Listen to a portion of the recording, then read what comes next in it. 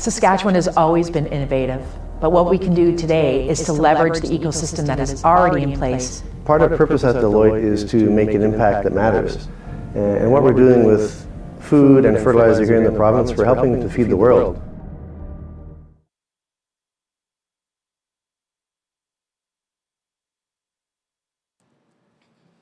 Good morning and welcome to Canada's Farm Show Launchpad, presented by Deloitte, the biggest stage for the best in agriculture. Before we begin, let's acknowledge that we are on Treaty 4 territory, the original lands of the Cree, Ojibwe, Saulteaux, Dakota, Nakota, Lakota, and on the homeland of the Métis Nation. These lands represent a traditional place where nations from all over the world came to meet, share, and trade. My name is Sherilyn Jolly-Nagel, and I'll be your host for Canada's Farm Show Launchpad. I farm with my family southwest of Regina in Mossbank. I'm also a speaker on agriculture-related topics, and for the past 25 years, I've worked on agricultural policy initiatives on trade, transportation, technology, and public trust in Canada and around the globe. I love nothing more than sharing the good news stories about agriculture and all that we have to offer. I'll be your host for all of the shenanigans at the Launchpad over the next 3 days at Canada's Farm Show. You're going to hear right here on this stage, we have ag talks, new product launches, keynote speakers, of course, Cultivator's 24-hour Startup Agtech finale, the Global Agtech Summit, and a Launch Your Career in Agriculture event.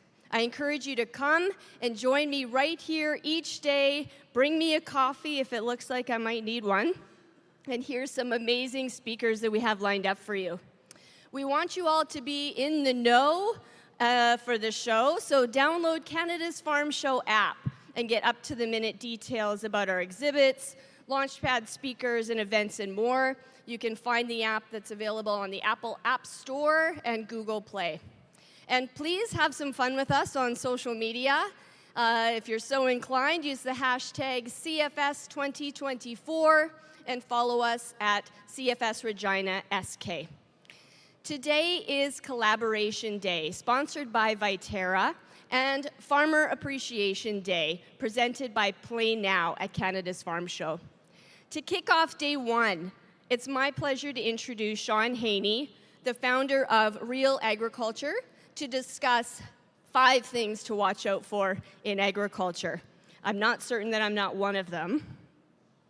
Sean manages one of the leading industry ag media companies for Canadian farmers and ranchers.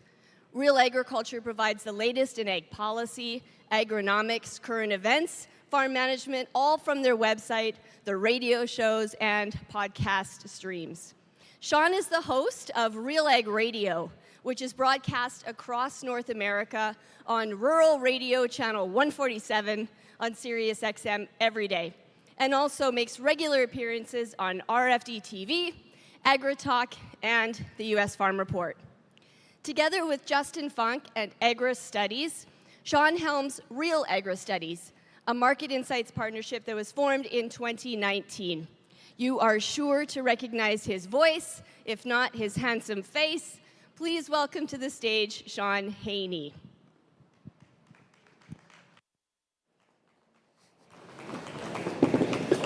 Cool, thank you very much. Okay, are we on? We're good? Awesome. Well, it's great to be in Regina here, everybody. Thanks a lot for having me here. You know, this is a really, really important farm show in terms of all the things that are happening in our industry. So see some of the latest and the greatest when it comes to machinery and some of the services and products that people are providing. Okay, so as Sherilyn said, there's lots of ways to find us across the internet and on broadcast radio and television. The other thing too is we also do Real Ag on the weekend that is broadcast on 980 CGME and 650 CKOM every Saturday at 4 o'clock, and they also replay it on Sundays. That show is actually an hour long and is made specifically for farmers and ranchers in Saskatchewan. So what about Canada? Okay, It's a really, really good question. There's a lot of things happening in Canadian agriculture. We have so much potential, but we do have some concerns. One of them being productivity is one of the main things that is always being brought up as an issue that Canada has to deal with. The gap between U.S. productivity and Canadian productivity on a global economic scale that gap continues to increase. We're also a country that is the second largest landmass in the world. We only have 40 million people inside of it. We have a lot of geographical space amongst all the people. This really does create the situation of a fragmented country of ideas, the population, and honestly across a lot of different topics, we have trouble collaborating. We tend to divide things east versus west. I firmly believe that it's a little bit deeper than that, in the sense that sometimes we even have troubles of provinces, Alberta, Saskatchewan, Manitoba, Alberta. We also have trouble collaborating on certain items. If you look at the climate file, for example, there's been a report, the AG report that has come out that has said that Canada has done really not what it said it was going to do when it comes to dealing with climate change and lowering emissions. So we have this track record of aspirational things, but not exactly the best record when it comes to implementation. And we need to close this gap between how we perceive ourselves and what the realities are out there. The global landscape, especially on the trade, and we're going to talk about trade a little bit here today, the environment is changing in the sense that it just doesn't work anymore to strap a maple leaf flag on our backpack, show people a couple pictures of moose and beavers, and give them a bottle of maple syrup and think they're going to love us and they're just going to buy more and more lentils from us. It's a little bit more complicated than that. Things we're going to talk about here today is we're going to take a closer look at farmer profitability and what the farmers' expectations are for their financial returns here in 2024 and beyond, how the markets are really impacting the farmers' outlook on that, and then we're going to talk about some of the policies that are really, really impacting how the farmer's sentiment is positive versus negative on a number of policy issues. Okay? Sound good? Okay, so to lead off here, I want to expose you to the Canadian Farmer Sentiment Index. This is something that we've done at Real Agri-Studies. It mirrors the CME Purdue Ag Barometer you see out of the US. It's trying to take a closer look at, okay, what is actually going through the farmer's mind? A lot of times people try to hijack the farmer's thoughts, the farmer's sentiment, saying farmers are for this, farmers are against this, good year for farmers, bad year for farmers, but it's all qualitative and it's just a bunch of anecdotes. What this is meant is to put some quantitative numbers behind things that are actually happening on the farm or the ranch. It's actually allowing the farmer, finally, to speak with one voice. It's not a united voice, but we have a much firmer understanding about what's happening at the farm, at the primary farm level. So first off, the bank of numbers on the far left, that is current farm financial performance. So what that is how is my farm performing today versus 12 months ago?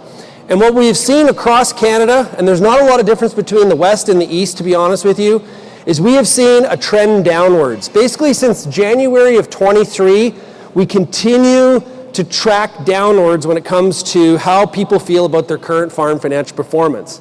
It's a scale of 0 to 200, okay? So that red line at 100 is neutral. So right now, people are feeling an 85, so slightly negative when it comes to how their farm is performing. That is heavily driven by commodity prices and the decline there that I will show you here in a little bit. The next bank is future farm financial performance. The trend line here is trending upwards, actually. People starting to feel better about what the future could look like as opposed to the current environment. This is actually the same in the US, and I'll show you those numbers in a few slides here to show you the comparison. The fourth bank of numbers, that line that's kind of going straight across, this is asking farmers in the next 60 months, so the next 5 years, will we have widespread good times or widespread bad times? And you can see that there is some negative in the countryside. It's actually 81. It was 56 in January, so it has come up. But overall, the farmers see some real headwinds here, particularly in the policy side of the equation, in terms of things that are negatively impacting their ability to thrive and succeed. So commodity prices are a part of that. Regulation is a part of that. I'll show you how farmers feel about the sustainability measures and environment policies here in a second. But those are the kind of things that are weighing the farmer down. Speaking of commodity prices, if we look at this bank here, the second from the right, that is outlook on selling crops. So if I'm above the red line, I'm bullish. If I'm below the red line, I'm bearish. And you can see of all the different things that we have measured, it has moved all over the place, which is understandable given the fact that's kind of how the markets have behaved, right? And farmers seeing a lot of risk in the current environment. Weather is definitely working much more in our favor here in Western Canada right now compared to 60 days ago. We'd really like maybe the thermometer to turn up a little bit. It does feel a little bit like March, not June, but hopefully that heat is to come. So we'll come back to that. Policies of federal and provincial governments do impact farmers and ranchers. I know that farmers love to be thinking about raising the livestock, growing the crops, and those are really fundamental, important parts of the job. But the policies that are being built around them provincially and especially federally have a big impact on farmer sentiment. So what we did in January is we looked at, okay, here's a bunch of different policies that are touching agriculture. Do you have a positive or a negative view in terms of how this impacts your farm? Okay? And there's some real surprising takeaways here. The number one impact, positive impact on the farm across Canada, and this splits it east and west. So of all these policies, west is the lighter kind of turquoise blue, the darker blue is east. Okay, so you can kind of see how Western Canadian farmers feel here versus Eastern Canadian farmers.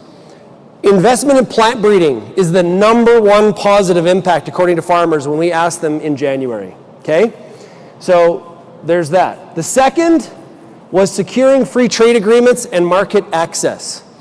Although I will say this, although access to trade and market access was deemed as a positive, at an average of 0.5 out of 2, that's pretty low. We can only consume so many lentil lasagnas or chickpea cookies. Like we produce a lot of pulses in this province alone. We need exports. If we don't have exports, if we don't have market access for something like pulses, we're going to be producing a lot less in a province like Saskatchewan. I think that message needs to be more reinforced at the farm gate because I think there's some slippage there. The other one that does surprise me, it was the second one, which is biofuels and the Clean Fuel Standard. So this is a policy or a legislation that came into implementation basically July 1st of 2023. This is Canada's goal of lowering the carbon intensity of our fuel. As expected, as I thought, farmers very neutral on biofuel policy in Canada. The federal government and the biofuel industry in Canada has done a really poor job of selling this legislation as a net benefit for farmers, okay? If you were in Iowa and you asked this question, I have no doubts it would be over 1, okay? So -2 is the most negative, +2 is the most positive. In places like Iowa, the renewable fuel standard are ingrained in people as a critical component of creating on-farm demand. We have 40% of the US corn crop is used for ethanol. You will go nowhere in Iowa, in farm country, and have anybody tell you that biofuels are bad for the industry. There's some selling to do here in Western Canada and clearly in Eastern Canada. I would have bet the opposite. In our data, it shows that Western Canadian farmers are actually more positive about biofuels than Eastern Canadian farmers. Go figure. I don't know that one. Why? The last one, and probably no surprise to any audience that I talk to, sustainable ag strategy and environmental policies deemed as the most negative impact on farmers' businesses. Okay? More so in Western Canada than Eastern Canada. In Western Canada, it was a negative 0.55. Remember that scale goes all the way to -2, and in Eastern Canada, it was 0.9 or 29. So no surprise there that that was the most negative. We'll swing back to some of those in a second. The counter is actually not working. Okay, so we've deemed that policies are important. They impact people's businesses. So what is actually happening in the Canadian political landscape? If you look at majority of any polls, we are going to have a change in the federal government. This is going to have an impact on agriculture. Still kind of yet to be determined to a certain extent on how and how much and in what areas. But it does look like we are going to have a change in the federal government, although there is a lot of time for, I guess, the gaps to close on the polls. But the reality is that it's quite a substantial lead. How big of a lead? This is Abacus Data's latest poll from June. 42% of Canadians would vote Conservative at this point. Okay, so that number continues to increase. The gap between them and the Liberals at 20% is the widest margin it has been. There does not appear to be, even post-budget, which was really pushing towards, targeting young Canadians. I'm going to show you a graph in a second. The Conservatives still hold the lead when it even comes to young Canadians. 60% of Canadians believe that the country is on the wrong track. Okay, this is leading to Canadians' desire to change, which was no different than after so many years of Stephen Harper. We voted him out and voted in Trudeau. We tend to vote people out, not people in Canada. It's kind of how we roll. So we look at it by province. This is from June. Every single province but Quebec is voting Conservative. And the lead in Quebec is down to 2%. Okay? So this is looking like a substantial, you want to call it a landslide, a sweep, whatever you want to say. Right now it looks like Pierre Poilievre's to lose. This is by age. Again, remember that budget, it was really targeting, the capital gains changes, trying to make things more fair. It was really targeting those 18 to 29-year-olds, and we've still got them voting 31% Conservative. Okay? So Liberals are running out of runway and things to come up with in order to attract some voters back to their side of the aisle. Okay, so how do farmers feel about the federal government? And this piece of data will not be any sort of surprise to you. 2% of the federal government, 2% of farmers said the federal government is doing an excellent job of supporting Canadian agriculture. Seems like a little bit of an overpush. Like they've got to give them credit for some things, I think, there, but the negative, the index is on a scale of 0 to 200, it's 25, so it is pretty low. Actually, the Conservatives have used this number a couple times in the House of Commons in question period, so I guess I did get a little bit of mark of famous there. But here's the thing. So there's the provincial government.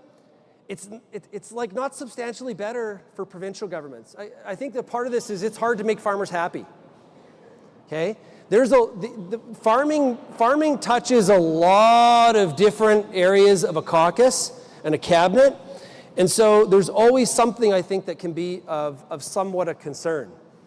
Where we do see a difference between West and East is in how they feel about the provincial governments. Provincial governments in the West, and actually I think in particular Saskatchewan is the highest of all of how people feel about the provincial government. You can see here, in Eastern Canada, it's like in the 60s, and in Western Canada, it's like bumping in the low 90s to upper 90s. Okay, so more of a neutral feel in terms of how people evaluate the provincial government supporting the industry of agriculture. And of course, that's a rather vague, how do you feel they support the industry? Everybody's going to come up with their own definition of that or how they feel about it. So you can see that regionally, very stable. But there is a difference between the two regions for sure. And I am going to hang around. If you have any questions about this, we could chat afterwards. So bottom line on Canadian politics, there is a change coming. I also do not expect a rosy relationship just because Poilievre is conservative, and we have conservative governments in places like Alberta, Saskatchewan, and Ontario. There is a lot of things to battle about, and one of them is funding. So whether that's the Canadian Ag Policy Framework, what that looks like, it's healthcare. We have a lot of areas where we have Fed, Prov, cost share, and there's lots of stuff to fight about there. I don't expect it's going to be this super, super rosy relationship, just like it wasn't super rosy when Rachel Notley was the Premier of Alberta, and we had federal Liberals, okay? And a message to the ag lobby is, and this is kind of a shot across that bow. You think back a couple months ago, Pierre Poilievre wrote the editorial in the National Post that was talking really negatively about lobbyists in general, and how you better convince Canadians. Don't come try to convince me. That's kind of a message to the ag lobby that they better start their transition in some of their messaging, verbiage, what they're talking about, because if they don't, start now, be prepared to be ignored once the government changes. And that's a reality. In the Harper government, there was farm groups that were ignored. In the Liberal government, there's farm groups that have been ignored, and there will be in the next government too. So you better figure out where you're going to put some of your focus. So if you think back to how Canadian farmers felt about trade, okay, where it was 0.5 out of 2, it's positive, but sort of like, sort of positive, not really positive, which I think is maybe a lack of understanding. We need to spread that message more on the benefits of trade. We've got some work to do, and we have some major headwinds. The trade environment that is in front of us may be one of the most difficult that Canada is going to experience in our lifetime, and we've been through some pretty rocky times. So we have a lot of stuff happening, from frustrated shipping lanes due to wars that are happening in different parts of the world. Maybe one of the most fundamental things is the fact that protectionist sentiment is significantly growing in the United States. And we're going to talk about why that's happening and what that kind of looks like. It provides some major headwinds for Canada, especially going into 2026. US, Canada, and Mexico, we really do have some trade issues to sort out. We obviously have supply management. In Canada, Mexico is telling the U.S. we're moving to a policy where we won't accept any GM corn into the country. They're already preventing GMO-free white corn. They're talking about doing it for all corn for food or fuel going forward. There has been a presidential switch in Mexico, and it doesn't look like they are backing off of that kind of policy. So there's a lot of stuff to be concerned about inside this CUSMA trade framework. Okay? And we've heard a lot from farm groups talking about this. Because of some of the labor issues that are happening inside Canada, a lot of questions about, is Canada a reliable supplier to customers around the world? Right? You got to have quality, and you got to be able to get it there on time. And we have some questionable results there because of labor issues. So Sherilyn and I were talking about this before I came up here. There's a lot of data that comes in that we look at where, okay, that makes sense. That confirms what I thought.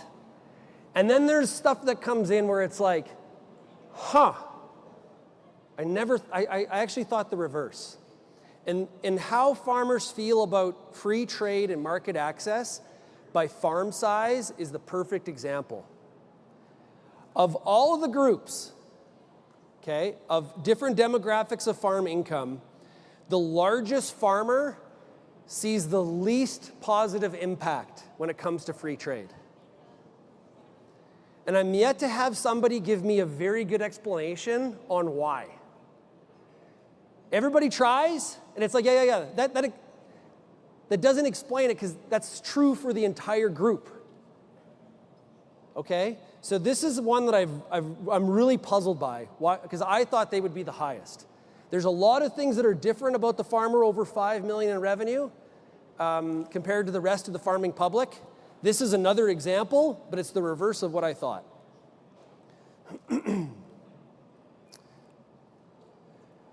So we have a lot of labor disruptions in Canada. Okay, so the CBSA workers, they've got a tentative deal. Obviously, there's this potential dual rail strike in Canada. What is it, 9,000 rail workers with CN and CPKC? Big concern. Cargill Guelph is on strike. We've got a potential strike with the Cargill Case Ready plant in Calgary. There's issues with the Port of Montreal. There's issues with the Port of Vancouver. This is a significant amount of stuff happening at one time, and this is why farm groups are so concerned about what happens with these labor disruptions and how does it affect negatively our ability to get product from the farm out to port to the customer abroad. Okay, so thank goodness the CBSA one is fixed, because it would be insane for us to have a dual rail strike and a CBSA border strike at the same time. It would basically cripple the economic activity from an export perspective. So last week at realagriculture.com we published an editorial from 3 major farm groups, Canola Council of Canada, Cereals Canada, and Pulse Canada, basically expressing their concerns about how these potential preventable labor disputes are derailing our effort to put it into creating resilient supply chains that are going to establish Canada's reputation as a dependable supplier of agricultural products. There's even questions in terms of how the Conservatives are going to position themselves when it comes to some of these labor disputes, because they are really trying to attract the union worker. Even in the US, President Biden, who's a Democrat, even he stepped in on the national rail strike in the US. And in Canada, we've got issues questioning whether the Conservatives will do the same. We got some stuff happening in this country that do need to be questioned. I do a monthly podcast with Jacob Shapiro of Cognitive Investments, and Jacob said something going back about 6 months ago. The U.S. election is going to be the most consequential geopolitical event of 2024. And too many people, I think, oversimplify this, and they think that's a comment on Biden versus Trump. Trump bad, Biden good. I think you're entirely missing the boat. I think there is significant headwinds with both. One's just a little bit louder and boisterous than the other one, but at the end of the day, I'm not sure there's a lot of difference between how they view trade going forward. We have high amounts, and expectedly so, high amounts of integration between the Canadian and the U.S. agricultural value chains. You look at beef, you look at pork, just 2 examples that are big ones inside this province. We have a lot of integration. We might not have a Manitoba pork sector if we aren't able to ship all those wieners to places like Iowa. Canadian and Mexican interests right now are significantly at risk. Our reliance on that U.S. economy and that integration with the U.S. system. We are really the envy of the world in the sense that we are geographically adjacent to the largest economy in the world. And in some ways, it's our greatest asset. In others, it's made us kind of lazy, maybe, or a little bit taking things for granted in trying to at times diversify that trade portfolio. It's hard to find another dependable customer like the U.S. is. It's hard. You can see why we're so reliant on the U.S. And we're going into a situation where it's an increasingly multipolar world where the U.S. is saying, and other countries, pick a side. And so it becomes increasingly more difficult to do business with a country like China because of having to pick a side. And we should be picking the U.S. side, don't get me wrong. So July 1st, 2026 is a deadline, so to speak. This is where the USMCA CUSMA agreement comes to a point in time where all 3 countries have to say, let's just roll it over. Let's just keep going. Or, hey, we want to reopen this and we want to look at what is happening. And at the same time, we also have in the U.S. a significantly increasing protectionist agenda. It's not just about, things have really flipped. There was one time where everybody said, Republicans are trade friendly, Democrats are protectionist. That entirely flipped in 2016 with the Trump election. And now, honestly, they've converged on each other. A couple weeks ago or 3 weeks ago, we had the Biden administration put stiff tariffs, Trump-like tariffs on China for the same reasons that Trump did. We've also had Catherine Tai, the USTR, say that, honestly, this idea that consumers pay a tariff is proven wrong. And so now you have both sides of the aisle basically saying tariffs are good, they create US jobs, and we should use them as a way to generate revenue on people that want to access our market. Okay, so things have really changed there. Canada's going to employ a Team Canada approach. It's already very, very much in motion. where we go down bipartisan effort and we talk to people at the state level, we talk to members of Congress, and we say, hey, Canada's awesome, you need us, we have to have trade, it's important to you. In 2016, on the NAFTA renegotiation, we had a lot of friends. We had people that fought for us. I do believe that we are going to get a little bit of a cooler response and maybe not some of the same support with some of those same friends as we did in the last renegotiation. And I have to say that Bill 282, which is this private member's bill that basically would, with legislation, it's in the Senate right now, that means it passed the House and Conservatives voted for it. This would make it legislation that we cannot negotiate away any more market access for dairy, eggs, and poultry. This is peak Canada, in my opinion. This is one of the dumbest ideas that we could possibly have. And when I talk to people in DC, the response on this one is typically this: what the hell are you guys doing?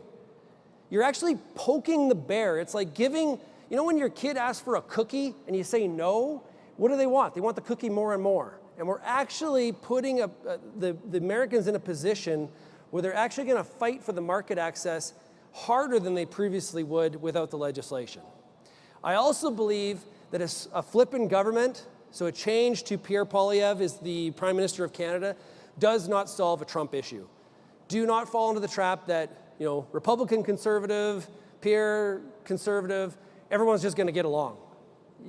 I actually think that President Trump has more in common with Prime Minister Trudeau than he does Pierre. So either way, it's going to be a stiff fight for the Conservatives if they are our federal government. What I would like to see is exactly the opposite of what is happening. I think the time is now for Canada, the US, and Mexico to actually think a lot more strategically on things like infrastructure, especially when it applies to transport and trade, and really think about themselves as more of an economic zone.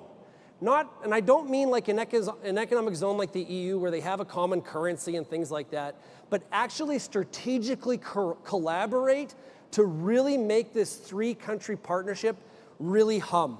And I know I'm like off in the distance there, and I know it's not really reality. Until they fix the southern border between between the US and Mexico, it's really hard to get the US and Mexico on any sort of a common footing. So how would I describe American politics right now? Because this election I agree with Jacob, is going to have a major impact on what happens with Canadian trade, and that impacts Canadian agriculture. I would describe it as this. Okay. As I mentioned, both sides of the aisle moving more and more protectionist because of populist tendencies. Both parties fighting for the manufacturing, the blue-collar worker vote. As I mentioned, Biden tariffs on China are not that different than Trump's. And last week, now we got like a one-upping happening. Now we got a situation where former President Trump talked last week about getting rid of federal income tax and just increasing the tariffs on all imports into the country, even though the math is bonkers. So I'll give you the math on that one, okay? So get rid of federal income tax, and just apply tariffs, okay? So the U.S. government raises $2 trillion on income tax, while imports into the country are $3 to $4 trillion. So a 10% tariff, which is what he's talking about, it only impacts, a 10% tariff on $3 trillion is about $308 billion. So we've got to get that $308 billion to $2.33 trillion to make it equal. That means the incoming tariff needs to be 75%. That math don't really work. That would be an excellent case study in ruining the largest economy in the world. But I'll tell you, I don't think this is going to happen, but I wouldn't push it out and say, oh, it's just lunacy. This is the sentiment in the US, and it's growing, okay? I hear it from our audience. There is this fundamental belief that the consumer does not pay a tariff. It's the exporter that pays the tariff, okay? This is a way to build US jobs. This is a way to force people to build processing plants and factories inside the US so they don't have to deal with this tariff. It's become an economic strategy, and it's being told so much that it's very, very much becoming fact. I think this is a major issue for Canada to try to get over this hurdle when it comes to the trade renegotiation on the CUSMA. Bottom line on trade, we have major work to do between now and July 1st of 2026 to get as many members of Congress and people at the state level on our side and pay attention to how that 10% tariff is being talked about. If it's gaining steam and appeal for a potential Trump presidency, don't rule out something like this happening even if Biden wins the election in November. Okay? And think about all of the canola crush capacity that's being built here just in Regina. And all of that oil that would be, or meal that would be exported to the US, all of that would have a 10% tariff on it. It makes a lot of the things that we export uncompetitive, okay? Because contrary to what the belief is, most economists would tell you that the consumer pays the tariff, not the exporter. So we're going to finish up with farmer profitability and what's driving it in our last 15 minutes here. So remember we looked at current and future farm financial performance, and we saw current was going down and future was kind of starting to tread up. In April, it was the first time since we started doing this in September of 22, it was the first time that future was higher than current, okay? So that's been the trend. In the US, it's kind of the same. We see a separation between how farmers feel about the future, which is the turquoise line, and the brown line is the current situation. So you can see since May of 23, how farmers in the US feel about their current situation has basically been on a pretty well steady slope downwards. The same thing in Canada, and the same reason is commodity prices and input costs. When we look at current farm financial performance and how farmers feel about their current finances relative to a year ago, there's some interesting things that happen in the demographics. Younger farmers are the most optimistic. They feel the best, they're better off when it comes to their financial performance compared to a year ago. The least is 65 and over, so age has an impact. The younger you are, the more likely you are to feel better off today than you did 12 months ago, okay? If we look at current farm financial performance relative to income, again, we can see the larger the farm, the more likely you're to feel better off about your financial performance. So younger and bigger are feeling the most optimistic right now compared to a year ago, according to their finances. So for the farmers that said, I'm feeling worse off, I'm not feeling good about how I am today versus 12 months ago. I may still be profitable, but I've made more money a year ago, or maybe now I'm in a loss position. Depends how you look at that. Commodity prices are the number one reason for current and for future, okay? So for current, 49% of respondents said commodity prices are the reason I am worse off. Input prices were 19, and cost of borrowing was 9. With all of the interest rate talk and all the things that we're hearing about interest rates, it's not in the top two in terms of things that are impacting people's ability to be profitable. When we look at the commodity markets in terms of people's confidence in their marketing plan and the direction of the market, there's a few trends that are out there right now, although month to month these have changed to a certain degree. Farm size is not a factor in your confidence in marketing your crop here in 24. So remember, age was a factor in how they feel about their finances, but it's not a factor in how confident they are in marketing the crop. Also, Western farmers are slightly more confident when it comes to their marketing plan, and there is a difference between non-supply management and supply management when it comes to their confidence in marketing. Western Canadian farmers are more bullish on the market than their Eastern Canadian counterparts. That scale, remember, is 0 to 200, and Western Canadian farmers are at a 121. Now, remember though, That moves all over the place. So when we do this again in July, it could be back to bearish. They have moved all over. And the ages of 35 to 44 and 55 to 64-year-olds are the most bullish on the markets. This is as of Sunday. So this is November canola and this is September spring wheat. And you can kind of get a picture, an idea why farmers have been so volatile and what direction they think the market is headed. It has been going all over the place. And you think back to earlier in the spring, wheat was just like, oh boy, we are going back to where we were in 21, baby. And now, and ever since then, we've really fallen off. So it's been a very difficult time for farmers to try to manage their risks, secure that profit, and manage this end of the equation, which is why you look at the primary reason they're feeling worse off is because of commodity prices. They've really moved around. Now, there's a difference, though, between being concerned and actually doing something about it. 76% of farmers believe 2024 is more risky than last year, okay? But when we look at, do you actually have a formal risk management plan? The largest farmers, 70% do, and then it really tails off. This, again, is another one of these how that larger group is a little bit different. We got to get more people, we got to get more farms in these different categories onto the formal side of the risk management plan if we're going to steer through some of these volatile times. Remember back, I showed you that the under 35 farmer was the most feeling better off when it came to their current farm financial performance. They're also the least likely to have a formal risk management plan. So they're the most optimistic, but they're the least likely to have a plan. There's a bit of a gap there. That we got to make some sense of that. The older you are, the more likely you are to have a formal risk management plan. Bottom line, when it comes to farm profitability, the rains are helping the sentiment. We really need the temperature turned up. This year is different than last year.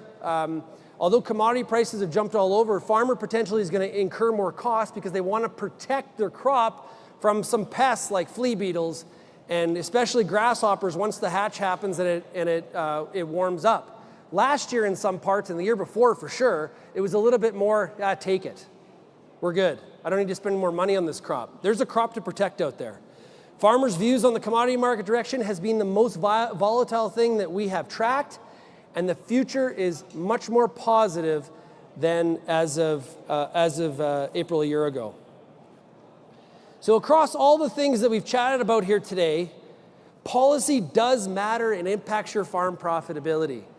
Remember earlier we were talking about biofuels and how Western Canadian farmers are kind of ho-hum, very neutral on whether or not biofuel policy is beneficial to their farm? It's interesting, when we ask them about canola crush capacity, for example, and processing and the value-added side of that, like a little bit higher up the value chain, there's a strong sentiment that those things are good. But there's clearly a disconnect between the reason that we're seeing such an expansion in canola crush capacity in Western Canada, especially here in Regina, is because that clean fuel regulation actually exists in the first place. If it wasn't for the biofuel policy in California, probably none of these plants were going to be built. That's the reality. So there is a connection between policy and what actually happens and how capital flows from an investment standpoint. We have to ask ourselves, is Canada a reliable supplier? We've got a lot of labor disruptions. We have to sort this out. We have to sort it out. There is, if the U.S. is a more dependable supplier, that's where countries are going to go. Farm profitability relative to the past is weakening, which is driven by commodity prices. We covered that quite a bit. And you actually have to ask yourself in this volatile environment where we do have a crop out in the field, do you have an actual risk management plan? And we have a hangover here, and rightly so. 2021 was a really difficult one for farmers, and the relationship with who they were supplying their grain to. And we've moved to where we're heavily reliant on grain contract, like supply agreements. And a lot of farmers tell me, I don't market my crop until it's in the bin. And I think with a crop out there, we kind of need to start to think maybe a little bit differently, and keep in mind what happened in 21, but also use all the tools that are available to us. Like, think about things like options, calls, and puts to really try to manage some of the risk that is out there, okay?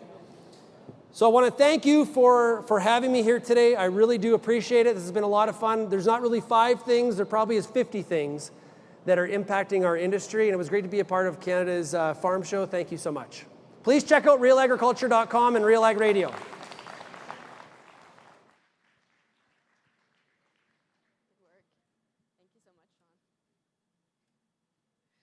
Well, thank you so much to Sean Haney. Another round of applause for Real Ag.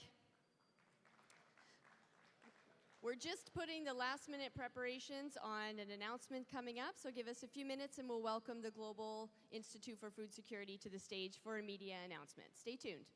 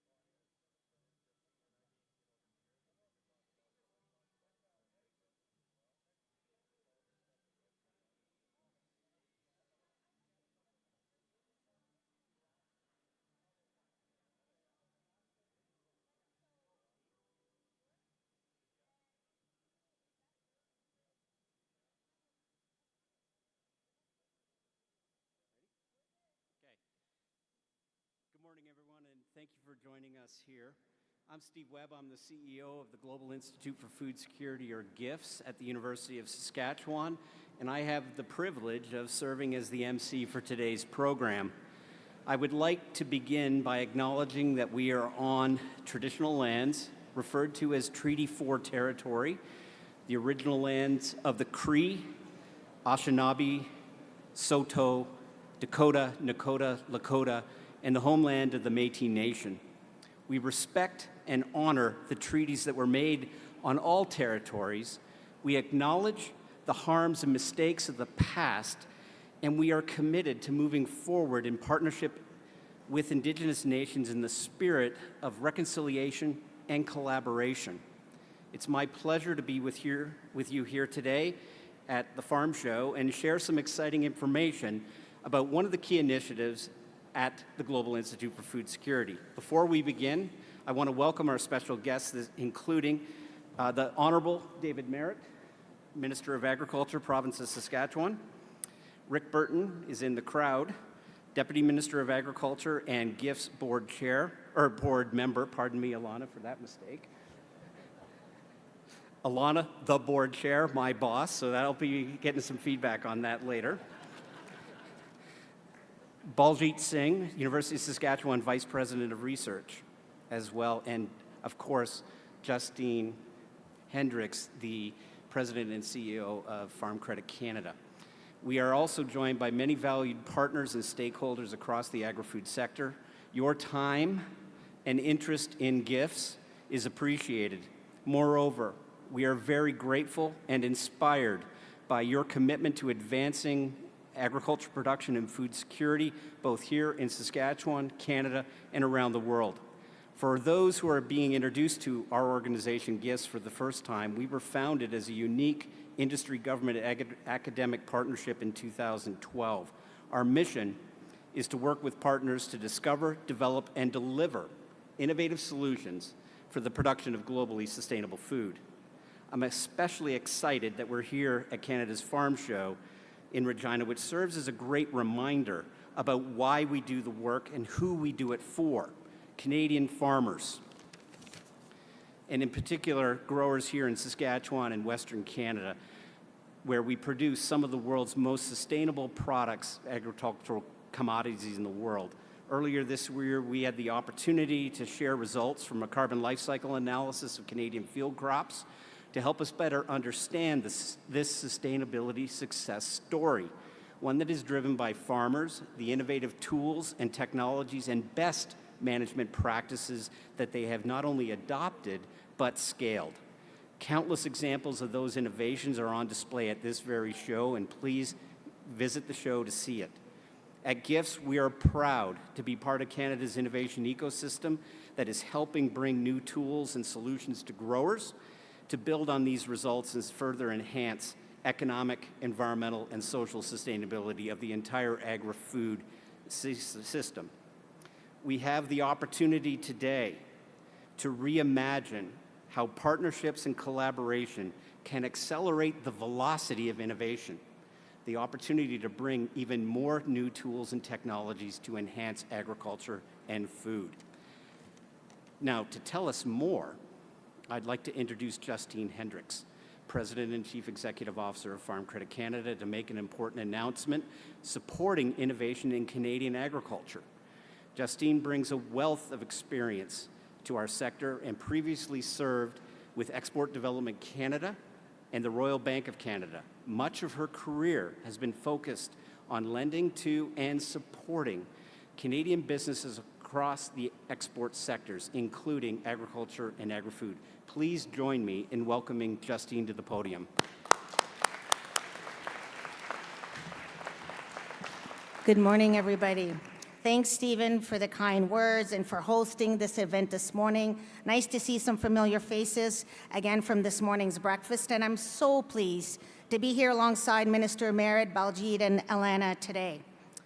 We're here today to mark a really important moment for Canadian agriculture and food security.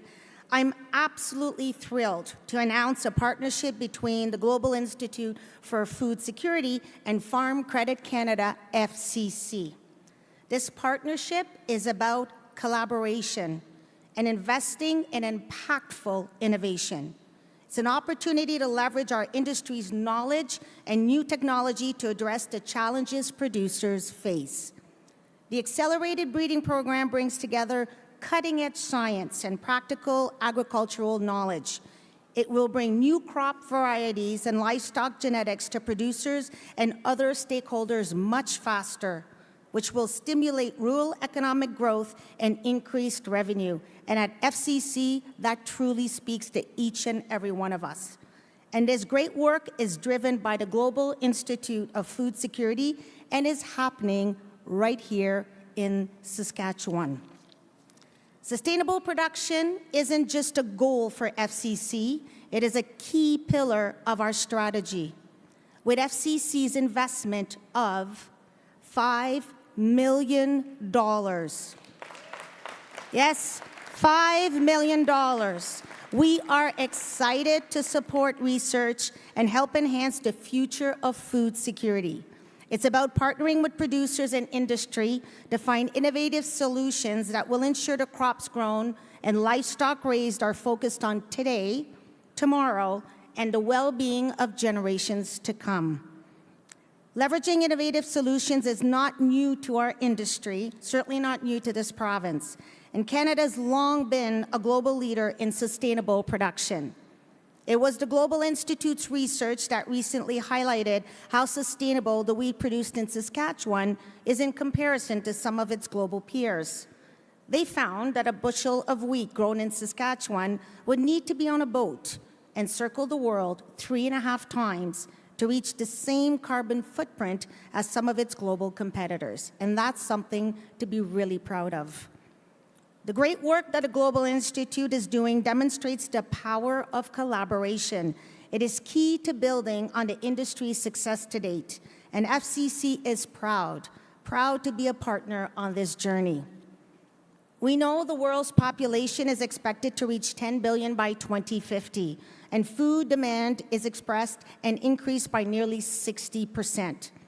It's more important now than ever to act fast and with lots of intention. Our investment in the Accelerated Breeding Program is a commitment to supporting the industry and improving Canada's agricultural productivity to address the pressing opportunities of improving food security. The program will make food production more efficient, sustainable, and adaptable to the world's evolving needs.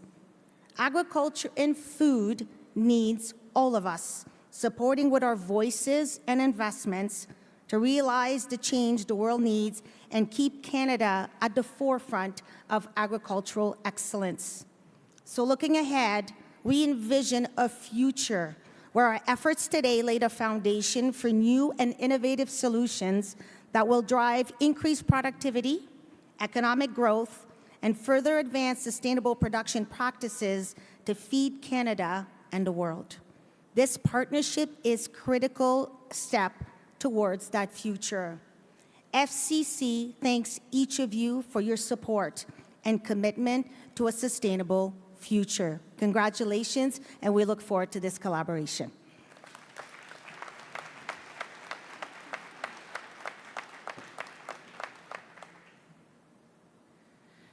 Big smile on my face, you can see. First of all, thank you, Justine, for the support of you and your entire team and FCC's investment into the Accelerated Breeding Program. I also want to acknowledge the Honorable Lawrence MacAulay, Minister of Agriculture and Agri-Food, for his support for this initiative as well. It's important to highlight that this investment into the FCC Accelerated Breeding Program at GIFTS is an investment in Canadian agriculture. While our facility is located in Saskatoon, in Saskatchewan, the FCC Accelerated Breeding Program at GIFTS will support diverse partnerships with plant and livestock breeders across this country to deliver innovative products faster with better yields, better disease resistance, better quality traits to our entire value chain, as well as consumers and customers around the world. We want to acknowledge the great work that Canadian plant and livestock breeders are already doing. The FCC Accelerated Breeding Program at GIFS will not be replacing the work that they do. It will be supporting the work that they do by giving them more information sooner so that they can accelerate their programs and expand. So how do we do this? Accelerated breeding technologies and strategies increase the rate of genetic gain, which means the potential to produce for crops and livestock through the application of several technologies: genomic selection, bioinformatics, speed breeding, and computational simulations. These accelerated breeding strategies have been proven for the last 20 years in animal breeding as well as large crops like corn and soybean.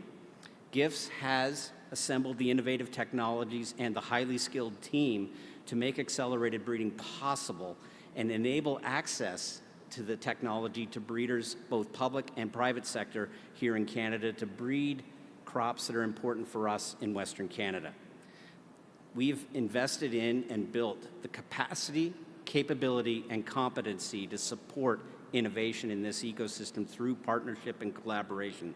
The FCC breeding program at GIFS will, through the partnerships with breeders and organizations, apply high-throughput sequencing, informatics, modeling to really accelerate new genetic gain and reduce the time to new varieties. Delivering better yielding varieties will improve the agronomics, the disease resistance, quality traits that will impact farm operations, the value-added program, and grow Canadian exports.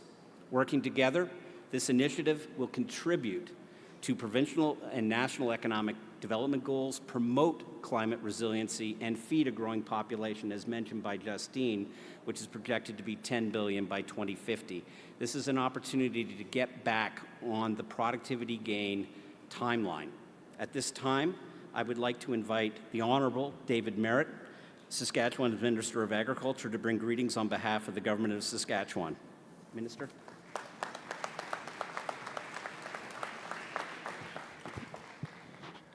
Thank you so much, Steve, and good morning, everyone. First and foremost, I really have to thank Justine and Farm Credit Canada for this fabulous announcement here this morning. On behalf of the farmers and ranchers of this province, thank you very much for this investment into the ag sector here, not only in the province of Saskatchewan, but all of Canada. So thank you very much, Justine. We really appreciate it. Thank you. I also want to take this opportunity, obviously, to thank Dr. Webb and Board Chair Alana Cook of GIFS and their collaboration and working with FCC through this process and landing in an incredible spot that is really going to improve the ag sector here, not only in the province of Saskatchewan, but right across this country. And I also want to thank Dr. Singh, Vice President of Research from the University of Saskatchewan as well. This announcement today only enhances the value of the Global Institute for Food Security, and we're very fortunate and grateful to have FCC as a partner. This province is a global leader in agri-food research and production. Over the last 5 years, we've invested almost $52 million into crop-related research through the Agriculture Development Fund alone. That's the kind of support that helps our producers stay competitive and profitable in the international markets. That work can and does have a tremendous impact in Saskatchewan and arguably around the world. That's why we're here today. I'm looking forward to the future work from the FCC Accelerated Breeding Program at the Institute and the impact it will have on crop and livestock breeding programs. Saskatchewan and Canadian farmers and agri-food stakeholders need that advantage. It's an advantage that enables them to continue setting the pace in development of new crop varieties and genetics. That advantage helps to clear the ground for commercialization and increased competitiveness. And that advantage generates real economic growth and the capacity to hit our production targets sooner. This is directly relevant to some of the goals in the growth plan, such as increasing crop production to 45 million metric tons and livestock cash receipts to $3 billion, tripling the growth of Saskatchewan's technology sector, and growing Saskatchewan's agri-food exports to more than $20 billion. we've arguably seen the impacts of investments like this one already. Saskatchewan has been setting records for agri-food exports in each of the last 4 years. In 2023, our exports were $20.2 billion. We have reached our agri-food exports targets for 2030, 6 years ahead of schedule. This investment by FCC and the Accelerated Breeding Program enables more growth, further innovation, and greater sustainability. I want to thank Justine and Farm Credit Canada for their support and partnership in the Institute and its team. It reinforces the message we're taking to the world, that the future of sustainable innovation in agriculture isn't something we're waiting for to arrive here someday. It's arriving every day, and it's happening right here, right now, in Saskatchewan. Thank you.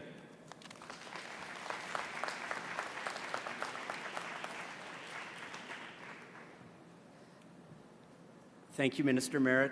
The Government of Saskatchewan is a founding partner in GIFTS, and your continued support, including the 5-year, $15 million investment that was announced earlier this year, is helping to advance GIFTS market-facing programs, including the FCC Accelerated Breeding Program at GIFTS, as well as our biomanufacturing and policy and regulation initiatives as well, all of which are focused on innovation and sustainable agriculture, production contributing to the province's goals of increased crop production, value-added processing, and agri-food exports, and more.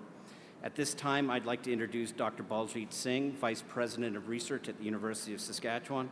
Dr. Singh is an accomplished researcher, educator, administrator, and one thing that it isn't in my notes, but I'm going to tell a secret, Dr. Singh and I were graduate students at the University of Guelph at the same time. Baljit, please.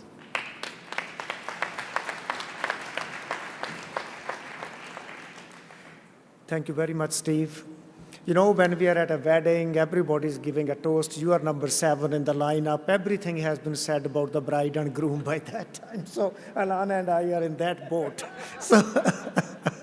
So Justine, congratulations. Thank you very much for this massive gift to Global Institute for Food Security. Everyone, I think we are very proud of Saskatchewan's agri-food system. And the reason we are very proud of that over more than 100 years, we have continued to evolve with time.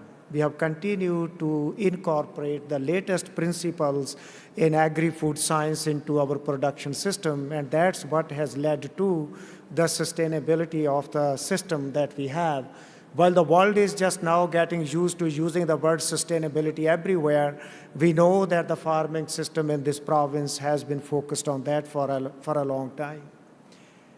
Over this course of time, with the development of College of Agriculture at University of Saskatchewan, we have continued to develop departments, centers, and institutes to answer the question of the day and to provide the most compelling tools and technologies to the farmers who are very open to adopting those. This is the only jurisdiction that I can think of where a zero-till system has been adopted to a level which is just nearly unachievable in so many other jurisdictions.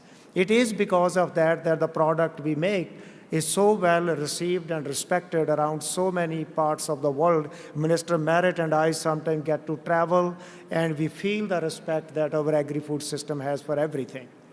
Global Institute for Food Security, as a major catalyst and accelerator in the agri-food system, is bringing most modern technologies and the technology platforms and the tools like artificial intelligence and machine learning so that we can speed up the development of crop varieties that can answer the needs of the changing climate and that can also withstand the scrutiny when it comes to sustainability.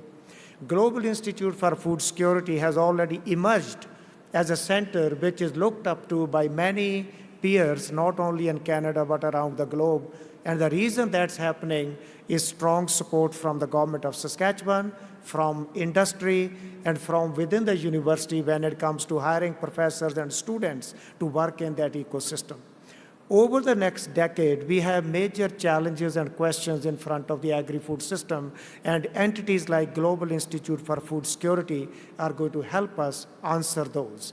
That's why today's $5 million investment from the FCC will go a long way in making sure that GIFS has the tools and the technologies to support agri-food system in our province. And by close by again thanking Farm Credit Canada and Government of Saskatchewan, Ministry of Agriculture for their support. Thank you very much.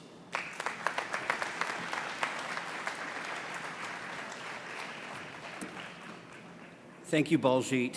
We have one final speaker today, Alana Cook, GIFS Board Chair. And I think it's important to not only recognize that she's GIFS Board Chair. Alana and Jerry are farmers. And Alana is an incredibly passionate advocate for the farming sector. So it's only fitting we close our program with some insights from the field. Alana?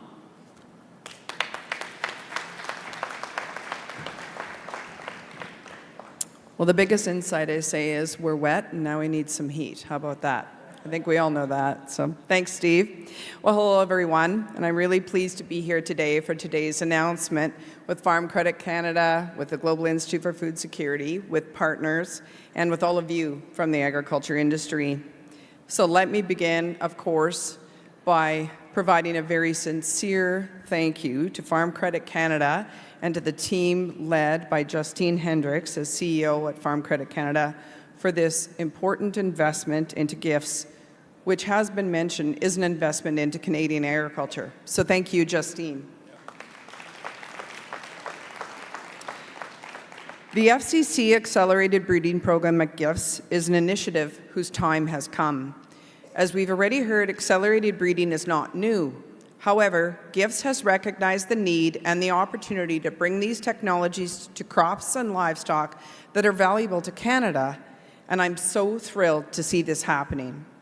As a farmer, I'm very proud of the strides that Saskatchewan and Canadian agriculture have made over the decades. In the face of challenges such as the changing climate, trade issues, conflicts, and limited resources, we have continued to thrive, feeding the world and holding on to our reputation as an agricultural powerhouse in the world's 5th largest agriculture and food exporting nation. We have done this with the hard work, dedication, and investment of farmers and our entire value chain by embracing innovations such as minimum and zero tillage, herbicide-tolerant canola, sustainable crop rotations, and so much more innovation.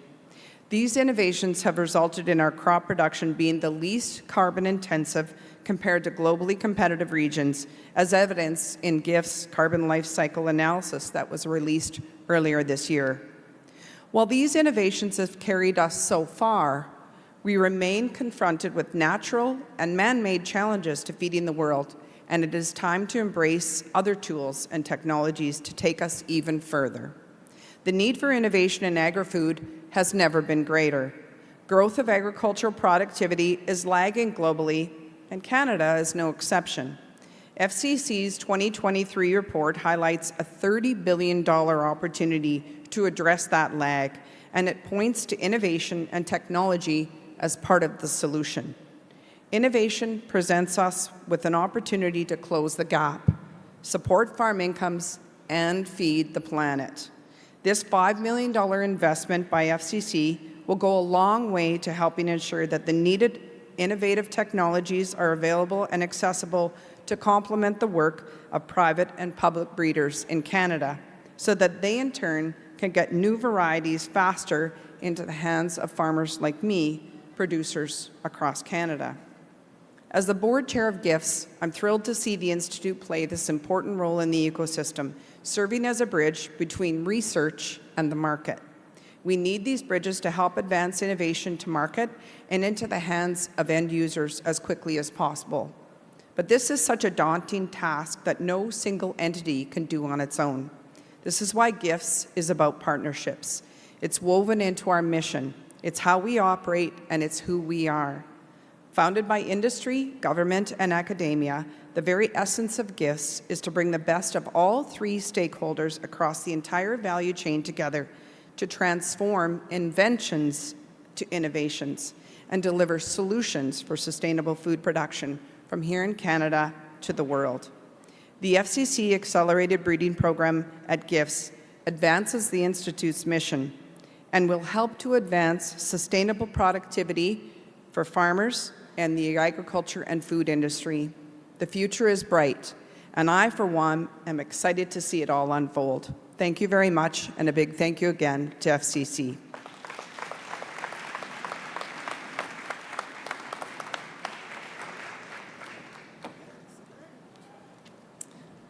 Thank you, Alana, and this concludes the program this morning. Again, a big thanks to all of you for joining us. I want to again echo the thanks to Farm Credit for their investment into the FCC Accelerated Breeding Program at GIFTS. There's an opportunity for networking later this afternoon in meeting room, or this afternoon in meeting room 1 at the Queensberry. If you need directions, the GIFTS team is waving their hands that can provide direction.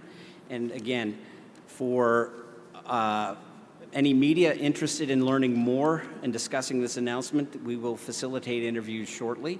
And again, thank you all for coming today. We really appreciate you taking the time to listen and participate in this important announcement. Thank you all.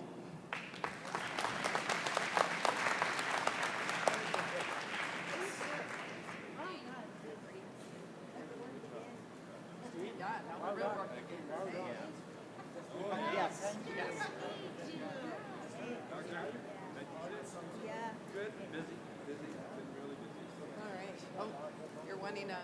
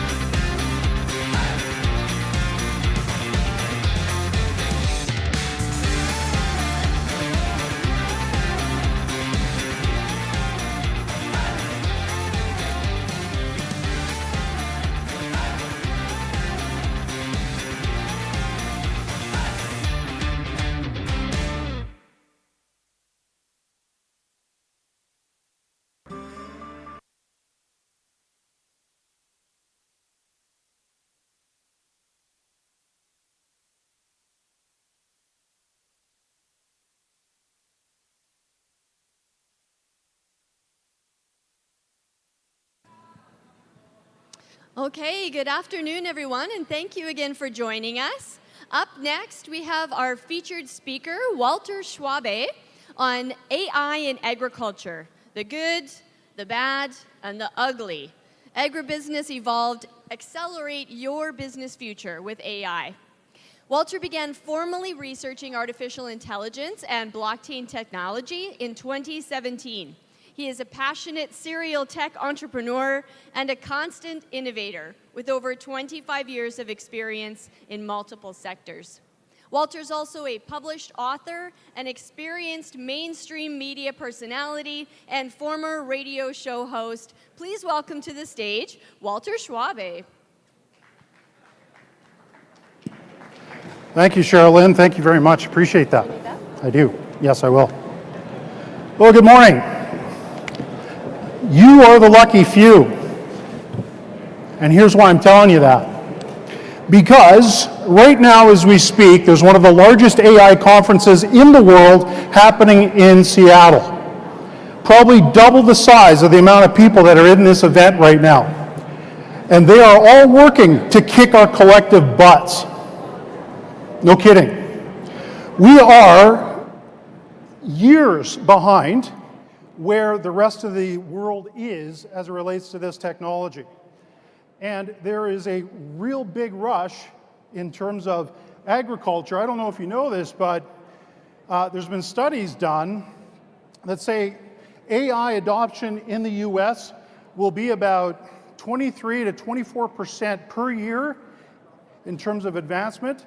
The market in the US will be just under $5 billion. That's just the AI being used within agriculture. That's a decent number. So one of the things that I'm going to do is, no, we're not advancing, folks. It's not working.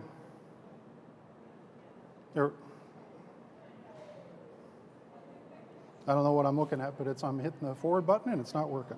There we go. Okay. Here's what we're taking you through over the next just less than an hour.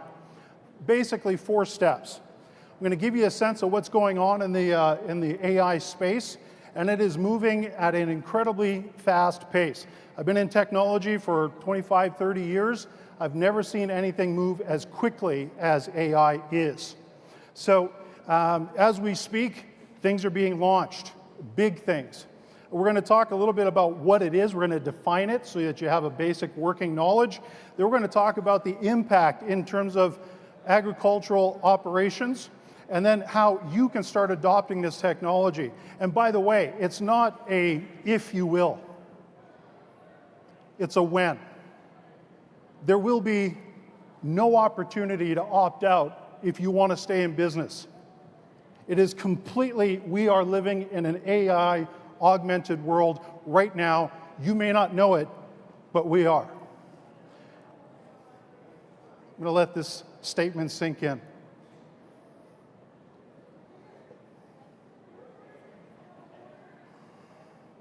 Mo Gadot is the former chief business officer for Google X. This is where they spend all their mad money on innovation and AI. And Mo was working on a Friday afternoon. He was leaving the office, and he looked at some robots that were doing a simple task, or they were attempting to do a simple task, which was pick up an object and put it into the hole, the correct shaped hole. And it was just a process of elimination. It had been going on for months.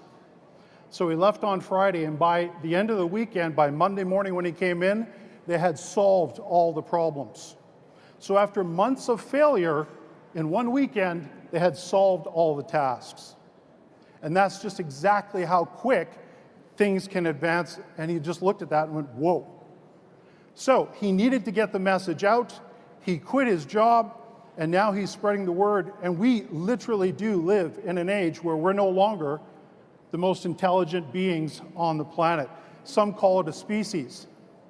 Now, I want you to think about the implications of that, because we kind of pride ourselves on innovation, on inventing new stuff.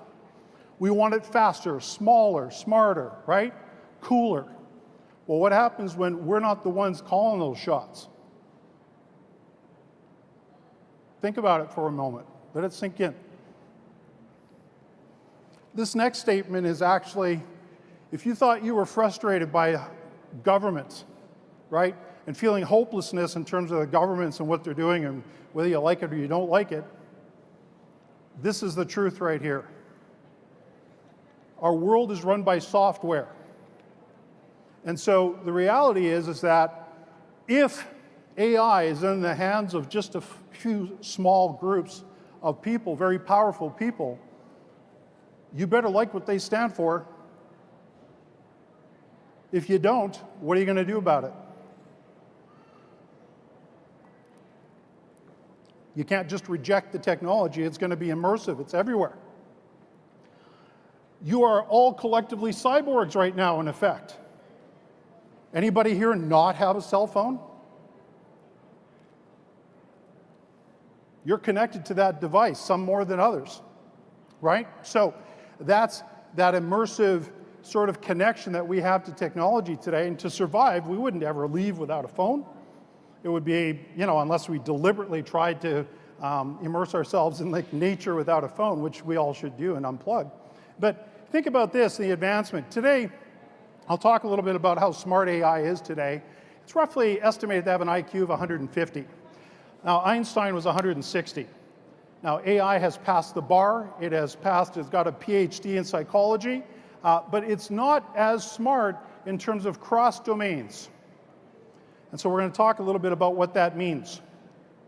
There was an open letter signed by largely a massive swath of the top AI experts and scientists in the world.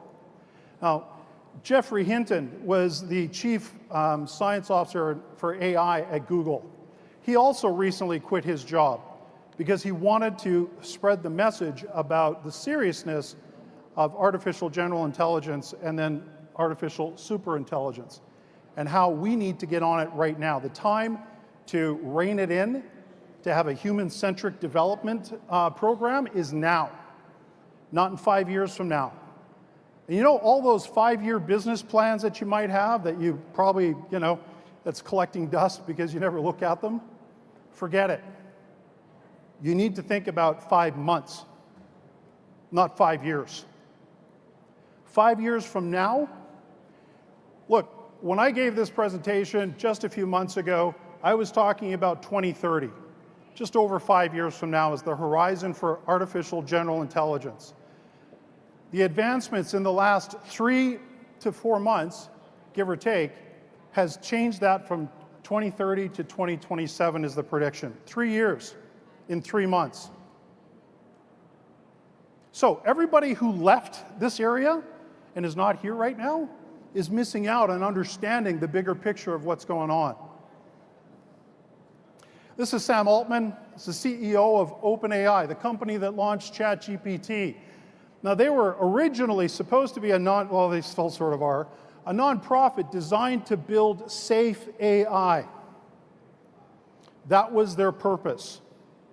Since then, though, they have raised billions of dollars in money from Microsoft and others to become a for-profit organization because you can't build the fastest growing large language model AI on the planet without billions of dollars. It's too expensive. The training of these models is just too much. You need billions of dollars to do it. So Sam and many other CEOs were brought before the US Congress, and they were asked questions. What keeps you up at night? These were some of the things that Sam said keep him up at night about the technology that he and his team are building.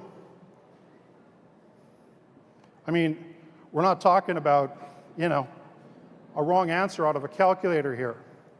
We're talking about things that artificial general intelligence could have the capabilities of doing at some point if we don't rein it in as quickly as possible. And so what can we all as individuals do? We'll get into that. Is this, some call it a little bit of theater. Is it really, there's 3 groups of people when we talk about this issue. They're in 3 different camps. One camp is the artificial intelligence and AGI generally represents the end of humanity. That's camp number one. It's not if it happens, it's when and how. Camp number two is, well, okay, there's a 10 to 25% chance of that, but we're going to use AI to solve the AI threat. Okay? Camp number three is, this is all malarkey. We're always going to have control of it. It represents a minuscule threat at best. Don't waste any time on it. Now, you can decide for yourself at the end of the presentation which camp you might be in. I'm in the camp of, I think it's prudent to think about this as a threat and plan for that and operate as if. Because the alternative is what? It's entirely too risky to not take it seriously. So, is this a fad? Right? Is this just something that like the kids are playing with, the latest toy? No. These are the stats from the first year after ChatGPT was released, and it was the fastest platform of any type in history to hit 100 million users. Okay, 24 billion visits to all AI platforms in year one, 24 billion. Now, we know that a portion of our world is still not as connected as other portions of our world, which would then mean that the portions that are connected are using AI like mad, right? So, quick show of hands, how many people have used ChatGPT at least once? Good. Thank you for being here and trying it out. How many people went back a second time? Here's the test. Okay, great. So, what I want you to think about is take down a couple of notes. You can open up your phone, download the apps if you want. One of them is called Pi, Pi.ai. Now, Pi is a chatbot that was built by a guy by the name of Mustafa Suleyman, and he is the former CEO of a company called DeepMind. DeepMind was launched to build, again, safe AI, and it was bought by Google, so it became Google DeepMind. They opened up an office in Edmonton, where I'm from, and there's two superclusters in the country. One is in Edmonton, one is in Montreal in terms of AI. They opened up an office there, and he built, after he had left, he built this new platform called Pi, Personal Intelligence. So you need to get used to the fact that there's going to be, at some point, you're going to have a personal intelligent agent. It's going to run your life, but based on your wants and needs.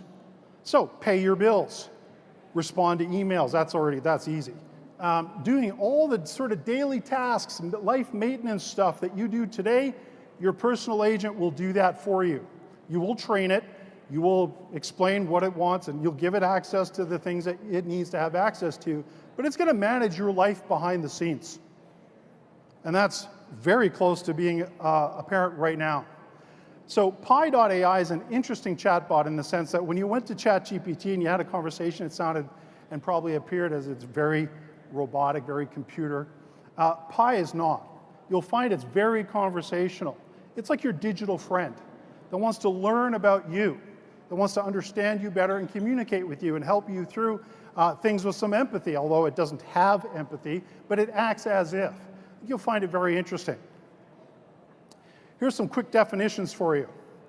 And this gives you a sense, when we talk about narrow AI, which is where we are right now, this is artificial intelligence, which is a catch-all phrase, because there are things like machine learning and computer vision we'll talk about quickly.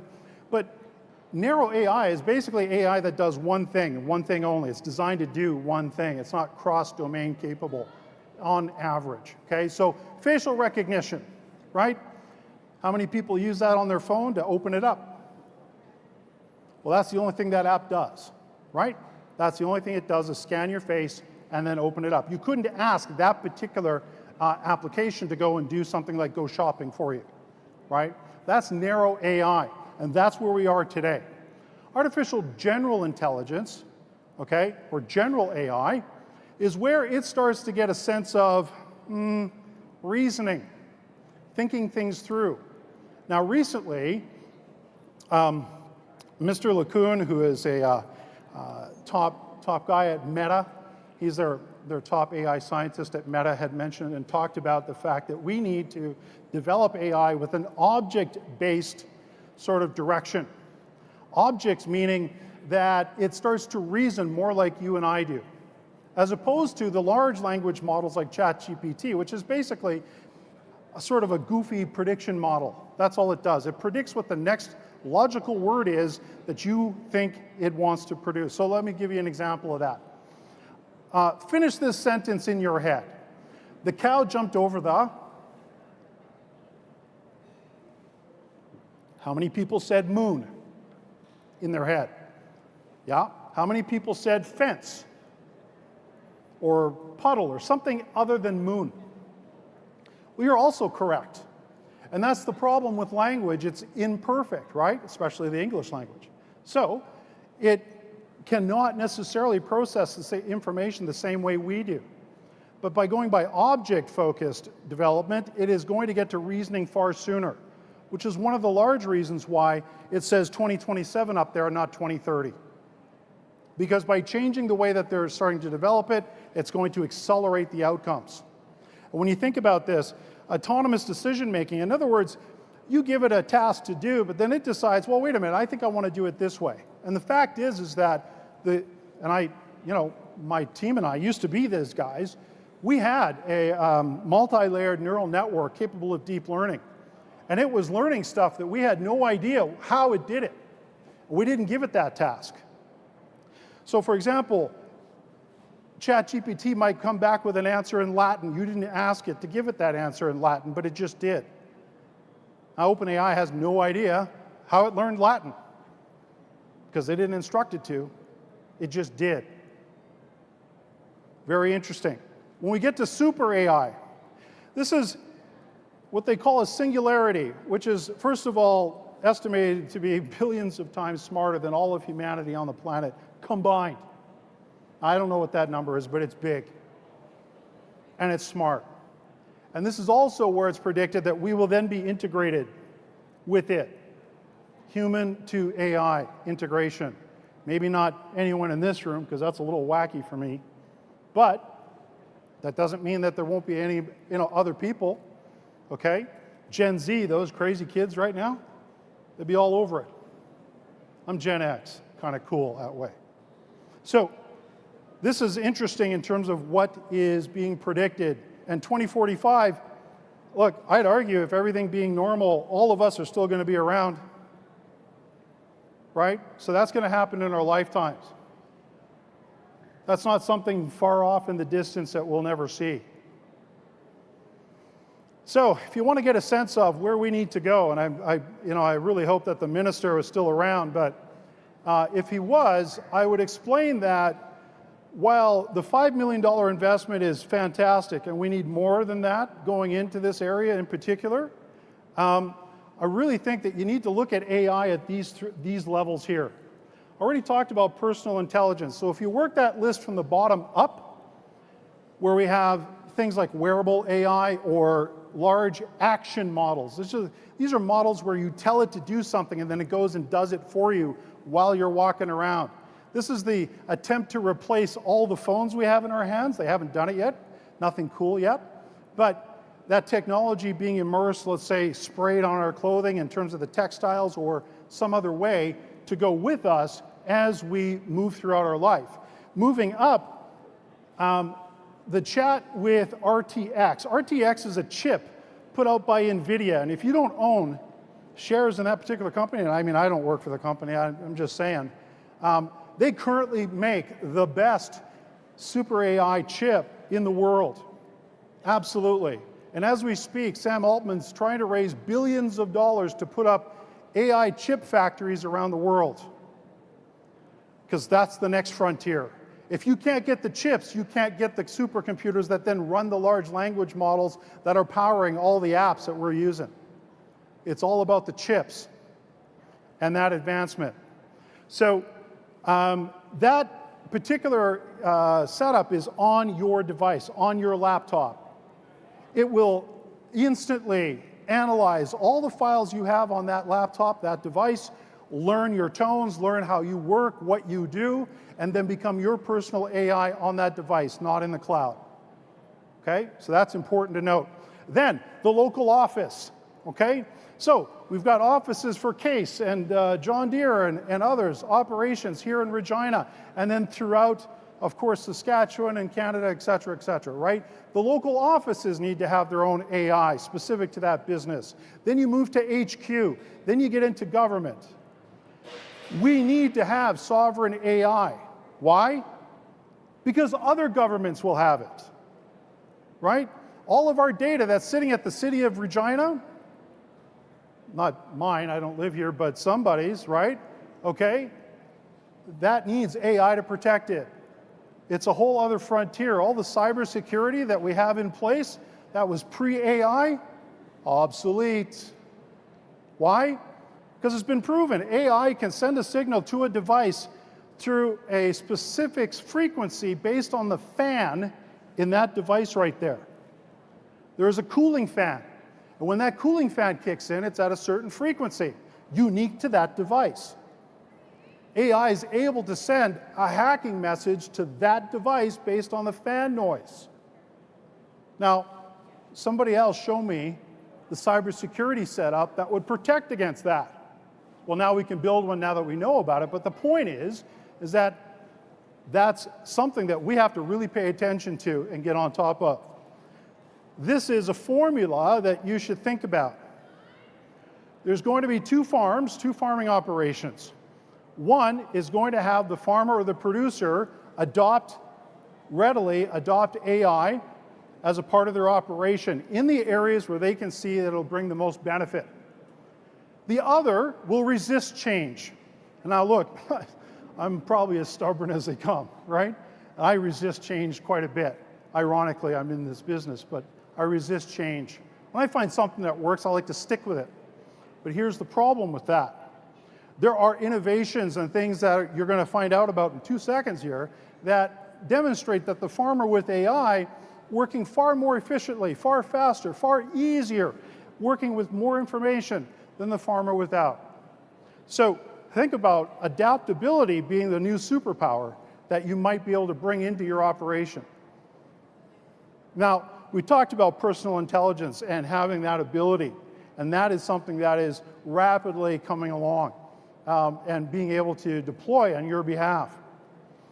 There was a study done by McKinsey, talked about, well, digital farming. They called it digital farming, talking about the AI impact in global agriculture. By 2030, they say 1.5 trillion, as much as that much. So, should we in Canada still be sitting here operating without it? Or should we go get a part of that? Let's go get some.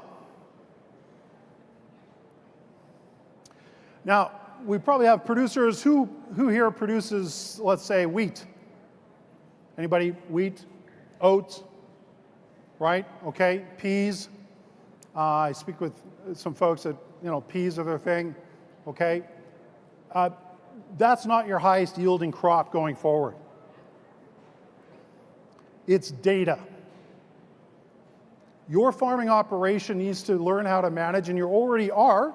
You definitely are. There are producers that are managing more data today than they ever have in their entire life. It's coming at them like a tsunami from all sorts of directions, right? Okay, but that's only going to increase. The good news is that there will be AI to help you manage that data. But it's going to be more data, not less. More data coming at you, not less. So if that makes your head spin a little bit, like it kind of does mine, that is something that you definitely need to consider in terms of how you manage your operation.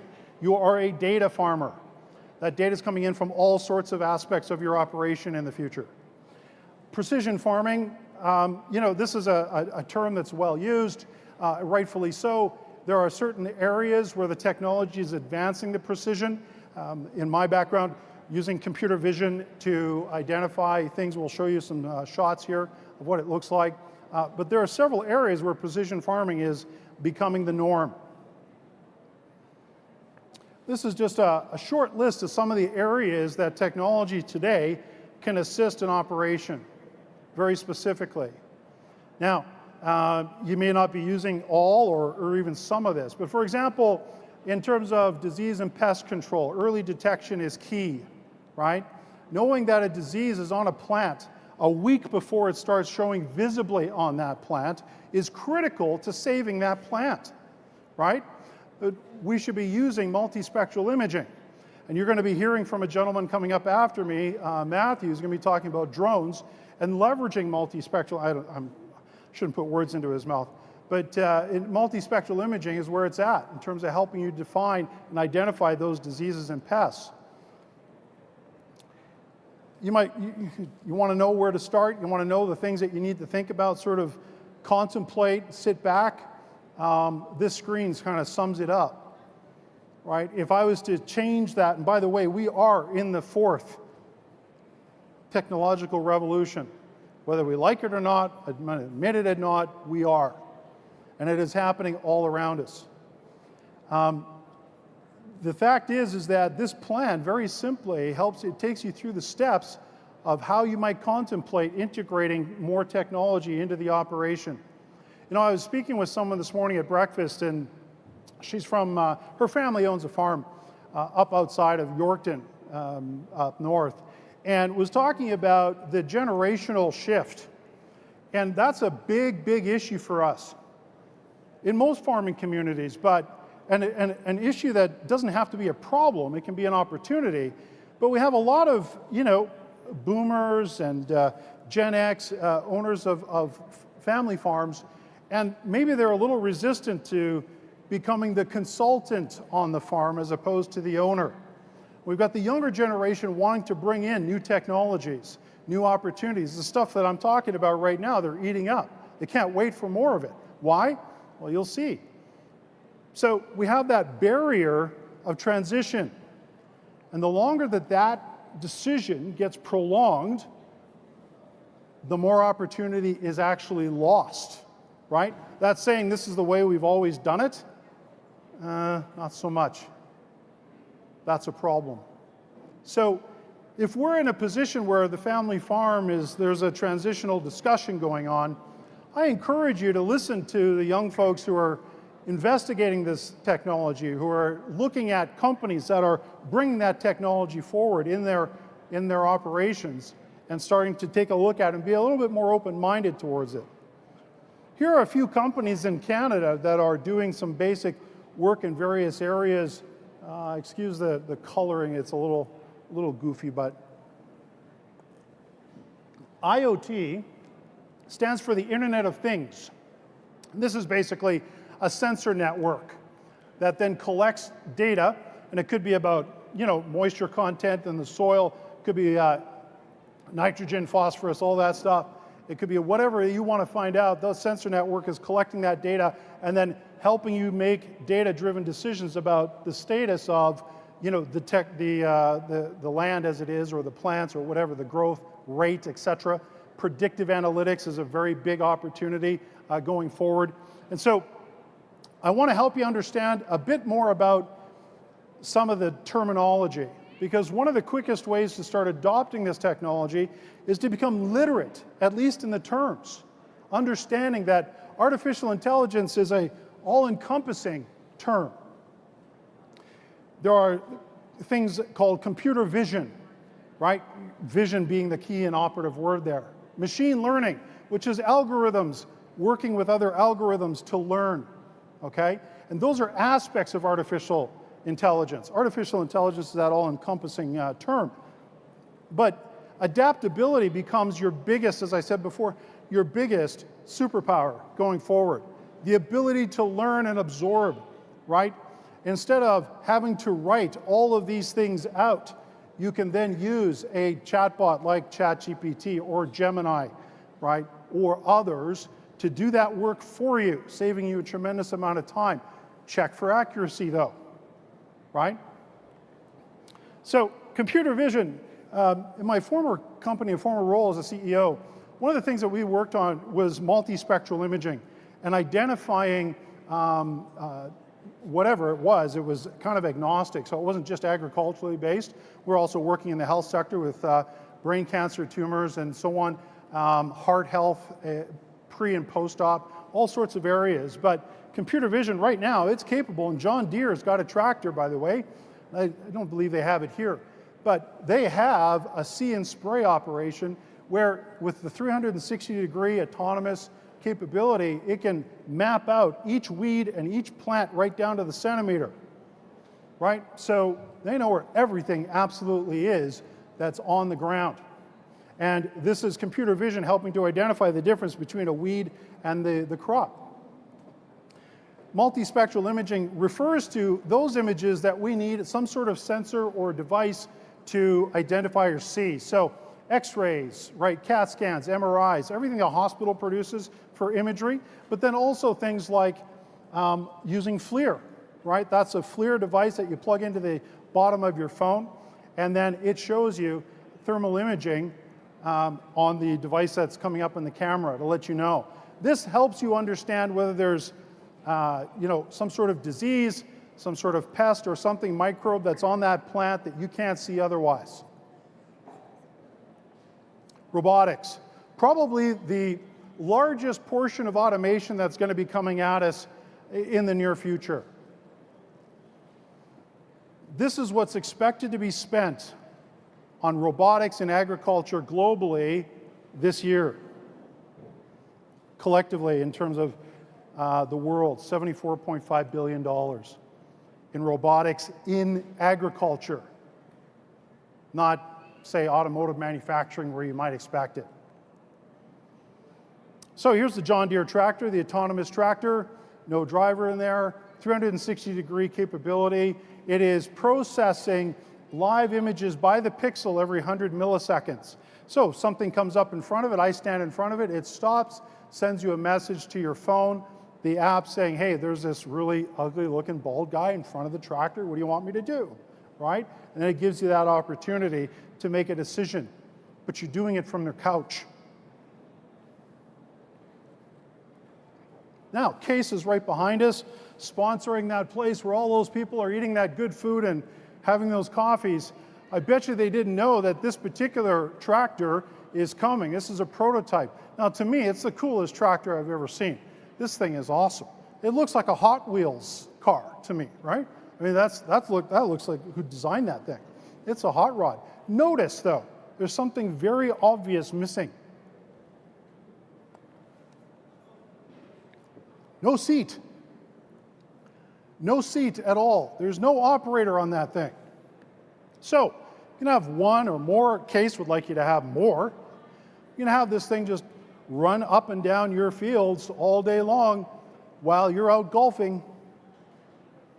Pretty cool. I mean, I'd have that thing run around on my front lawn if I could. I think that's awesome. Okay, I don't know if Klaus has anybody seen Klaus in the venue at all? I don't know. They have a fully autonomous combine that does 15 different things completely autonomously, right? And over in Europe, it's very popular because they don't like to buy multiple machines to do different things. It's too expensive. They want one machine to do it all. And then that's what is one of the most popular, apparently, one of the most popular machines over there. So I bet you you didn't know that Bobcat has a Bobcat that's completely autonomous. But you can now have your Bobcat do a whole bunch of things for you on your smaller operation. I live in Vernon, BC, and I'm surrounded by agriculture, by vineyards, by orchards, by ranches, horse farms. I mean, a few minutes away from my house, I can have farm stands and all sorts of fresh fruit, eggs, you name it, okay? And those smaller operations need an option. Not everybody's going to buy the Case hot rod, right? Not everybody needs that. So there's smaller bots and smaller operations, and Bobcat is looking to pursue that particular area of opportunity. You can run that thing, again, from the one device, one app sort of scenario. It's pretty cool stuff. So how about, seeding and weeding? Well, they say that the ROI, the return on investment on this particular device is anywhere from 1 to 3 years, depending on the size of your operation. But this thing will go out and do all of the seeding for you, map the entire farm, let you know what it planted where, and also do all the weeding for you, mapping all of that out as well. And so if it took you 1 to 3 years to pay it off, I mean, I don't know if that works or not, but it's something worth considering. Because again, that thing, you saw that the solar panel was on top. It's working 24/7. It's never stopping. It's just doing its thing. When it runs out of seeds, okay, well, you got to fill it up. But other than that, doesn't even need an oil change. So John Deere, See and Spray. They bought a company called Blue River Technologies. Blue River Technologies developed a computer vision capability to be able to identify those weeds, spray hyper-targeted on that particular weed as it was going in real time. Boom, done. So they bought it, hooked it up to a John Deere sprayer, and now you can get that. I sound like a John Deere salesman up here, but the reality is that that capability is available now, and it's being used in the US. Now, if you want something up here in Canada, Verico is out of Quebec, I guess. I had found them. They've got that sort of, again, See and Spray computer vision sprayer that is pulled behind the tractor. Now, they did mention thistle and dock and corn that it works on. There were some others, but I just put those down because I'd heard that thistle is a real major issue, obviously, and no one likes to walk through those things in the field. But there's an opportunity for that to be purchased here in Canada. This is kind of a cool bot. Now, this is made by a company called Neo, and it's approximately about $25,000 or so, give or take, depending on the options, I guess. I don't know. But it can do all of these things listed. And so depending on, and this lady I was talking to this morning, they have about 40, she said 43 acres. So this would be just about perfect for an operation of that size to be working and doing these kinds of things on an operation, and $25,000 is not cost prohibitive necessarily for an operation that, and she was explaining how he had spent a bunch of money on, you know, large equipment to operate the farm, and so something like this would be pretty handy. Now, who doesn't need an autonomous bug vacuum? I mean, this thing's kind of cool. Yeah, it apparently sucks bugs up, and I guess, you know, it's indiscriminate, right, in terms of ladybugs or locusts, I don't know, but collects it and takes it off of the plants. Now, you know, I'm not big into the whole bug protein industry, but they might want to have something like this to collect their feedstock, I don't know, but this thing is out there. And again, it's autonomous. So kind of interesting stuff. So if you're not in agriculture, you're in some, you know, just our daily lives. This is an example. I don't know how many people, you've all heard of Tesla by now, of course, right? Elon Musk's company with the EVs. Their company's been building the Optimus humanoid robot. And so this is the advancements of it over time. And if I was to show you sort of videos of what it's capable of doing, it has made quite a bit of advancement because NVIDIA has created the chips for these things, world-beating chips. And so Elon's focus is he wants to put 1 billion of these robots on the street. Starting with the manufacturing in his own factories, building the cars. Then progressing into other manufacturing and high-risk roles, okay? But then that is going to move on from just in a manufacturing role into our daily lives. Now, the key to that is cross-domain training, the ability for it to not only know this one task of picking this up and putting it down, but then when you want it to go get you a drink out of the fridge or do your laundry, it knows how to do that as well. By the way, Stanford University has robots that do all that home stuff already. So he wants to put 1 billion on the planet. Now, the robot on the left-hand side is a Figure 01, the direct competitor to Optimus. And it is actually arguably advancing faster than the Tesla robot, more capable at a faster pace. They also want to put 1 billion robots on the planet, on the street. Right beside them is Boston Dynamics. You may have seen videos of their Atlas robot and the dog, right? More security, Defense Department type of applications, not solely, but they of course want to put a whole bunch of those on the street as well. So, if you thought that our lives going forward weren't going to have robots walking around us, that's going to change if these guys are successful. And it's not just them. I haven't even touched on China. China is, the rate of adoption in Asia in terms of robotics is far higher than here. They look at them as friends and, you know, things to be interacted with positively. For us in North America, we look at them and we kind of think, iRobot, the movie, and we sort of freak out. And the more humanoid it looks, the worse it gets for us. It freaks us out psychologically. But that's where it's going. So, some of the things that we need to start thinking about is, we need to start thinking about building a future-ready farm. We need to get on it, start at least opening up our minds to the possibilities that we should be adopting these technologies throughout our operation. Granted, we're not all going to be ready for that, either psychologically, financially, emotionally, okay? So we need to get a sense of, okay, what's it going to take us to get ready and why should we do it? Where should we do it? What's the simplest way to start doing that? And I guess the simplest way is how can we augment what we do already? That's really the thing, right? How can I use technology to do it faster or better than saving me some time and money instead of me having to do it all myself, which is kind of what we do, which is why we have things like that, whatever that is. I don't know. I'm a city boy. I have no idea what that thing's called. But that's why we have it. So we don't have to do it physically, right? Okay? We can do it more efficiently with that device, that implement. So cultivating a culture of learning and innovation in our operation is critical. If we're closed off to it, we're only going to be hindering ourselves going forward in the opportunities that exist, right? We need to start thinking about budget.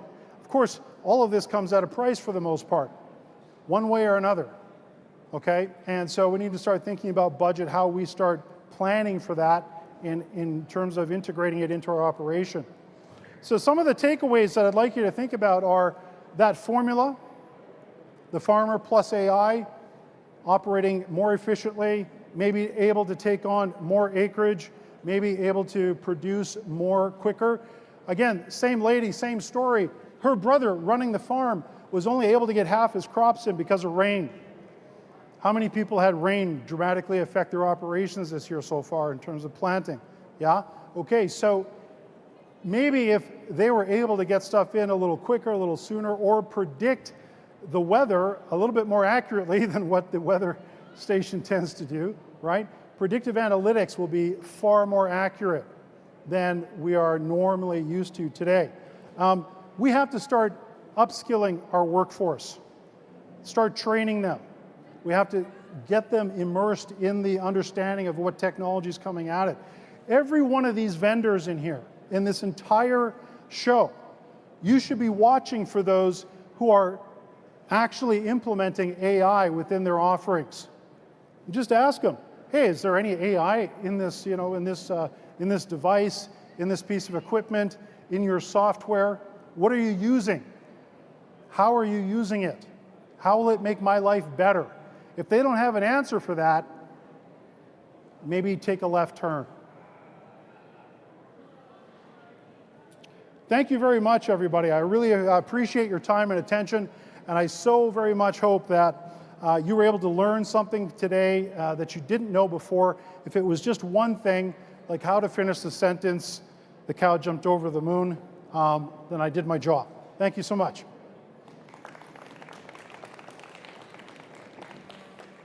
Yeah, thank you very much, Walter. Just like you, my head is absolutely spinning when I think about AI in agriculture. And I would imagine the rest of the room feels a bit the same as I do. I'm both excited, but I feel a lot of trepidation around that. There's also, you talked somewhat about the return on the investment for some of these, you know, some of these sales pitches that are coming our way. Yeah. but what would you suggest for farmers is the first step to building a future-ready farm? Get better at data, understanding data, right? So most operations today are aware that data's coming in, whether it's like, the weather, right? What is the historical data on the weather at this time of year? Well, I can tell you it was snowing in Canmore yesterday, right? I don't know what the history is of snow on this particular day there, but we need to get better at managing data, understanding it, interpreting it, because it's only going to become more of our world. So understanding that would be step number one. How do we interpret the data? It's one thing for operations to come at you with, here's all the data that we can get you now because our device does it better, right? Or differently, or faster. Okay, that's good. But how do we interpret that data becomes kind of the big question, right? What do we do with it now that we have it? Yeah. So getting better at that would be, I think, step number one. We do have a microphone available. If anybody has any questions for Walter, he's here and available. Any questions? I have one more, maybe while you're sitting there thinking about a question you might want to ask, because you already talked about the data piece of it. Yeah. How do you suggest farmers go about either protecting our data, or maybe the question is monetizing that data? Sure, yeah. Actually, it's interesting. The internet has been developed with corporations and governments in mind, right? Not the individual or our operation. And so I'm a massive proponent of our ability to get value for our not only personal data, but our data within our operation. And I think that is a conversation that needs to be had. So if you don't ask, you're not going to get it, right? So if you're not asking, well, look, okay, you want to get all the data off of my farm. You want to know this, that, and the other thing. A corporation comes by. Well, then you need to negotiate that deal, right? And there should be some value exchange based on that. I don't think we have that conversation. I think if it is going to be my highest yielding crop, I want to not give it away for free. No. So we have to find a way to do that. That's right. Any questions in the audience? How many people learned something new today that they didn't know before the presentation? At least one thing. Okay? So, how many people have a small sense of a little bit of hopelessness in terms of the start of this conversation, right? Yeah, absolutely. I went through at least, I don't know, a couple of weeks of just feeling, wow, like this is ridiculous. It's almost, I felt like the game was over before I even became aware of it. This is real. It's not a joke. And there are literally trillions going to be spent on it. If you're not thinking about it in terms of your operation, your portion of that, and how you can get more of it, or save what you've got based on that, you should be. That's really kind of the key message. And I really hope that you spread that word to your friends, to your neighbors in the industry, and start having that conversation, because they're largely not aware of it. Okay, one of the crowds that I speak to, agricultural groups and events pretty routinely. And I can tell you that here in Canada, compared to the US or other places, we're just not thinking about it like we should. We're just kind of going along. It's not that we're not innovating. We are. We're smart. We're good. But we're not putting anywhere near the level of money into this that other jurisdictions are. In San Francisco, just to wrap it up with this, in San Francisco, there is 140 at minimum face-to-face events, basically like several every night per month, where venture capitalists and investors are meeting with new startups and they're investing money like crazy. There are floors of buildings with startups, AI startups, just building stuff, okay? We don't have that here. We're not even close. What they do in terms of investment in a single month, we might hope to do in a year and not come close yet. Some of the people I've talked to, the minimum deal that they'll do is $50 million. If you're not looking for at least $50 million, they don't want to talk to you. Okay, well, the largest exit in Canada some time ago was like $25 million. So it's largely because if it doesn't, in Alberta, pull the oil out of the ground, right, or you're not selling and buying real estate, then not a lot of people are putting money into it. And that needs to change, really, big time. So, I mean, I think it's fantastic that the group up before me at the Minister and CFIS were talking about $5 million, and that's awesome. But 10x, 100x, that's where we need to be. So that's just my 2 cents. Thank you again. One last round of applause for Walter. Thank you, everybody. He'll be available to answer questions as well after. And somebody might want to ask him if our rural connectivity issues might generate some limitations on some of that AI. I would be interested. Up next at 12:30 sharp is an Ag Talk with Matthew Johnson on drones in agriculture. So if you need to run to the bathroom real quick and come on back, 12:30 will start sharp.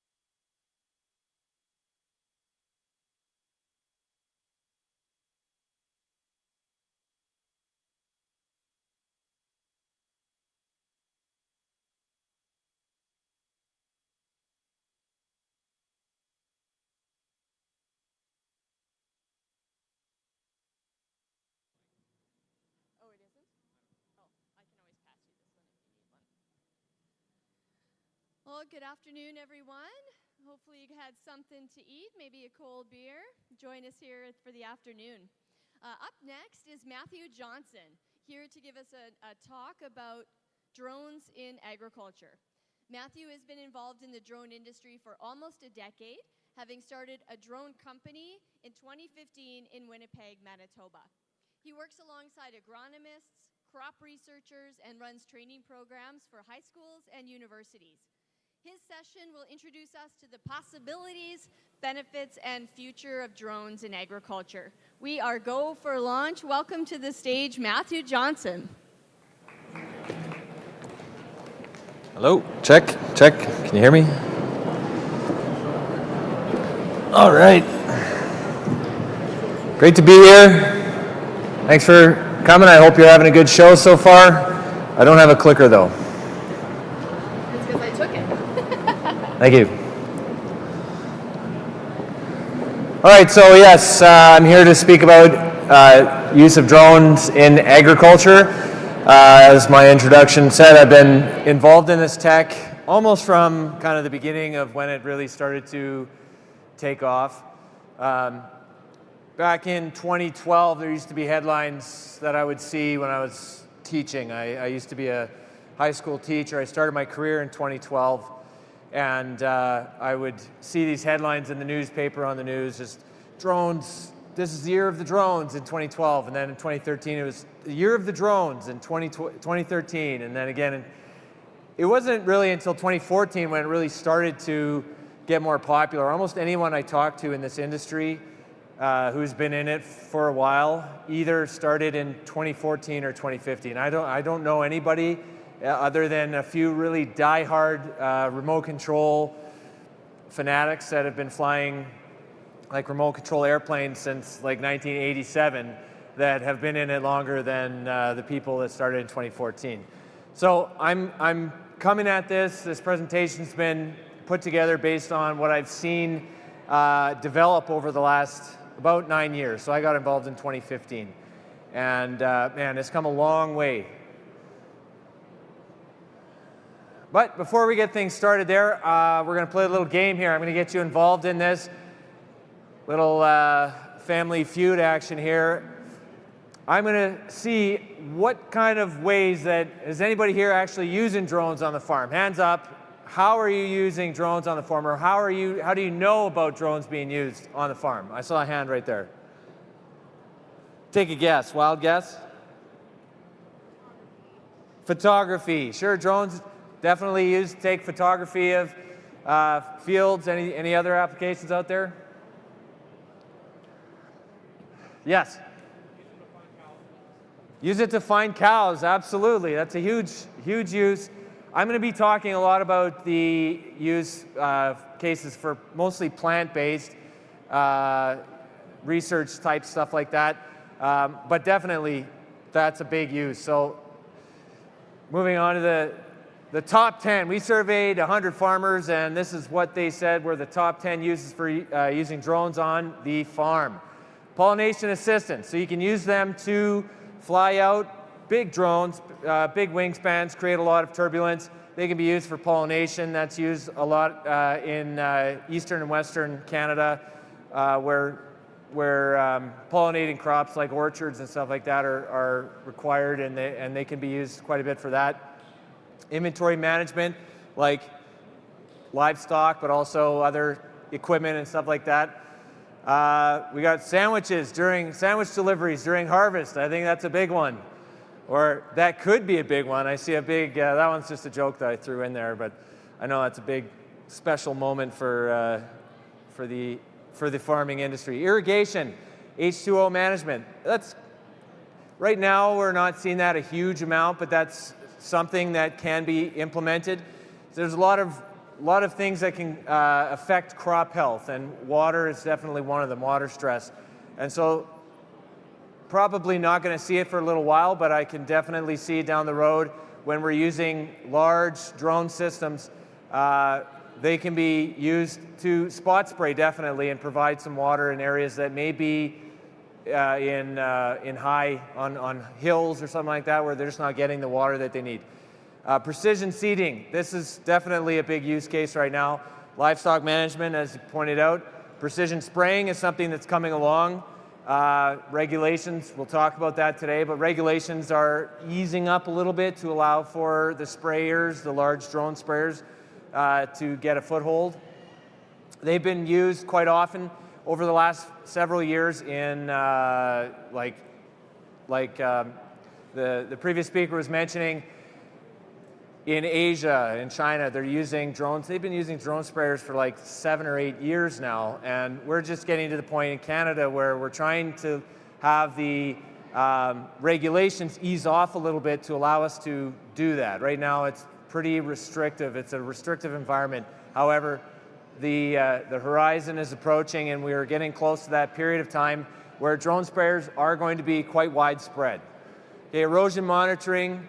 Research is a huge one. That's where I've spent years now involved in the research aspect, and crop scouting obviously is one huge major application. So I talked about my previous life was teaching.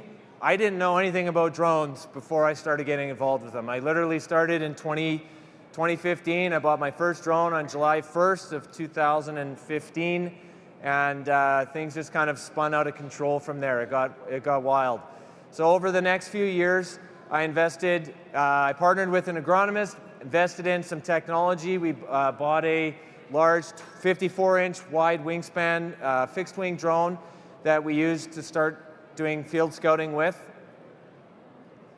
to gather crop health as well as doing plot analysis, and developing zones for precision spraying, variable rate zones.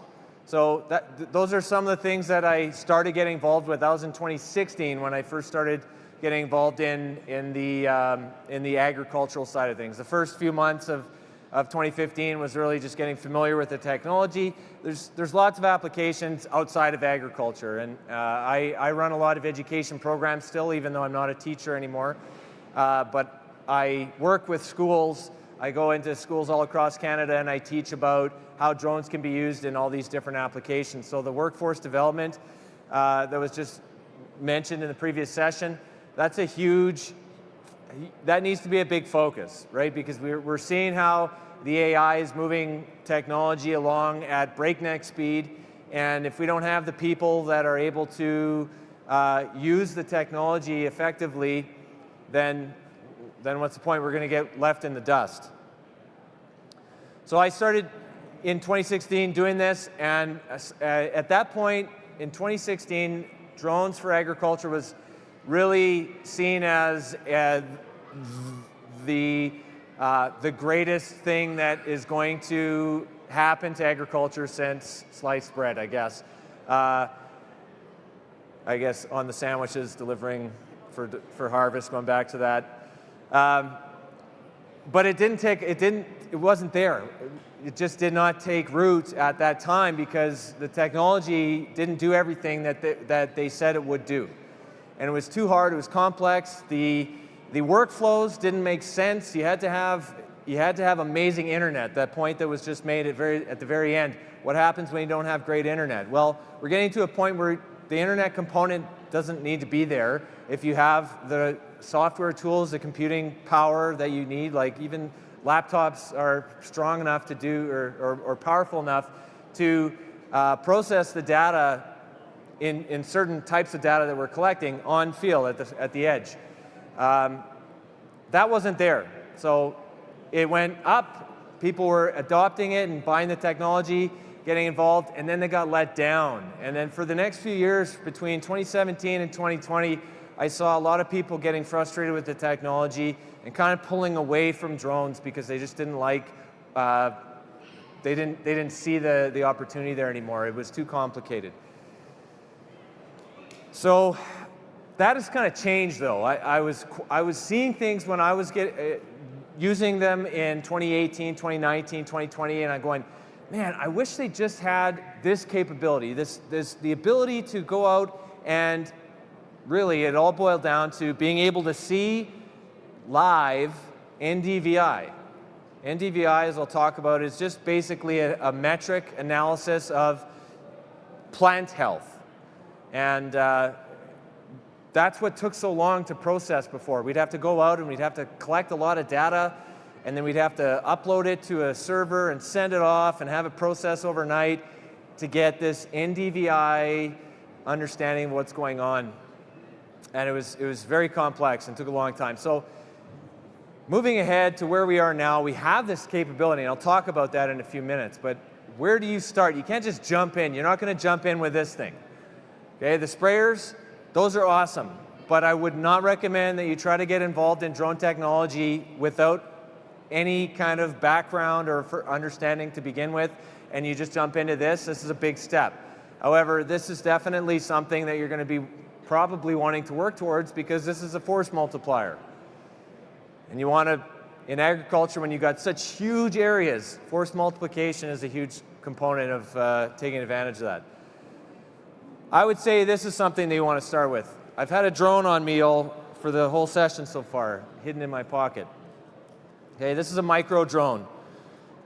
Admittedly, this is not the same one that's on the screen. They're the same series. This is a Mavic. This is a Mavic 4 Pro, or Mavic Mini, sorry, Mavic Mini 4 Pro. This is the latest version made by a company called DJI that makes these a lot of different drones. They're by far the largest manufacturer of drone technology in the world, and they've got leaps and bounds advantages on many other drone manufacturing companies. They just have amazing technology. This particular system, though, is unique because it weighs 249 grams. This one right here in my hand, same idea. This is just an older version of it. And you can check it out later if you want to come and see me and see what this is like. But this little drone, it folds up. It takes minutes to launch. You can get it set up. Well, you pull up to the side of the field and you can go out and take some amazing shots of your field and do some crop scouting with it. It's very handy. But the beautiful thing about this drone is that it's less than 250 grams. And in Canada and in the United States and almost anywhere in the developed world where they have regulations pertaining to drones, this is a magic number. The 250 grams is the point where you need to have pilot certification. If it's less than that, you don't have to have that certification, the Transport Canada issued remotely piloted aircraft system pilot certificate. You don't need that. That's the beautiful thing about this. So you can use it easily to take pictures of your fields. There's some strip trials here in this image. You can fly out, you can see what's going on here. Why is one side doing better than the other? Going down easily, you can see, hey, there's something there. I want to check that out. And you fly down to it, and you go down, and you go down. You can get to the plant level. You can get down and see what's going on almost at the root level, right at the soil, without having to step foot in the field and damage anything. And you can do it for like $700 to $1,500, depending on what system you're investing in. But it's not a super big hit to the wallet, and it's just so easy. This is the starting place. I think every farmer, every agronomist definitely, but I think every farmer should have one of these, just because it allows you to get a better sense of what's going on in your field without having to drive through it or even walk through it. You can walk through it afterwards. If you see something that you want to check out, obviously you can walk out to it. You can see where it is in the field, you can take pictures of it, and all that. Why is this happening? Okay, well, what's going on here? Let's go down and take a closer look. That's the whole idea of what the technology is there for. It's a force multiplier. It saves you time. And it can also be used to take beautiful pictures of the farmstead. That's the family farm out in near Glenborough, Manitoba. So there's some things that you need to know about using this technology. I mentioned at 250 grams, you have to have a pilot certificate. Anything less than that, you don't have to have the pilot certificate. There are some things that you should do, there's some things that you must do, and there's some things that you don't need to do. So looking on here, the things that you need to do if you're flying a micro drone, you must fly safely. That's pretty straightforward. Make sure that you're not flying near planes. You're staying clear of those crop dusters that are out there. If the crop duster's in the air around your area, just wait a while. Don't try and fly. If you, like, this is an imperfect technology. That's the thing about this. I've been around long enough to see flyways happen. Accidents happen. People lose control of this. They lose connectivity once in a while. It's not a guaranteed thing to happen. You may have no problems ever, but occasionally something does go wrong. And if you have, if you're out there and you see something in the air, just land and just wait until it's clear. So that's definitely something you must do.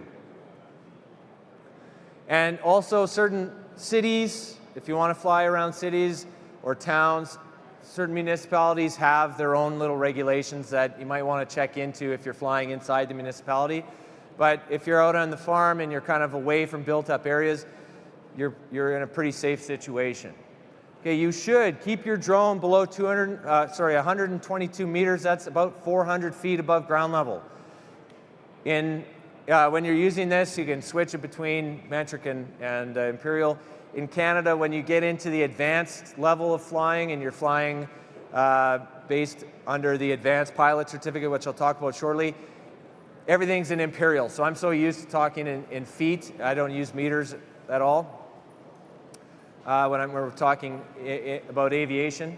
But that's a big one. Keep it 400 feet or lower. That's the limit that if you're flying a drone that weighs more than 250 grams, that's where you have to fly up to. That's the maximum. That gives you a 100-foot buffer between the lowest flying aircraft, other than crop dusters, and your drone. That should be the lowest flying aircraft. Typically, they shouldn't be much lower than 500 feet. All right? Keep your drone where you can see it. That's within visual line of sight. I'll talk more about that. That's a big thing. And avoid events and stuff like that. But here's the big thing. What you don't need is you don't need to register your drone, and you don't need a pilot certificate. So that's the biggest thing that I talked about with that micro drone. This is a very useful piece of technology, and there's really not a lot that's holding you back from being able to utilize it. Like, that's the big thing right there, what you don't need. Now, once you get into that and you want to take a step up and you go to the next level, we talked about in the last session, we learned about that multispectral data. That's my area of expertise. I've been dealing with multispectral research data for years. This particular drone, this is that thing that I was waiting for. In 2020, I was like, why don't we have this yet? And it just came out last year, in the spring of last year, the Mavic 3 multispectral. This drone came out, and it's a multispectral drone that runs some analytics based on the data that it's collecting as it's flying, and it shows you this live NDVI picture. It's comparing the near-infrared wavelength of light that it's gathering to the red light that it's gathering, and it compares those, and it gives you a crop health estimate, or plant health, I should say. It's not specific to crops. It's just plants in general.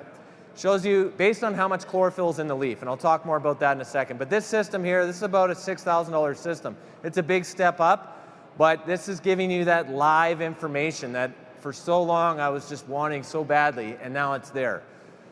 We've kind of transitioned from the service provider in this industry. I don't provide a lot of services. That's how I initially got involved in drones in agriculture, was trying to provide services to farmers and provide services to agronomists, but really, they should be able to, at least the agronomists should be able to do it themselves. We can train them how to do it, but it's more useful to be able to have the tool to just go out while you're out there and go and take a look at something and get an idea while you're there, instead of hiring someone to come out like within a couple days. Just do it while you're there. So I'll explain a little bit about how the multispectral data works. It's not super complex. There's a little bit of science here. A lot of multispectral sensors, they're looking at the red, green, and blue. That's what our eyes can see. That's the visible light spectrum. They're also usually collecting a wavelength of light that we can't see called red edge, and then the big one in large letters there is near infrared. Near infrared light is very special in the way that it interacts with chlorophyll in plant leaves. So I'll try to make this brief, but chlorophyll is like a tiny little mirror inside a plant leaf. Every little cell in there that has every little chloroplast structure that has chlorophyll in it is like a tiny little mirror that's reflecting light. So the more chlorophyll you have, the more little mirrors that are reflecting near-infrared light. Plants also use chlorophyll to convert the red and the blue light from the visible light spectrum into food energy. That's how they grow. So it's absorbing red and blue, and it reflects near-infrared. And so that relationship of absorbing and reflecting is what we use to create the NDVI, the plant health analysis. That's kind of what it boils down to, is how much chlorophyll is in the leaf. And as the speaker before me mentioned, you can go out and you can see it a week before it even starts to present. Because chlorophyll is the first thing that starts to leave the leaf. It starts to lose its chlorophyll. I've been using this not only in agriculture, but we also use it to look for Dutch elm disease in elm trees. And it's a revolutionary technology we've been developing it with the University of Winnipeg over the last couple of years, doing research to try and figure out if this is something you can do. And yes, we proved it. You can use it to detect diseases in trees as well. And so here's a comparison. I'm not going to spend too much more time on the science side of this, but you can just see how in the near infrared, these are all the different wavelengths, and the multispectral sensors collecting just a little bit of the blue, just a little bit of the red and the green light spectrum, the red edge, and the near infrared. And you can see there, though, that healthy vegetation reflects almost 100% of the near infrared light. In certain crops, it reflects more. In certain crops, it reflects less. Like potatoes, for example, very deep green leaves, they reflect a ton of near-infrared light, almost 100%, like 96 to 97% of the light. So it's literally like a mirror. And then crops like grassy crops, like wheat and oats and stuff like that, they're not reflecting nearly as much. Mainly, a big factor is that they're not angled at the sensor as directly as broadleaf plants. But yeah, compare the healthy vegetation to the stress vegetation and to the soil. You can clearly see the differences between it when you're using this NDVI. So here's a crop research study that we were working on with ICMS in Portage la Prairie, Manitoba. And so this is the exact same picture, taken at the exact same time, just in different wavelengths. You can see the near-infrared image.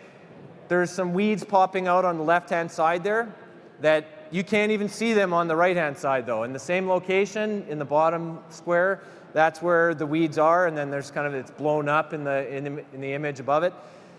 You can't see them in the red edge because they just don't show up as well, and they're very difficult to see in the green, like the visible light spectrum as well. Also in red edge, though, you can see at different times in different plants, you can see things that pop out in red edge as well. So other types of weeds, for example, are showing up in the red edge and not so much in the near infrared.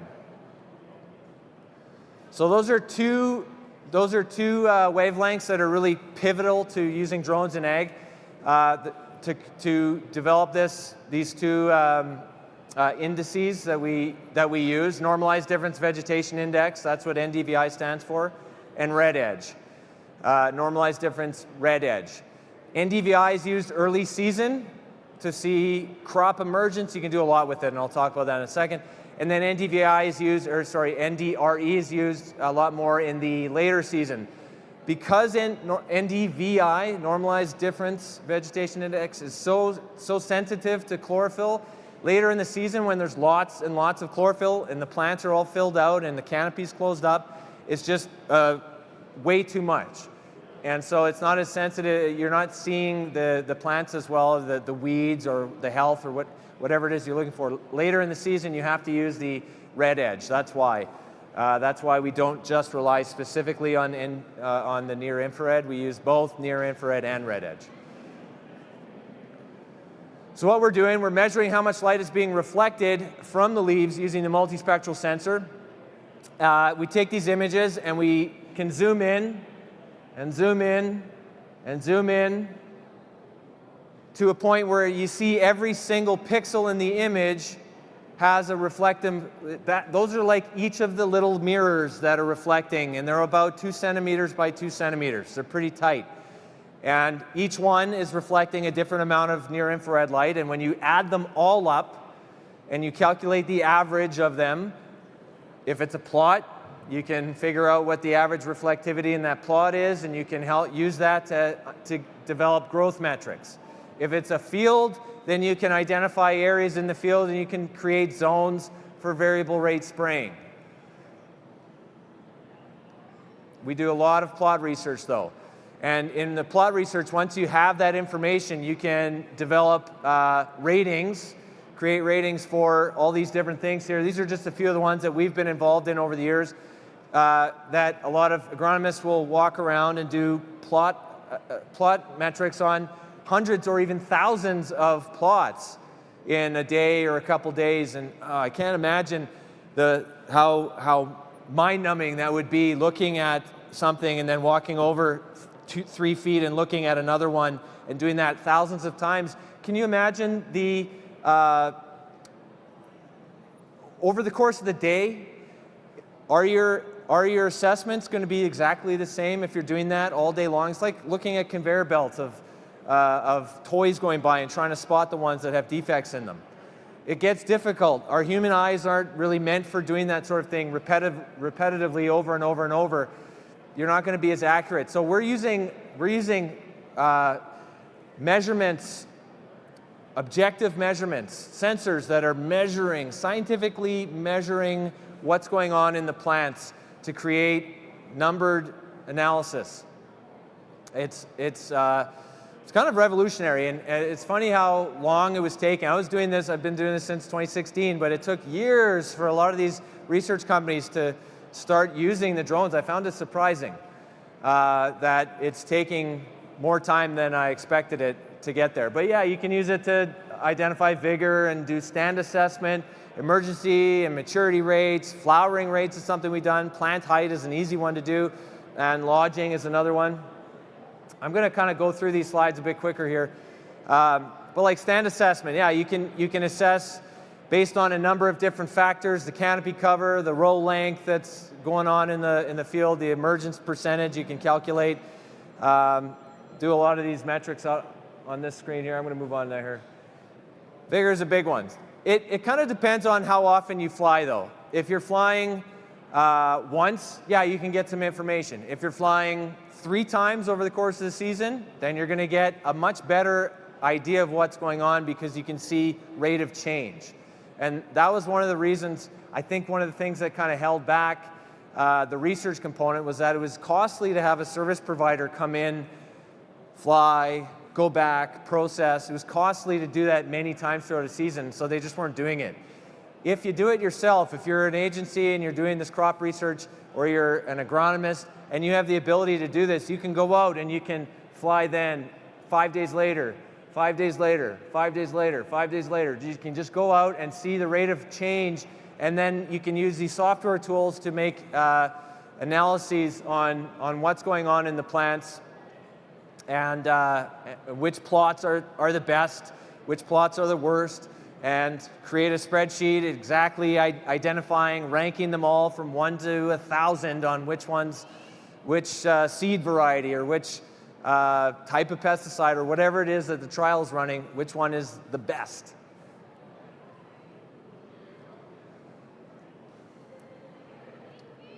So for emergence, I just talked about a little bit. Maturity rates are very similar. It's hard to do with a single flight. You want to make sure that you're going out with, like I said, 2 or more flights. This is an interesting study we worked on 2 years ago, was looking at canola growth or flowering rates. So going out, and we had to develop an algorithm. So that AI that the previous speaker was talking about was looking at all the different possibilities for using AI in agriculture is incredible. All the different algorithms that can be developed, but they're all individual algorithms that have to have time spent developing them. And so this is one of them that we're working on, was identifying and being able to easily determine the total flowering of a plot or a field of canola. And in order to do that, you have to do a little bit of ground truthing. You have to go out and you have to do some measurements. But we could see here in our data that we collected, over 4 flights during the season, we were able to accurately identify in thousands of plots. This is just a little snapshot of an area in the field, the same area in the field taken at 4 different times. But we could identify within about a 5%, positive minus 5% flowering rate of accuracy. And that's based on ground truthing. So an agronomist going around initially and saying, okay, this plot has 100%, this plot's at 0, and then this one's at 50%, and we would go through and we would use that as training data to develop the algorithm to say, okay, this is where every plot is at its stage throughout the year. Plan had I mentioned, you either go through with a measuring stick and look at the crop like this, and you write down on a tablet what the average growth height is in the field, or you go out with a drone and you collect the data, and you can get that information quickly and easily like this. That's precise, based on thousands and thousands of measurements per plot, not just one meter stick.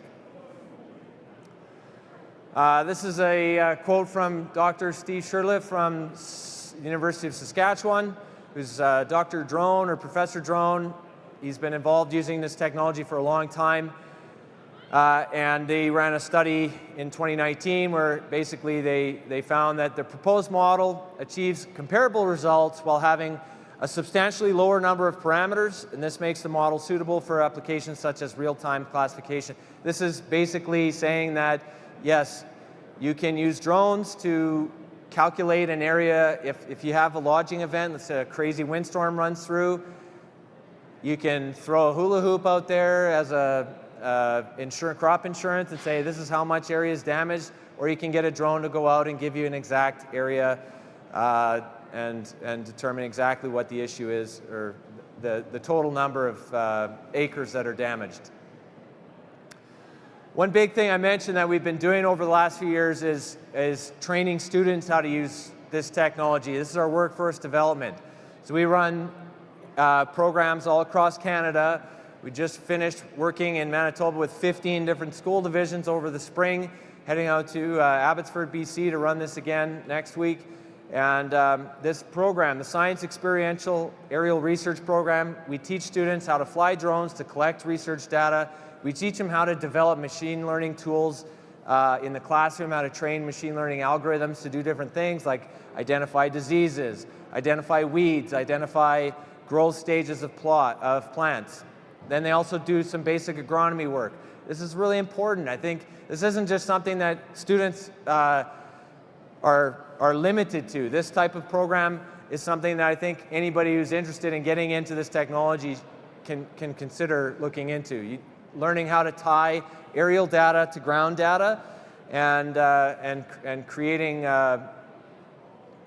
analyses from that. So in this image here, this is one of the machine learning tools that we use to help teach students how to identify certain things. In this one, we're looking at different growth stages of corn. In this one, we're looking at identifying weeds in a wheat crop. Whatever it is, there's lots of different options. I mentioned earlier about the spray drones. I'm going to talk about that because that's something I think a lot of people are interested in at this time. It's making a huge It's making a huge surge in Canada because it's a force multiplier, like I mentioned. So this is the T40 Agris. They have the newer version, the T50 as well. Different drones for different folks. These systems, they can carry, they're big, but they're not so big that they can do everything you need. So if you have one, that's great. You can actually tether these together and connect them or link them together to have, not physically, but through digital connections, to have up to 5 of these systems or more. But you could have 5 of these running under the regulations without needing special permissions. 5 drones flying in what's called a swarm, spraying different areas, whether it's applying fertilizer, applying pesticides, whatever it is. At this point, there's a limitation on the pesticides component. You have to, PMRA is right now, they're not allowing pesticides to be distributed by drones based on what's written on the labels. And so right now we're kind of limited, unless it's for research applications, you're limited to using basically nitrogen application, or seeding is another big thing that you can do right now. So you can carry about 50 kilograms of seed or granular fertilizer in there. You can carry about 40 kilograms for spraying. It spreads at about 12 liters per minute. You can cover about 50 acres in an hour. Not that there's probably a lot of things that you can hit out in your field. It does have sensing in all directions, though, to help with your operations. And then terrain follow. If you're in a hilly area, it is able to follow the terrain so that it's not crashing as the hills come up in front of it. And one of the coolest things about this that I love is the 9-minute ultra-fast charging. They have a crazy fast charging system for this. It requires a lot of power, a huge generator that you'd have to have with it, but you can charge these batteries in 9 minutes. That's incredible. That's one of the biggest leaps that I've seen in this industry over the last 10 years has been batteries. So that's about as big as they are right now. They fit in the back of a truck. Talked about the regulations changing. Right now, Transport Canada requires you to apply for a special flight operations certificate if you want to fly a drone that weighs more than 25 kilograms. So those definitely weigh more than 25 kilograms. They weigh close to 150 kilograms when they're full.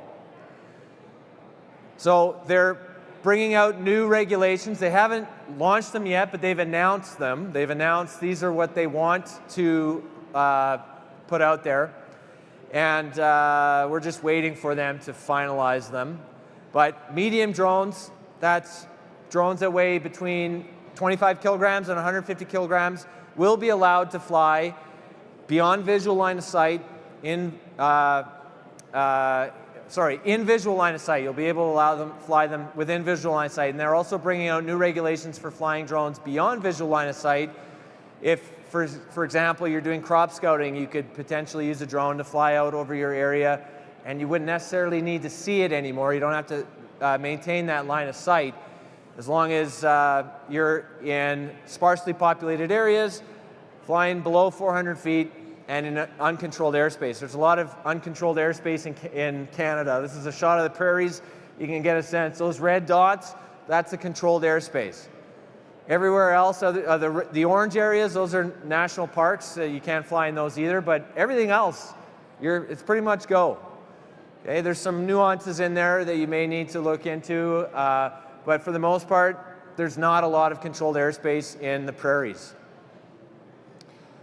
So these proposed regulations would remove the requirement for a Special Flight Operations Certificate, or an SFOC, which is currently required by Transport Canada if you want to fly a drone that weighs more than weighs more than 25 kilograms. That will be a big thing. And in order to fly these big drones now, typically the way it works, we sell them. We sell the training for them. The people that buy them from our company, Volatus, if they want to use them on the farm, they would buy them. They would take the training, and then when they're operating them, they would operate them under our SFOC. It's a huge process to get it. You could go through it yourself to get that certification, run it yourself, but it's just something that we offer, is being able to run your operation under our SFOC, at least for the time being. But this is a nice change that's coming, is that you won't be required to have that SFOC in the future. Okay, I'm 15 seconds behind, but here I just want to go through, give you a very brief introduction to the Canadian Aviation Regulations, Part 9. That's the part that's focusing on drone regulations, in 200 seconds. All right, so the regulations I talked about, they mention, or they're applying to drones only that weigh 250 grams and up. Like I said, a micro drone, you're good to go. None of this really applies to micro drones. These are the two pilot certificate types, basic and advanced. If you're wanting to fly small RPAS, that is between 250 grams up to 25 kilograms, and you're in uncontrolled airspace, you only have to be 14 years of age or older, and you have to write an exam online to get the basic pilot certificate. If you want to get your advanced, which allows you to fly in controlled airspace, or to fly a drone that weighs more than 25 kilograms, like those big spray systems, then you would need to get your advanced pilot certificate. You'll have to register your drone. There's something called the Drone Management Portal on Transport Canada's website. That's where you will register your drone. It costs $5. It's not a big issue. You have to keep your drones within visual line of sight at all times. That's being able to see it. Not this tiny speck in the sky. You got to be able to actually see it and understand what's going on around it, to have situational awareness. You have to give right of way to the other airspace users, planes, balloons, gliders, birds. Stay away from all that kind of stuff. Doink. Operating and emergency procedures, that's something that you have to have in place. You have to make sure that you have these written. There's in the regulations, I'm not going to go into it specifically, but there's a list of like 8 or 10 things that you need to address and go through and have that written down in a manual specific to your operations. I'll be done here very shortly. You need to adhere to the manual. That's the manufacturer's guidelines. They are going to tell you what the weather limitations are. That's the next thing on here. But the manufacturer's guidelines that come with your drone, you actually have to read that. And that'll tell you what the maximum wind condition is, what the maximum and minimum temperature conditions, and the maximum precipitation, if there's any precipitation that the drone can handle. And one of the last things here is keep flight records. You have to keep a flight log of everything that anytime you fly a drone, you have to keep flight records. All right. So I went slightly over. I was a minute over my time. Do we have time for any questions? Question?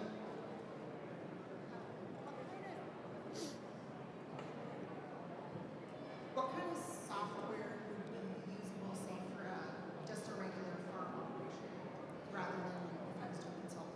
Okay. So it really depends on the drone, what you're trying to do. If it's like a Mavic Mini, you don't need any software. It comes, like, you just get the app and you can do everything you need from that. You can get the images off it. If you wanted to use a multispectral system, then there's a few different companies out there. DJI makes a software tool that you can use, but there's other ones out there as well. Centera is a company based out of Minnesota that develops software that processes multispectral data, and it gives you metrics from that. You can create zones. And if you come and talk to me after, I can give you, there's a couple other software tools out there there's lots actually. Solvi is another one that ingests aerial data and gives you outputs based on that. Any other questions? Matthew, I'm wondering, yeah. Besides the spectral sensing, do you have other sensors that are coming online now, other types, or either soil sampling, or maybe other kind of spectroscopy or something? There's other sensors, like hyperspectral sensors, for example. Instead of looking at just 5 wavelengths of light energy, you can look at 1,000 wavelengths of light energy, and you can get a whole bunch of information from that, except that those are like $100,000. So they're not really, they haven't come down, they haven't been miniaturized enough yet to make it commercially viable. There's other sensors though, like thermal sensors, that you can get some information about soil moisture content, and potential for fungus. Like if you're flying potatoes at night, for example, or crops that have a lot of fungus issues, if you're flying them at night and you can see that they're warm in certain areas, that's a sign that you might have a fungus activity going in there. So there's a lot of little things. I could talk for hours about this, and I often do. So yeah, there's a lot of different sensors though. There's tons, and they range. If you want to be able to swap out different sensors, you might need a bigger drone that has that capability, and and it might end up costing you $15,000 instead of like about 6 for that multispectral drone. That has come down in price a lot over the last few years. I don't work for DJI. I'm just saying that they've got some really good equipment out there. Matthew, are there any trespassing regulations? Any? Trespassing regulations? Well, there's trespassing regulations that are separate from drones. You have to take off and land from, or wherever you take off and land, you need the permission, the landowner's permission. You don't own the airspace above your property though, like anything that goes above what's used, like what you need for your ground-based operations, you can't manage that. So if you see a drone flying over, you can't really do anything about that drone being there. You can't shoot it, you can't throw rocks at it. It's the same penalty if you shoot a drone as if you shoot a plane. It's an aircraft. Under the Canadian aviation regulations, they're both aircraft.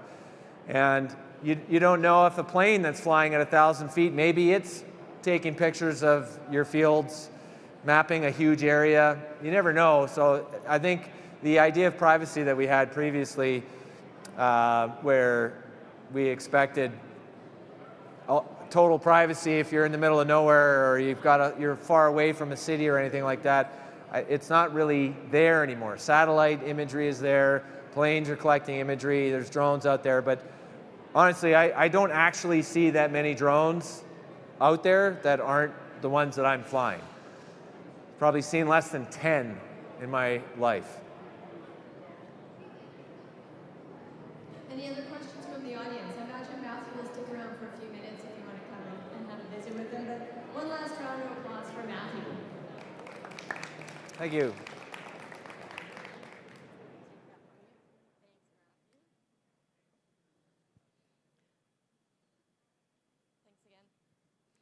Up next at 1:30 sharp is an ag talk on the importance of business risk management on our farm operations. And I will introduce the speaker at 1:30 sharp.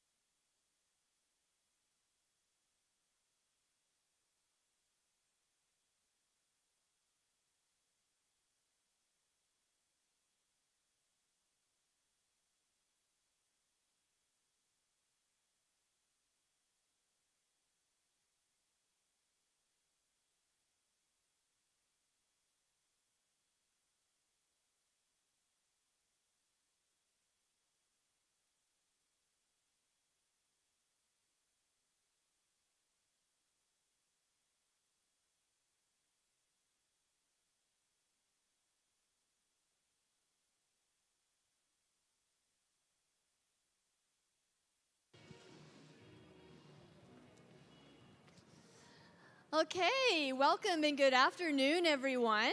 Up next is an Ag Talk on the importance of business risk management for farm operations. I would like to introduce Janelle Kuntz, Program and Manager Advisor from Saskatchewan Crop Insurance Corporation.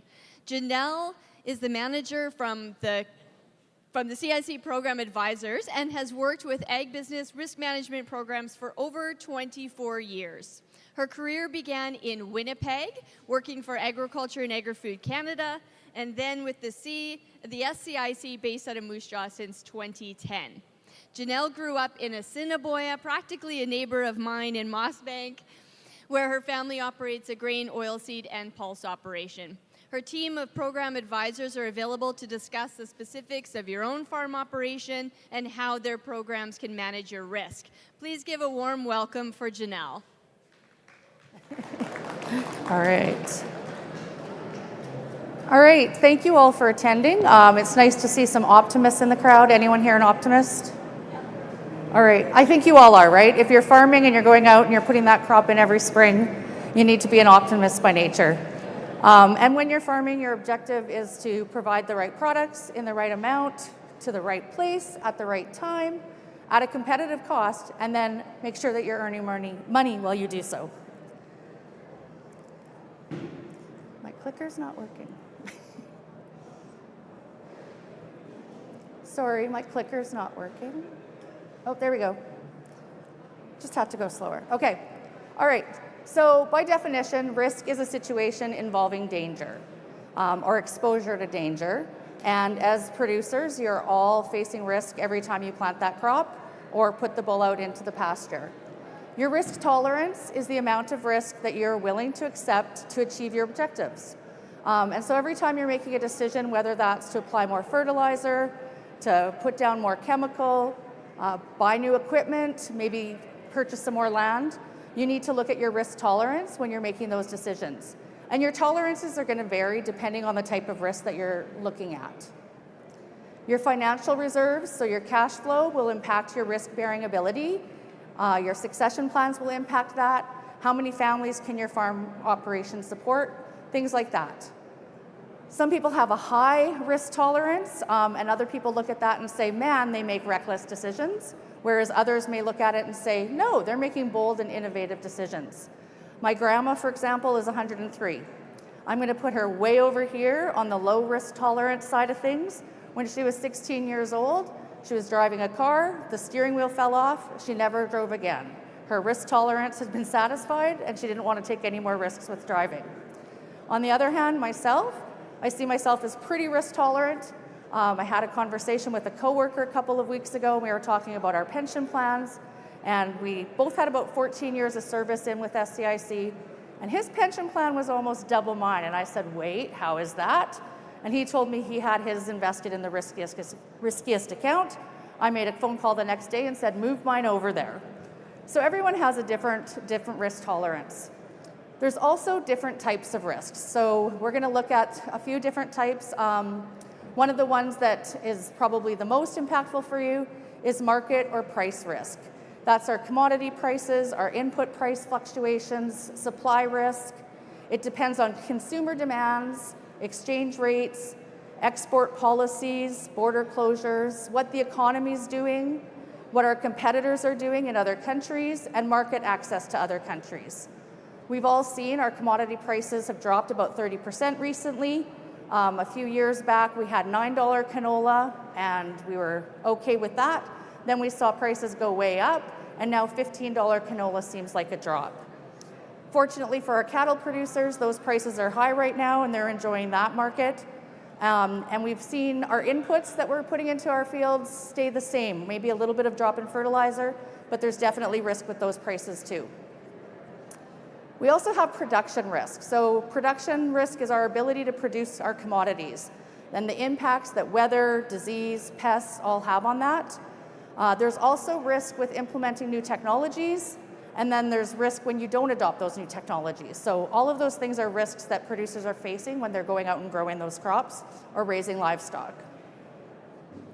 We have institutional or legal risk, and what's happening around us. So public perception, what the public's saying about how we're treating our animals, the chemicals we use, tax laws, all of those impact us as well.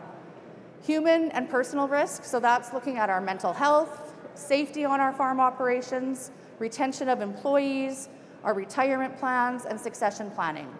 That's another one of the risks that we face. And last but not least, financial risk. So if you're borrowing money, those interest rates and the fluctuations that they've been having make a difference to your risk tolerance. You might have a loan called in at any time, whether or not you can service that debt if interest rates increase, or keep your cash flow.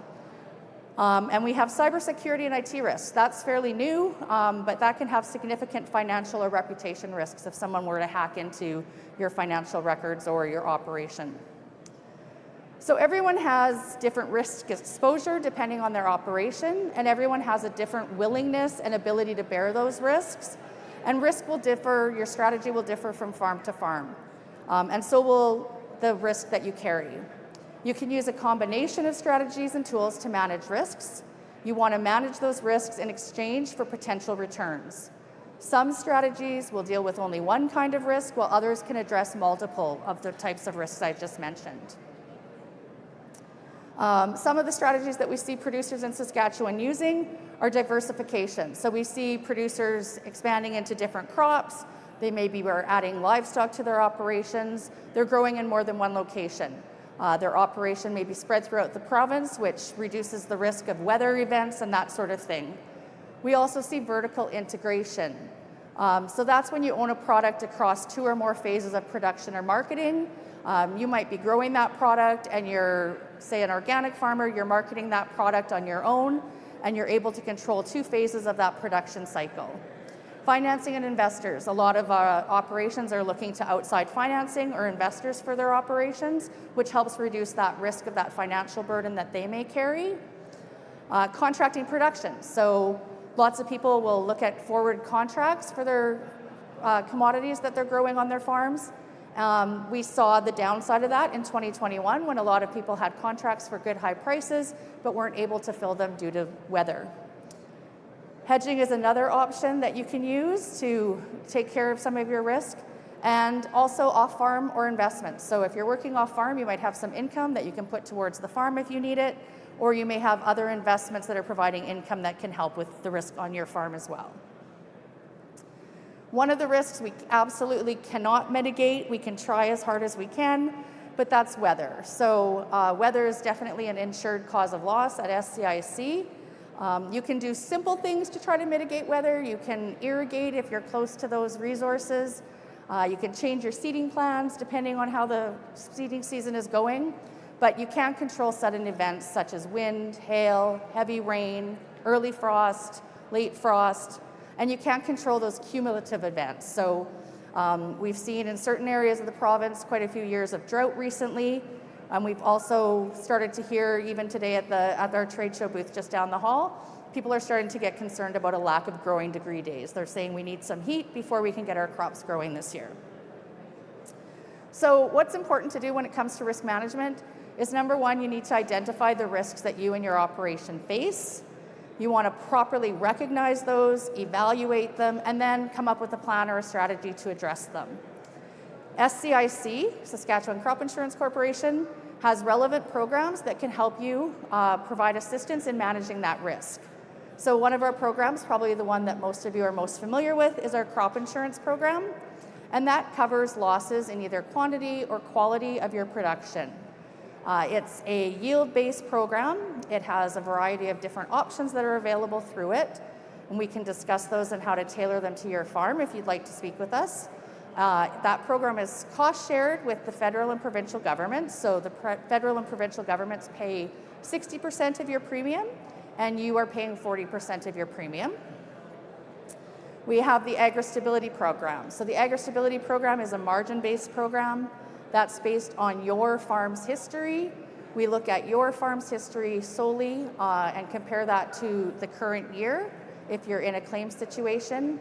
We look at your revenue that you've made from the production of your commodities, and then we look at the expenses that have contributed to the production of those commodities. That's your margin. If your margin is less in a program year, that's when you become in a claim situation. Agri-stability is quite affordable. We've seen high margins recently. They've grown through those high commodity price years that we've experienced. Whether you were growing the crops yourself or receiving crop insurance payments, those margins have been building over time. The Agri-stability program, again, would cover the same as crop insurance with your quality and your quantity issues and your yields, but it also covers input costs. If your inputs are increasing, you can receive coverage through that. Labor costs, if you have higher need for on-farm labor, that can be covered. Your utilities, if your inventory loses valuation or suddenly drops in value. For example, if you have carryover crop from last year that when you harvested it was maybe worth $18 a bushel and now it's only worth 13 or 14, Agri-stability can cover that loss. We also offer the livestock price insurance program. That program allows you to set a floor price based on future markets for cattle and hogs. And we have the wildlife damage compensation. That program is available to all Saskatchewan producers, regardless of whether or not you participate in any of our other programs. And it offers coverage against crop and livestock damage by wildlife.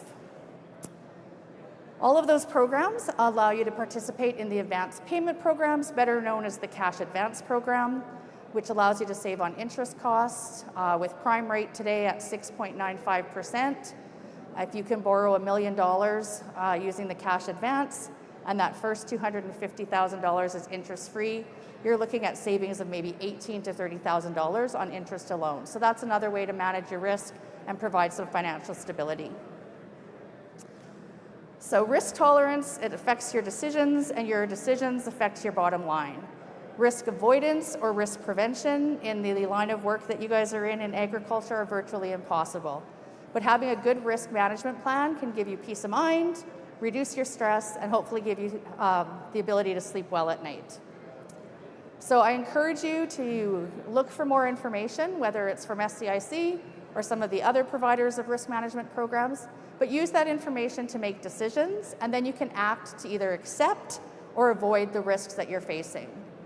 Ideally, you mitigate what you can, you transfer the risk that you can to someone else, and then you have the rest to deal with. At SCIC, we're here for you at every turn. We're focused on building strong relationships with growers in Saskatchewan. We want to focus on you and your operation, partner with you, find out what your operation's looking for, what risks you're facing, which risks you're trying to avoid, where your risk tolerance is, and then help you decide whether or not one or all of our programs are a fit for you. In closing, I went through that rather quickly. I hope everyone outgrows your coverage in 2024 and look to us to start working on your risk management plans for 2025.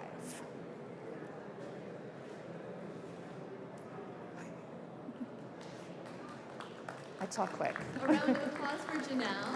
Now, I have a microphone and I can certainly come around and help you out. Anybody have any questions for Janelle? Who's in the high risk tolerance category? Some of us are forced to be.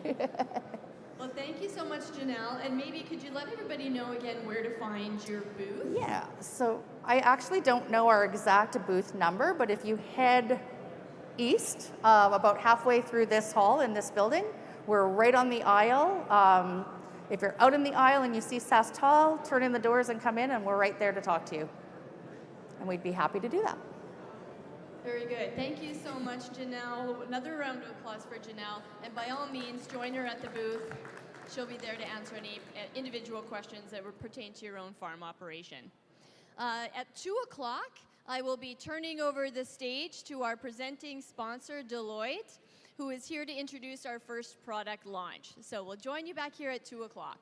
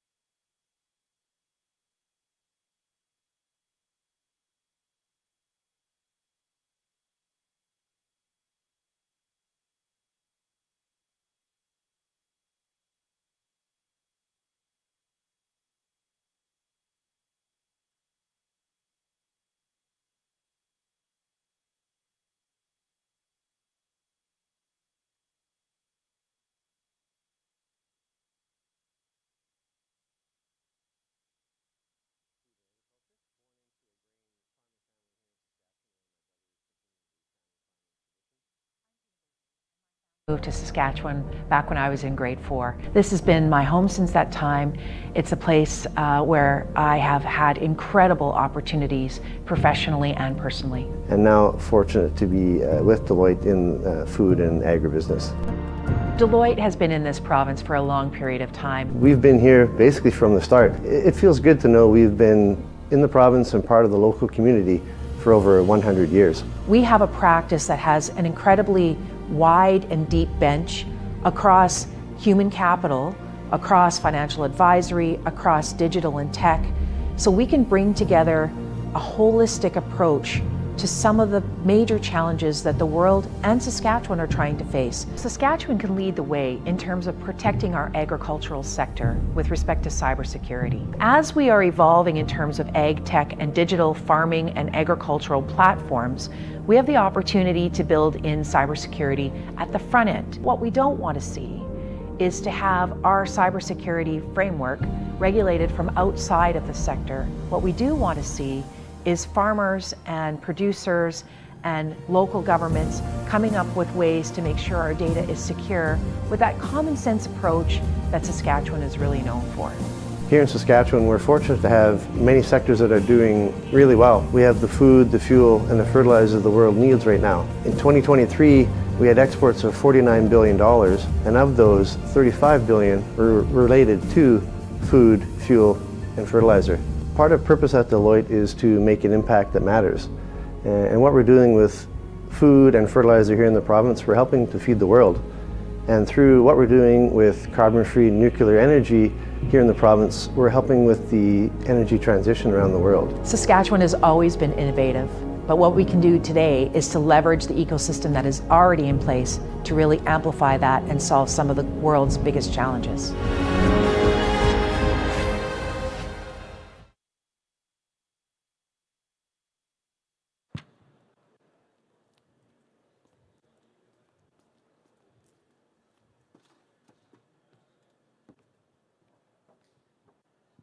Good afternoon. It's great to see the sea of yellow out here from all the Degelman folks. Love it. So welcome to the Canada's Farm Show Launchpad presented by Deloitte. My name's Ian McDonald. I'm a Ag Technology and Transformation Leader with Deloitte.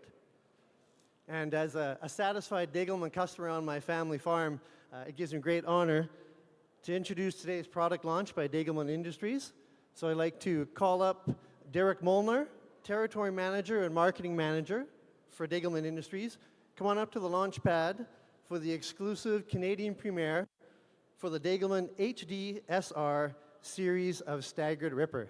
Thanks, everyone.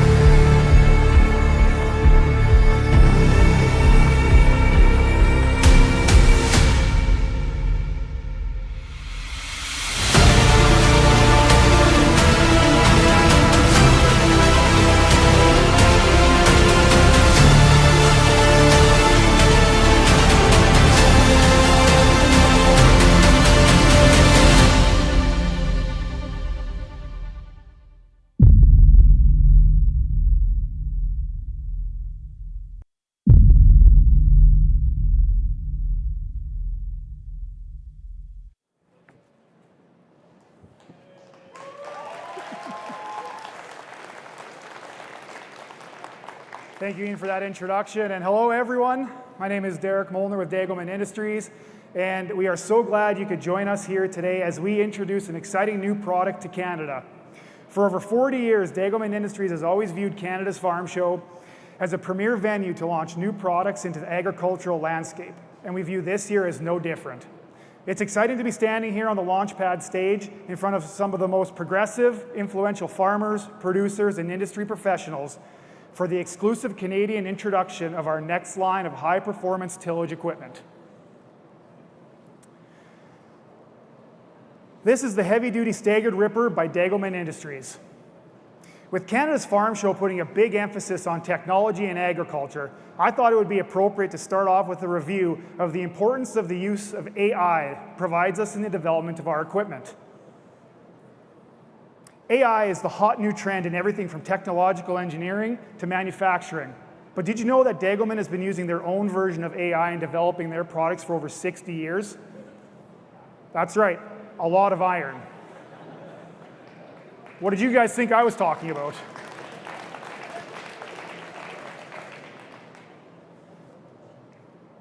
I wrote that myself. In all seriousness, our goal when it comes to designing equipment is to innovate rather than imitate. And we still stand by the words of our founder, Wilf Degelman, to build it right, build it heavy, and build it to last from top to bottom.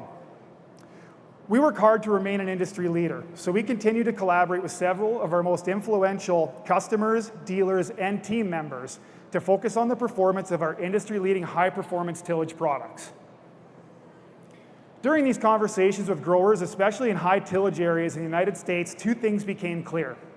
As equipment has increased in size and weight, so has the soil compaction issues robbing farmers of yield. Our initial research into soil hard pans and deep tillage discovered that many Canadian soils in high traffic areas and fields suffer from similar compaction issues seen in the US.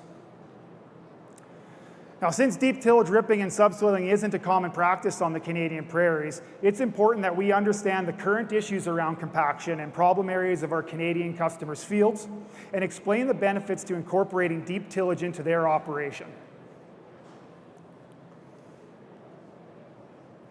At the end of the day, compaction not only decreases yields, but also damages soil health over the long term. We've put a spotlight on 5 main negative side effects due to compaction. First off, there's stunted root development. If the dirt becomes more compressed than is biologically desirable, the roots of the crop cannot develop as easily into the soil. Secondly, there's limited moisture flow to the plant. This is when the soil is unable to carry water from the lower layers up to the growing crop, or the reverse. Another negative is a lack of oxygen or denitrification. This means decreased usable fertilizer is available for the plant. Compaction harms beneficial soil life. Organisms within the soil ensure that organic materials in the form of plant residues or biofertilizer are broken down into smaller elements, which are then converted into vital nutrients. And finally, a lack of oxygen also results in nitrous oxide emissions. If the soil is low in oxygen, anaerobic bacteria can thrive. Some of these convert nitrate to nitrogen gas and nitrous oxide, which then disappear into the atmosphere, and that's bad. As we dove deep into these negative side effects from soil compaction, we found that there was a real lack of high-performance deep tillage options for our customers. Because of this, the research and development team at Degelman Industries set out to develop what would become the HDSR series of staggered rippers. And now, after years of prototyping and rigorous field testing across North America, we are ready to let her rip and show you the features and benefits of how the HDSR series will help Western Canadian farmers have better plant density, faster crop emergence, increased fertilizer utilization, and decreased greenhouse gas emissions. HDSR stands for exactly what it is, a heavy-duty staggered ripper. We are launching with 2 categories within the HDSR series. First off is a large wing machine which is compatible with 15 shanks on 20-inch spacing or 11 shanks on 30-inch spacing. The other unit is a mid-wing machine which is compatible with 13 shanks on 20-inch spacing, or like the HDSR 930 model we have here today, 9 shanks on 30-inch spacing. Sizes on these machines range from 22 feet to 27 feet 6 inches. Each HDSR machine comes with an included depth probe to find the hard pan in your field. By simply adjusting the ripping depth to 1 to 2 inches below this hard pan, you'll ensure complete hard pan destruction while reducing part wear and fuel usage. The HDSR series features a staggered 2-row layout. In our research, we found that a staggered row setup features better trash flow and lower draft than an inline ripper. It also offers a shorter implement contour length, easier transport, and better compaction shattering ability than a V-ripper. We pride ourselves on providing features in our equipment that offer a drop the pin and go mentality. The HDSR features an exclusive auto leveling system where depth change is as easy as adding shims to the wheel cylinders conveniently located at the front of the machine. The ripper levels itself automatically, so no hitch level adjustment is necessary, unlike other units in the market today. We know every minute of downtime on your farm matters.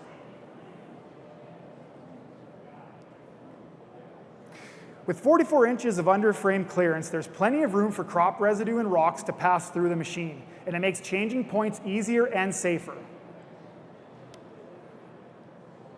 Our heavy-duty frame is engineered tough, featuring weight where it should be and built to penetrate the hardest, most compacted dirt. You should never have to wait for a rain or turn on the irrigation to get your ripper into the ground. With a narrow transport width of just 12 feet 6 inches and a short transport height of 12 feet, you can quickly fold the unit up and get to the next field. When you add the optional chopper rollers, the height increases slightly to 13 feet 11 inches. The HDSR series of staggered rippers offers a positive hitch weight in transport, resulting in easier implement attachment and safer towing. And of course, we include that convenient Degelman hydraulic jack and hose holder common to our other high-performance products. The HDSR series offers minimal maintenance with few connections to grease. The wing hinges and cylinders move with less frequency and therefore have a greased pin that will likely only have to be greased a couple of times a season. True greaseless technology is featured on high-wear parts where it matters most, such as the rock shaft, shanks, and chopper roller arms. We offer 20-inch coulter discs that cut surface residue ahead of the shank and reduce implement draft. The coulter disc arms utilize the proven Degelman rubber torsion suspension system, which provides a maintenance-free and spring-free coulter trip design. The coulter mount also casters for corners to reduce mechanical stress. The optional rear chopper roller, that's a tough one, effectively crumbles any clumps pulled up by the ripper shanks. Available with standard spring pressure or hydraulic down pressure for extreme conditions. As mentioned before, the HDSR will be available with 20-inch and 30-inch shank spacing. Horsepower requirements are approximately 35 to 45 horsepower a shank, depending on soil hardness and ripper point selection.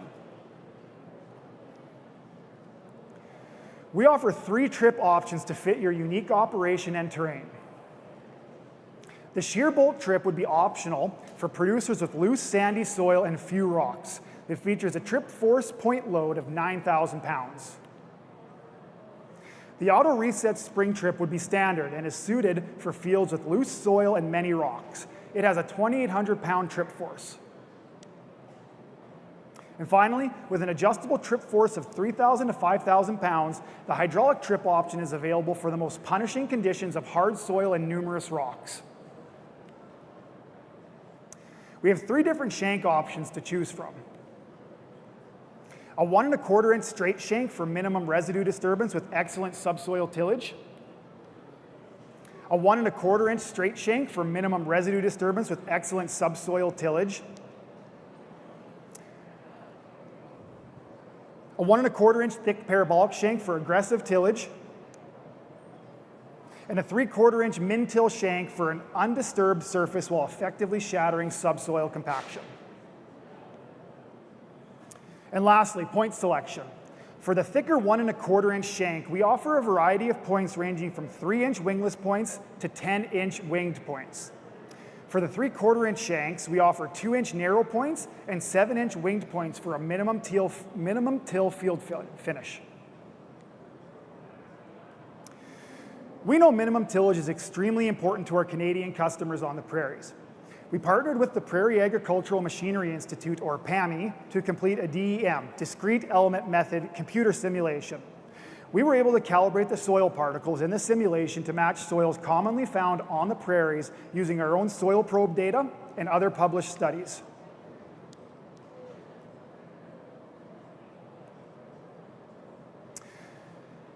This simulation allowed us to better understand the interaction between soils and the ripper shank. With a narrow testing window for deep tillage in the fall, DEM simulations allow us to make and test design changes to shanks, points, and shin savers in the winter. This will allow us to develop the cleanest min-till field finish possible.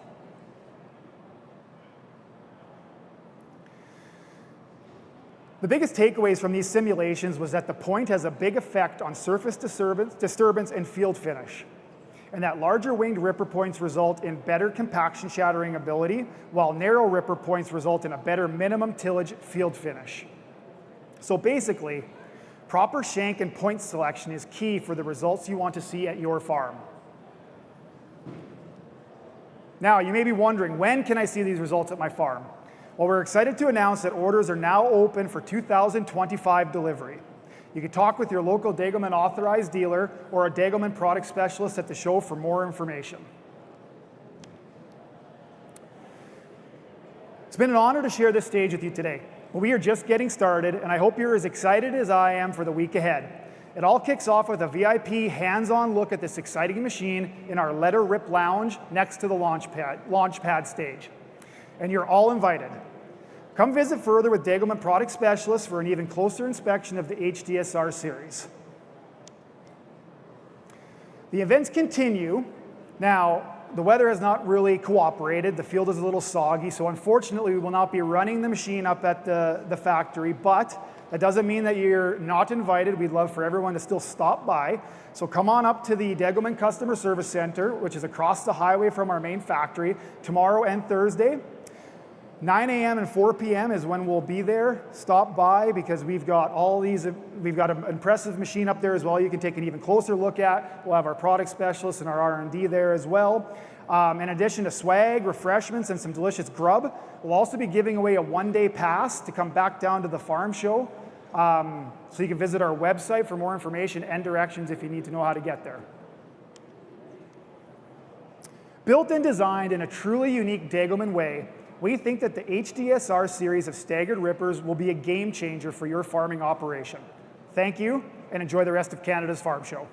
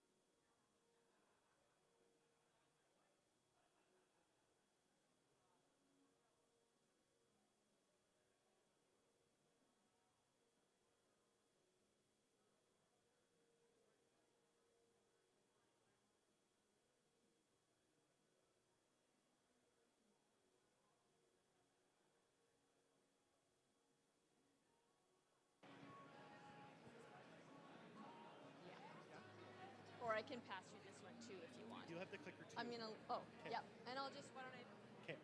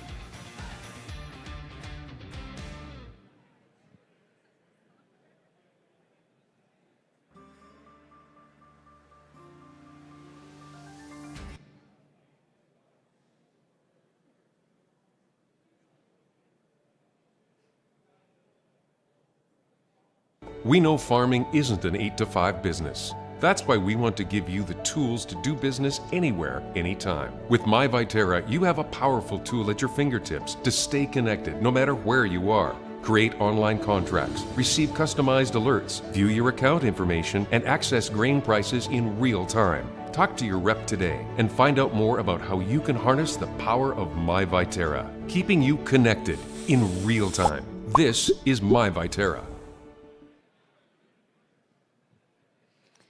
Okay, we are going to keep this show rolling along. And up next, we have Cultivator, powered by Conexus, bringing us the 24-hour startup Agtech to Canada's Farm Show. You don't want to miss this excitement. Yeah. It's so exciting, the clicker won't even work. This event is bringing together the best and the brightest in agriculture, technology, and business to pitch ideas, form teams, and build a minimum viable product in just 24 hours. Who's tired? Well, put your hand down. Don't let the judges see it. Thank you for joining us right here at the finale where the 24-hour startup Agtech teams are here to pitch their products to a panel of esteemed guest judges. A big round of applause for them. We're going to meet them in a minute. These folks have a chance to win $12,000 in prizes. So let's the fun begin. Let's welcome to the stage from Cultivator. Come on up, Kyle.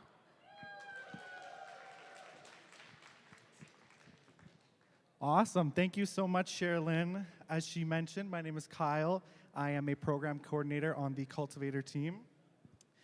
And I'm here to MC the 24-hour Startup Agtech finale here on the Launchpad stage, which I'm sure is to be very exciting.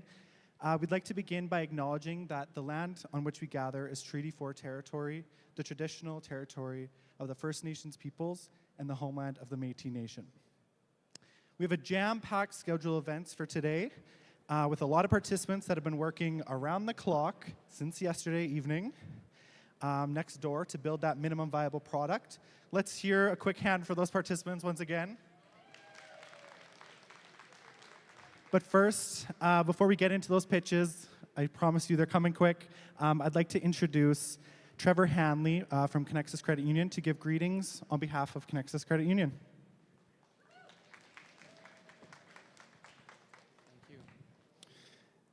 Thank you very much.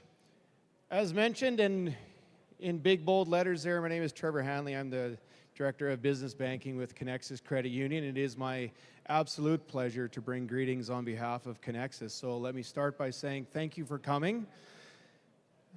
At Conexus, we have the pleasure of serving thousands of members across our province. We have a team of 21 dedicated individuals that serve agriculture, spend much time and energy serving the people of our province who thrive within the agriculture sector. We have agriculture and commercial business advisors spread from as far north as Prince Albert all the way down to Assiniboia and many, many points in between. Our purpose at Connexus is to champion every member's success for a thriving Saskatchewan. And I can tell you that we know firsthand that agriculture industry and the wonderful people within it are the backbone of that thriving Saskatchewan.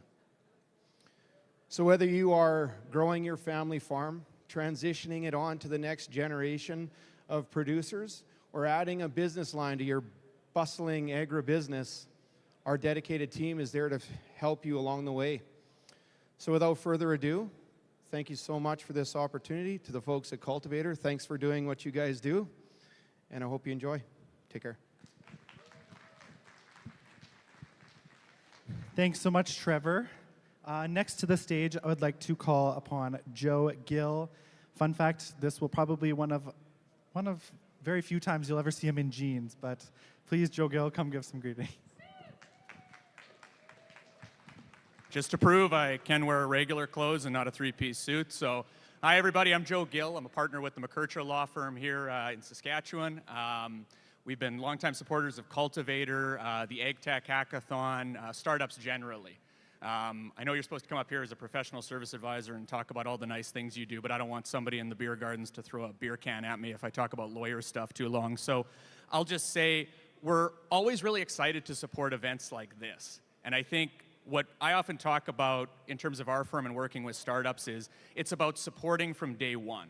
We like getting involved with startups when they're at the infancy of their ideas. So we really love supporting events like this, hackathons, individuals who haven't built out a huge name for themselves yet, but need a lot of support in the beginning innings. And that's ultimately what we do from a legal services and business perspective. We're here from day one. We're here helping out those individuals who are toiling away with a great idea, who want to make a difference, and who ultimately want to accelerate and build a world-class business. So I want to thank everybody for giving us a chance. We're looking forward to hearing the pitches. Thanks to the judges, Connexus, Cultivator, and Canada's Farm Show. And let's hear some great pitches. Thanks so much, Joe. I love the shirt and shoes combo, I do have to say.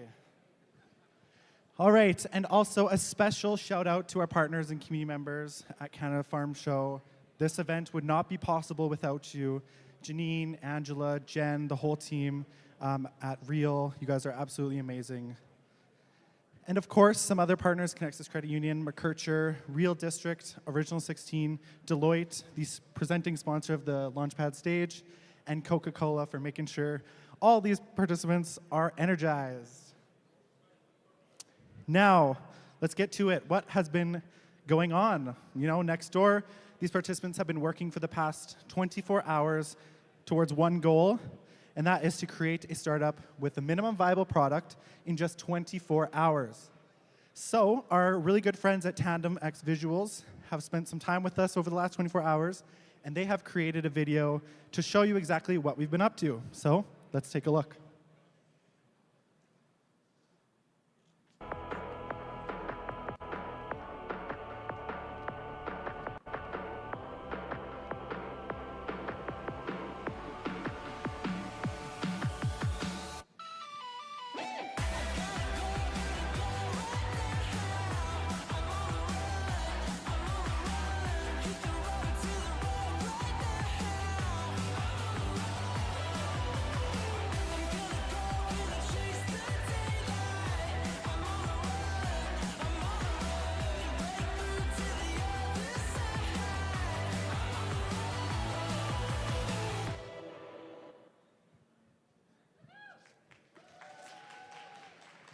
Awesome. Thank you so much, Tandem, for creating that lovely video for us. Now, of course, it wouldn't be 24-hour startup without some money on the line. So another big shout out to Connexus Credit Union for providing the cash prizes that will be awarded to our 24-hour startup teams here very shortly. First, we have $1,000 People's Choice. So this is a prize that gets to be awarded by you. You in the crowd get to vote for your favorite pitch. So pay attention, and at the end, you can place your vote. We also have, new this year, $2,000 being awarded to the best tech. So our technical judges, who were just not too long ago judging the technical products that were built in at the event, they will be awarding the Best Tech Award. And of course, last but not least, is $4,000 to our first place pitch of the night, as well as overall business idea and execution. And to top it all off, McKercher has decided to sweeten the pot once again with $5,000 of in-kind legal services to the winning team with that grand prize. Now, when it comes down to the judging, teams will, of course, have been rated on their technical skills, their pitches, their overall business idea. So what we had to do is we had to bring in the big guns. We had to bring in some special people here to really look at that product. They have all been involved in a 24-hour startup in the past. Fun fact, Taylor Fox on that screen, I believe it's her number 7 or 8 as a judge. So huge shout out to Taylor and the rest of the technical judges for being here today.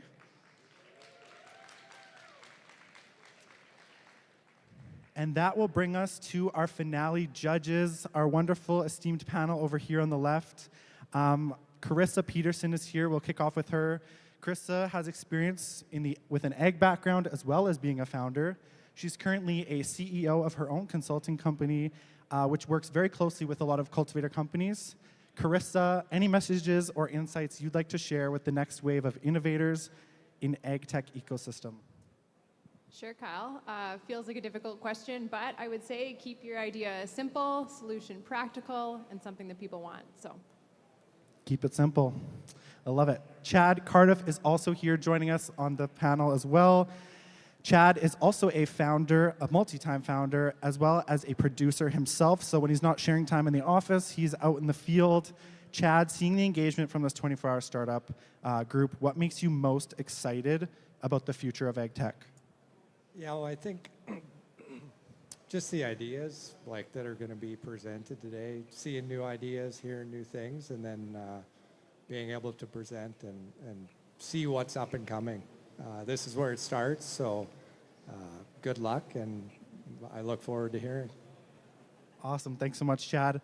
And last but not least, we have Mocha Schmigelski joining us all the way from Vancouver, British Columbia. Huge shout out thank you for making the trip. Mocha herself is no stranger to this stage, actually. She pitched her company, One Cup AI, right here last year at the Global Agtech Summit. Mocha, tell us what are you most excited about for this finale and hope to see from the teams? What I'm really excited about is to see how they came together and made their idea a reality. And like Carissa said, simple, useful, and ready to go in the market. Love to hear it. Okay, thank you so much, panel of judges. Thank you for coming. We're super excited. Well, I think that takes care of things, everybody, and we're ready to go. We're going to get the pitches rolling. So one team member, I guess to give you a quick wrap-up, one team member will pitch from each team for 3 minutes, and following the pitch, the judges will be able to ask one question each. And with that, we're going to call up our first presenter, who I actually have to look and remember who it is.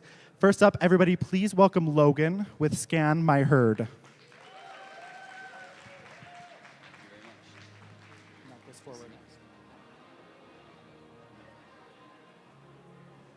Hi, everybody. My name's Logan. We good to start?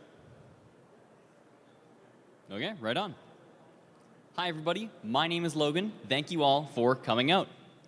How many of us have gone to a hotel, taken one of those white cards, and signed into your room? You have used RFID technology if you have done that. Now, in fact, RFID technology is also used in the cattle industry in Canada. In fact, every single one of the 4 million cattle that are born each year in Canada are tagged with RFID tags on their ears. However, there is a problem currently with the way that these tags are being used. They are not the most simple to track and register the cows. And registering the cows is actually important to make sure that we have accurate data that the farmers can use to inform their business decisions. However, because it's not easy to register, there is low data capture. That's where Scan My Herd comes in. Scan My Herd brings all of the cattle to your phone. We implement the same technology that is used in Apple Pay and Google Wallets, that RFID technology. Basically, and if you want to try it out, scan that QR code. This is a mock-up of what would happen if you were using one of those tags. But basically, what you do is you take your phone, you can go up to the tags on the ears of the cattle, and you can actually connect to it because your phone has the same different frequency as those tags. Now, basically, what you do is you scan the tag, the cow is added to your dashboard, and you can then see everything that's on your property, where they are, and you have them inside almost like a cow wallet. Also, you can add important information like medical information, injuries and stuff, and that can actually be written right to the tag. They have storage, and this can be used a lot when ranchers are buying cattle. Let's say you want to buy cattle. If they have injuries or past illnesses, you can actually see that inside the tag, making sure that you get the best purchase possible. Further, if you're selling your cows, you are guaranteed that the people buying your cows know exactly the value that you provide, making sure you get your money's worth. The market is 40,000 large, different producers, ranchers across Canada, and feedlots who could be using this. And in fact, there is competition already with other tags that can be used on the ears, but these are more expensive, $15 Bluetooth to $150 GPS enabled, whereas if you're using a 30 megahertz RFID chip, it can just be 25 cents. And further, those technologies aren't the ones that Canada makes sure every cow has, so these will be on those cows anyway. The average customers are small to medium-sized ranchers who are looking for a low-cost, low-effort, easy adoption system, and we can actually leverage the existing RFID providers to enter the market. If we have a technology that promotes the use of their tags, we can actually encourage the ranchers to adopt these new tags as well as our technology at the same time. The pricing could be done simply. Similar options compare at $8 a month with the more expensive tags, so $99 a year to start off, plus a free trial, would be very comparable. The reason our team is the team that can bring this together is because of our background. Personally, I grew up with my grandpa being a rancher. I've seen the cows being tagged, and I know it's a real hard time getting the existing RFID to work and getting the cows registered. The rest of our team are strong developers, designers, and entrepreneurs, and each of them brings a lot of talent to the team to make sure that we have an effective, powerful design that can be adopted easily.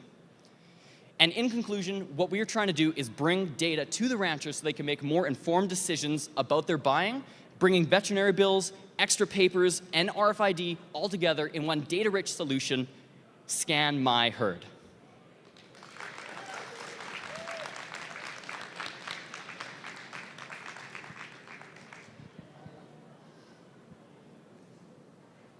And then I believe it's questions now, right? Way to prompt us. We're good. Thank you so much for the pitch.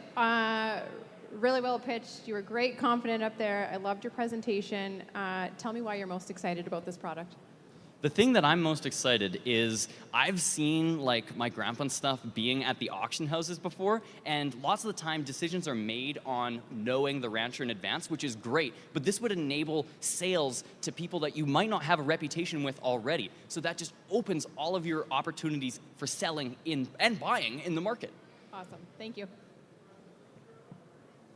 Great idea. I have a question about applicability. So are you using the pre-existing RFID tags with an RFID reader on the phone, or how are you going to actually scan the cows?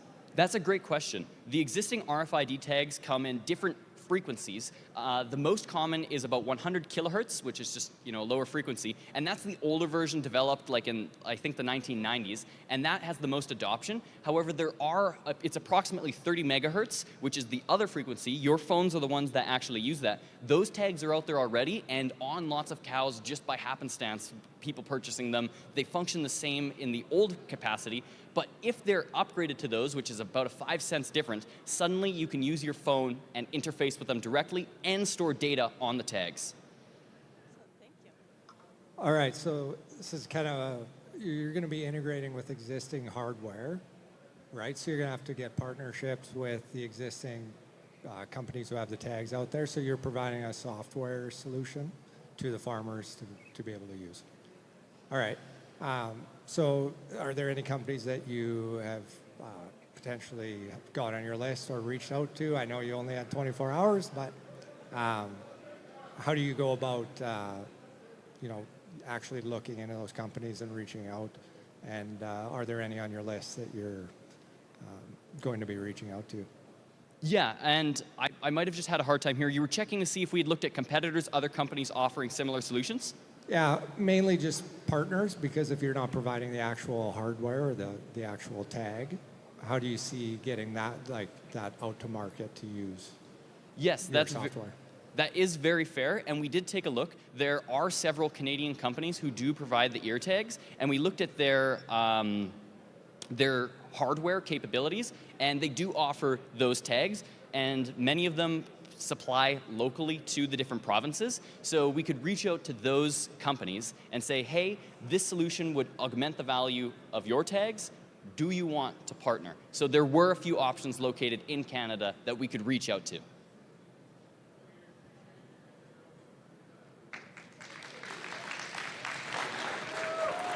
Thank you all. Awesome. Great job, Logan. Let's hear it again for Logan and Scan My Herd. Awesome. Everybody, please join me in welcoming our next pitch of the afternoon, Kai with FeedFlow.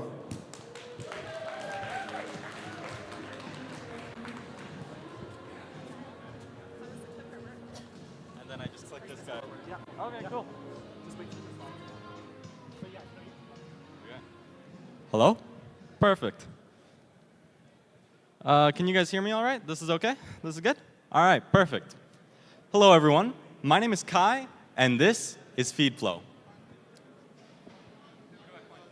There we go. Take the case of Butch. Butch is your typical cattle rancher in Saskatchewan. He's got 175 feed, and he's got a pretty packed schedule.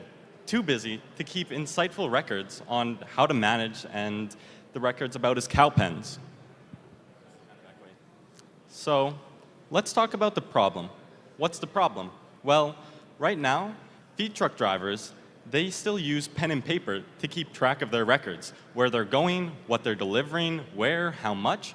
They're still using pen and paper. It's 2024. We can do better. So what we're doing is that we're going to bring innovative tracking, and we're changing it today. So let's talk about our solution, our value proposition. Our value proposition is when we want to analyze our data. We want to be able to visualize this so our farmers, our owners, our producers can take this data and be like, hey, I should use this more effectively. I didn't need to spend $20,000. I only needed to spend $10,000. And we want to aggregate valuable insights for our producers. Currently, our current software solves two problems in one swipe. It provides a service to monitor and collect data regarding a farmer's pen, i.e.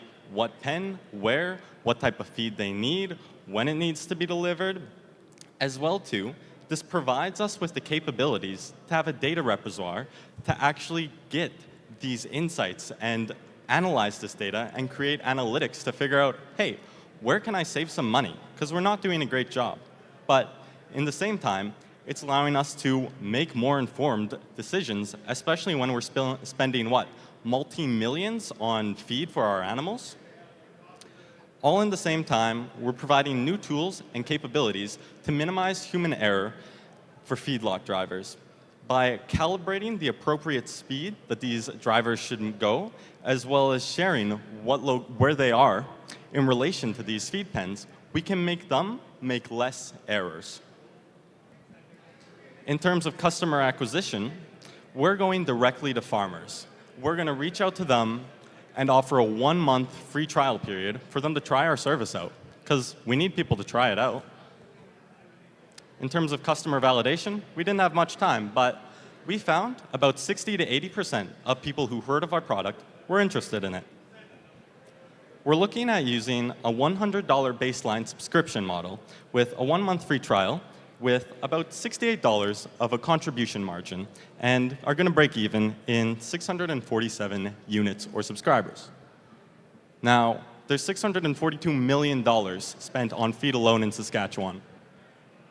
What does that look like? If we can get a 1% increase in RFI, that's $6.4 million, or that's about 571 subscribers. 3.8% of the market brings us about $59,000 in our first year of sales. This is our team, and thank you very much.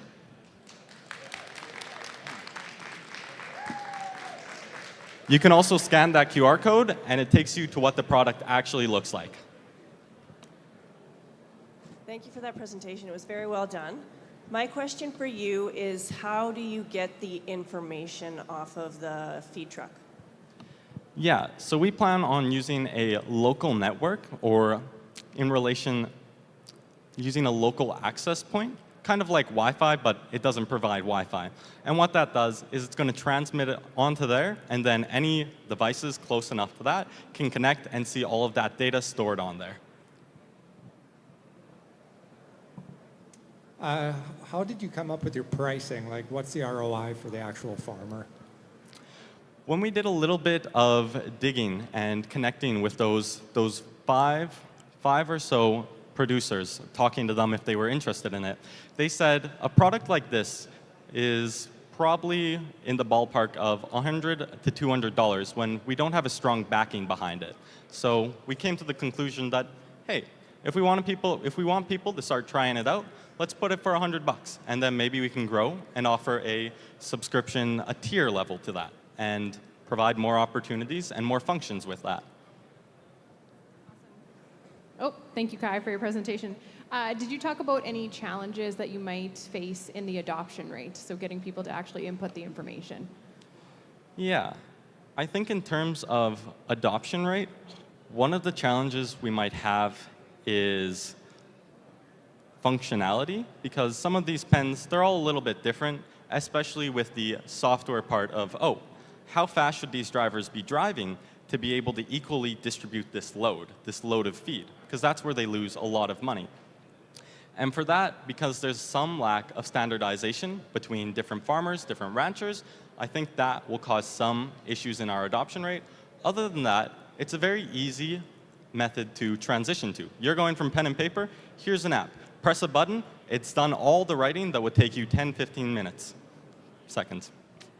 Thank you so much. I hope it's not 15 minutes. Thank you very much.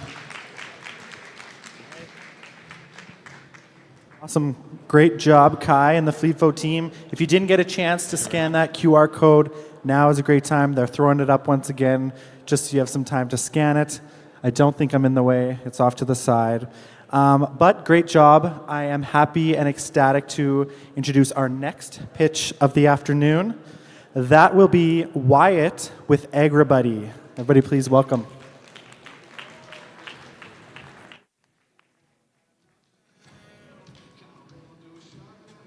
Time will start once you're ready to go.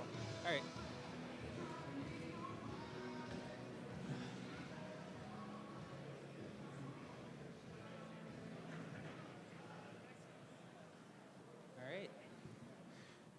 So we are AgriBuddy.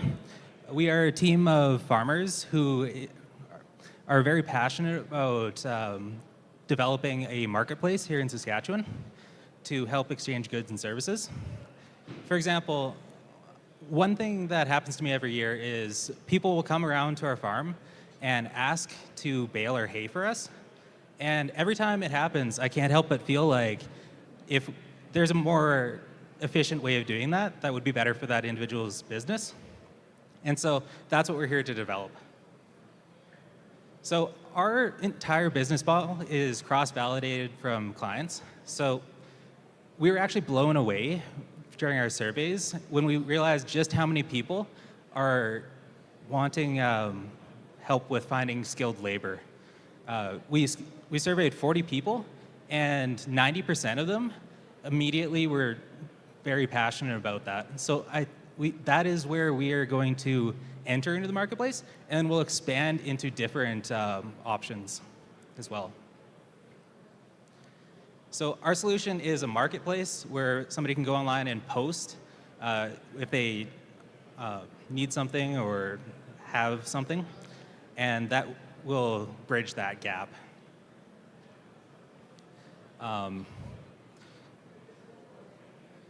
So as you can see at the bottom here, that is example of our page here.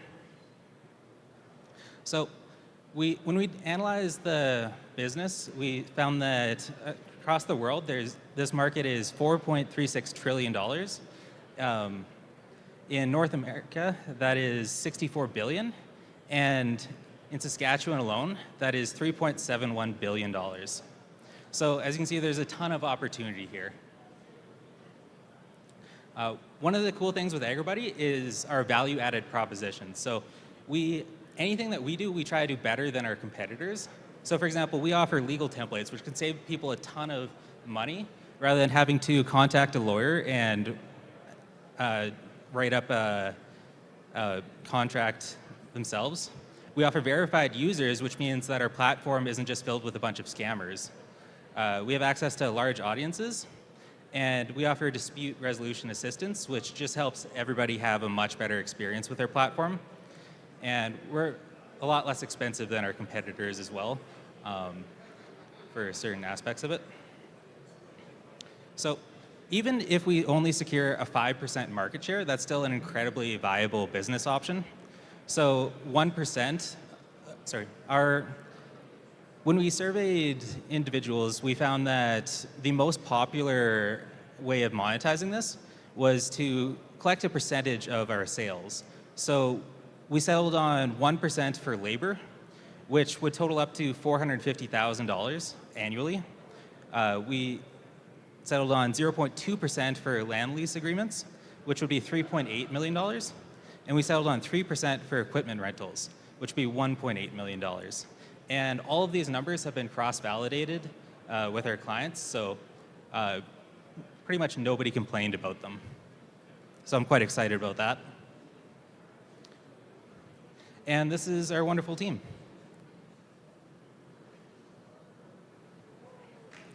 Thank you.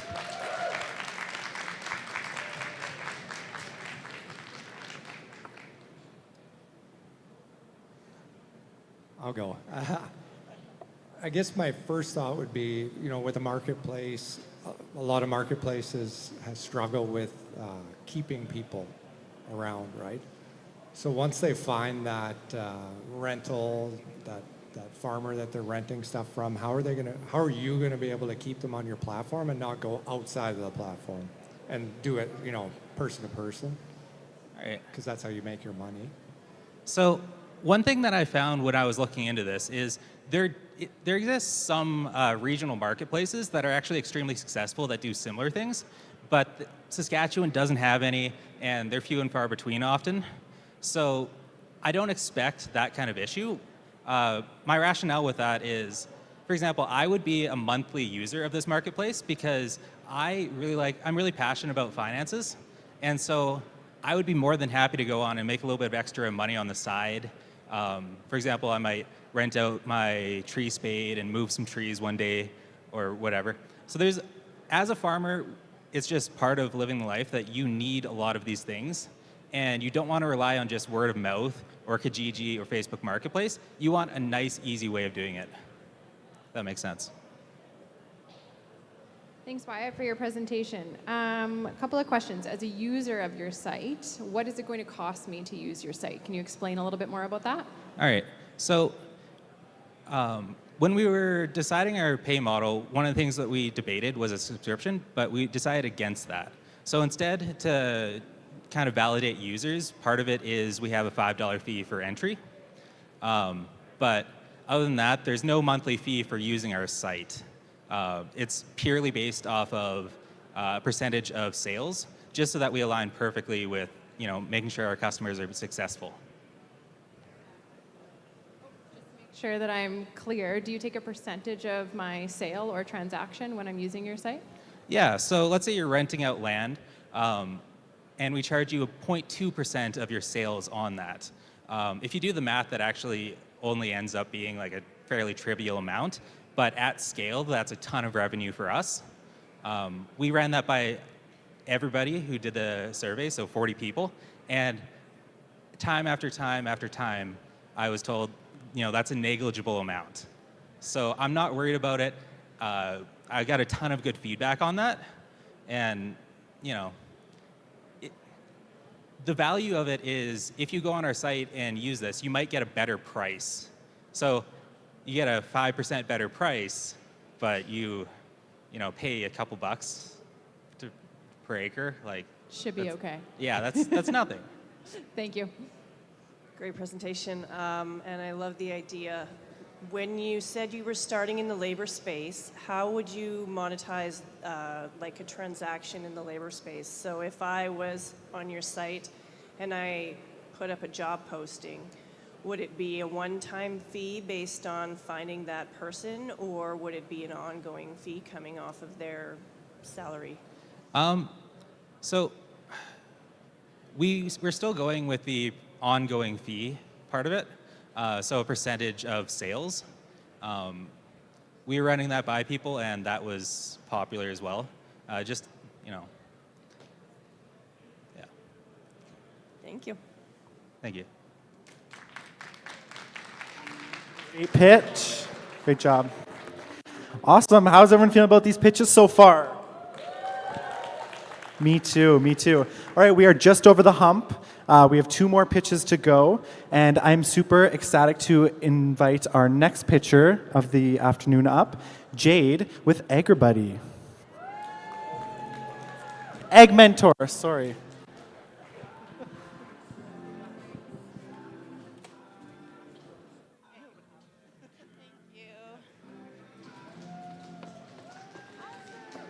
Good afternoon, everybody. My name is Jade, and my team is Sherry, Ola, Kartik, and Amataj, and we created Egg Mentor within 24 hours to provide a solution to efficiently operate your machinery. Have you ever experienced a piece of machinery that you didn't know how to operate and didn't know where to start? Like most of us, the frustration of new technology can be daunting. The technological advancements in farming are progressing faster than farmers can keep up. And that's where we got you covered. With Egg Mentor, our e-learning application, we provide guidance from our app being integrated with data and manuals from old and new machinery, empowering farmers to maximize profitability by providing intuitive real-time guidance for operating advanced agriculture machinery. The interface is connected to your cell phone and can scan the parameter of a dashboard and detect the functions and provide the manual to help operate that function. Our target market are the manufacturers of the machinery by partnering with enterprises like John Deere and New Holland. Sorry. We can help higher the yields of production by providing our app with every new purchase of machinery. Our customer base are the business enterprises, and we can have people trained in real time about any machinery dashboard. Our e-learning provides dashboard learning for farmers. Our in-app features provide community for internal message boards for farmers to connect with new and old problems. Our help and support, we serve as a learning tool for everyday use within the app for 24/7 support. Our pricing is involved with the initial $50,000 investment for Egg Mentor's innovative application, and the focus for the money would be data planning and market research. The goal is to attract 5,000 subscribers within 2 years throughout Canada, each paying $30 monthly affordably to drive revenue growth and ensure long-term sustainability. Meet the team with the dream. I'm Jade.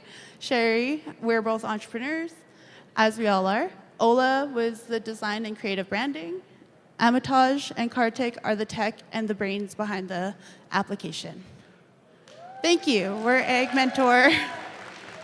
And it's question time. Thank you, Jade. That was awesome. I know Thank how you. stressful it can be up there. Yeah. My question for you is actually, how did your team come up with this idea? Did it come from internally? Somebody had a challenge within the group to operate their own machinery on farm? Yeah, it was actually a fellow business partner in another group that provided the idea, and me and Sherry had some background e-learning history within a different hackathon. So we were passionate about the idea, and then we eventually made our team. We got a few tech people at the last minute. So yeah, I think the idea was just to educate, and that was mostly a part of my understanding of farming. Awesome, thank you. Thanks, Jade. Really appreciated your presentation. I love this idea. Definitely something. I come from a family farm, which we certainly could use something. We're still rolling around with manuals and people trying to learn things at a very fast pace, so I appreciate the e-learning aspect to it. Did you have a chance in your 24 hours to do any kind of customer validation? We did with the market research. I forgot his name. He might be in the building.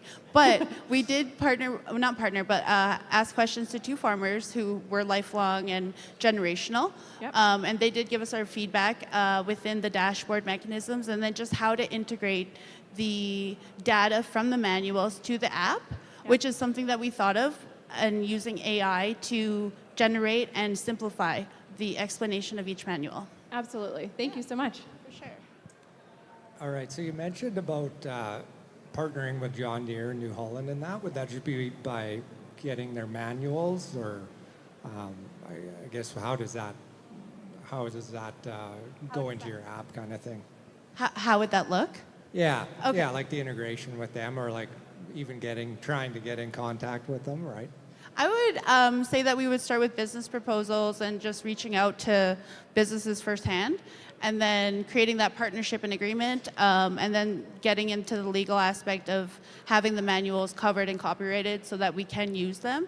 And then for the older machineries as well, that would be kind of tough, but we would also integrate farmers and their knowledge within the app to create an avatar to better help explain each function for the user. Okay, good, thank you. Great job, Jade. Let's hear it again for the Ag Mentor team. I remembered the name. All right, and last but certainly not least for the afternoon, we have one more pitch to go. Everybody, please welcome Farzan with Ag Revive.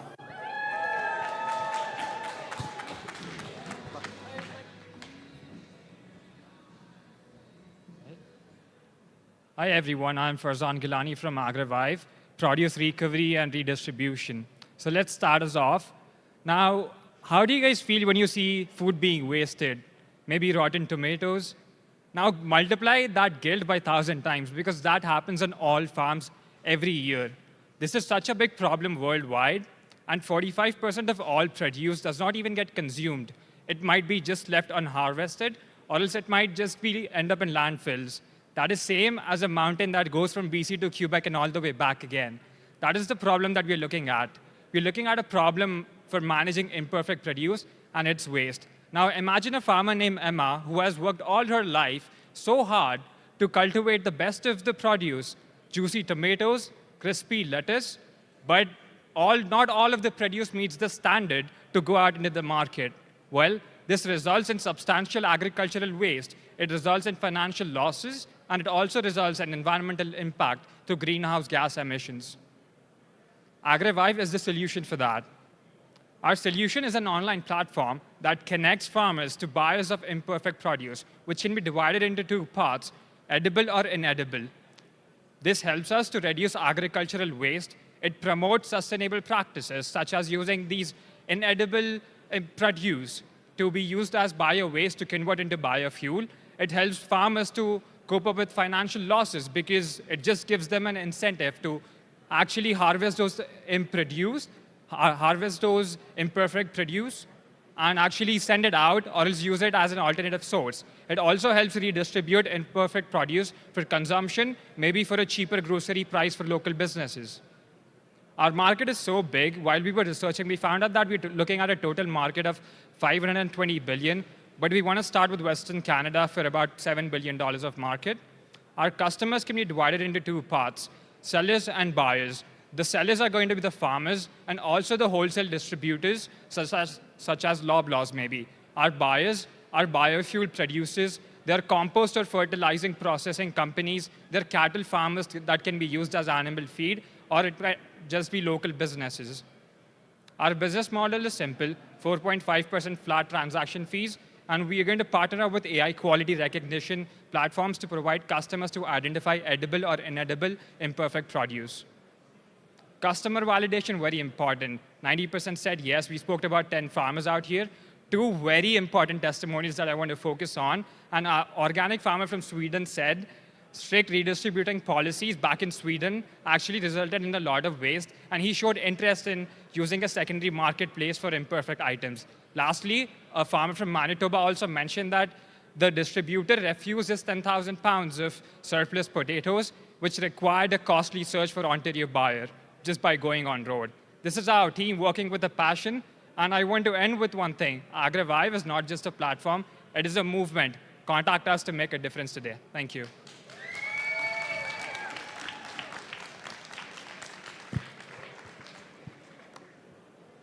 Thank you, Farzan. Great presentation. Just thinking about who your buyers are, did you give any thought to partnering with local food banks? So that is a really good, that was our first go-to when we were thinking about the idea, right? But if you look at it from a financial perspective, you talk of not only food banks, look at the bigger picture by looking at humanitarian organizations, they never really want to pay.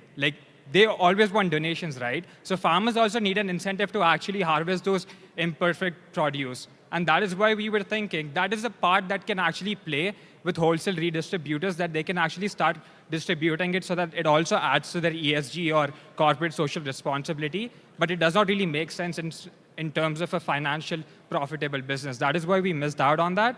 But we need immediate consumption because these foods cannot last over a while because of the shelf life limitations. No, awesome, and thank you. Great answer. Thank you for walking me through your thought process.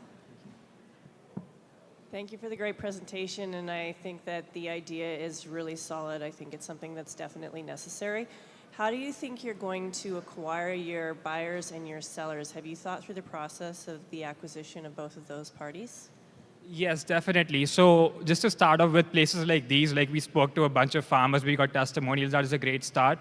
But second up, we also searched, because what happens right now is there's already a market out there, right? But then there's nothing that is actually connecting those two parties together. That is what we're going to do. So for example, there's one company called OT Farms, 10 minutes out of Regina, that buys it. So we're going to start partnering up with these companies that actually have a good monopoly in it, help them advertise on our platform, and that is how we can actually encourage other buyers also to bump onto it.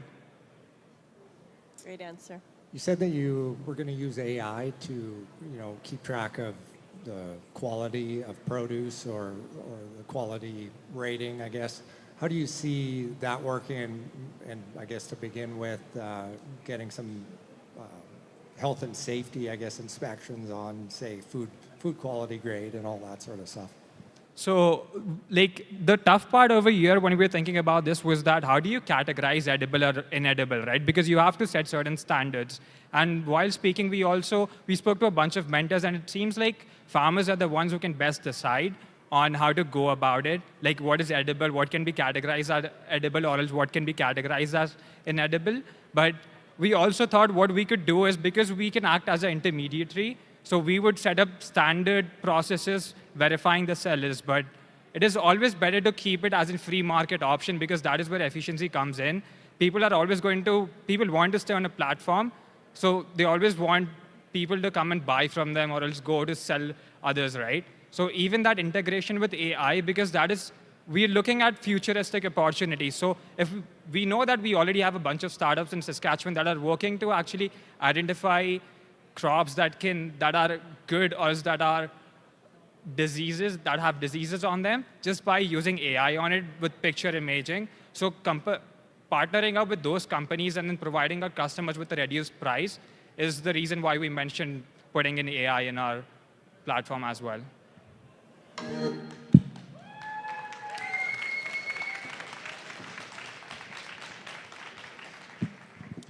All great job, Farzan. That is all the pitches we have today. Let's hear it again for those amazing 5 pitches we just heard. Now it is time for the big decisions. So what we're going to do right now is whisk away the judges here. I promise you it is no easy task that all these pitches just took place. Just in that 24 hours, they had to come up with all of this, so congrats again to all the participants. But again, right now, what we will do is we'll whisk away the judges to make that difficult decision on who's going to make that or take home the cash money. So while they're making that decision, what we're going to do is we're going to put it over to you. You now have the chance to put money in these participants' pockets. So pull out your phones, scan this QR code, or go to menti.com and enter the code at the bottom of the screen there and place your vote for your favorite pitch of the day. And that will be who is walking home with $1,000 in their pocket.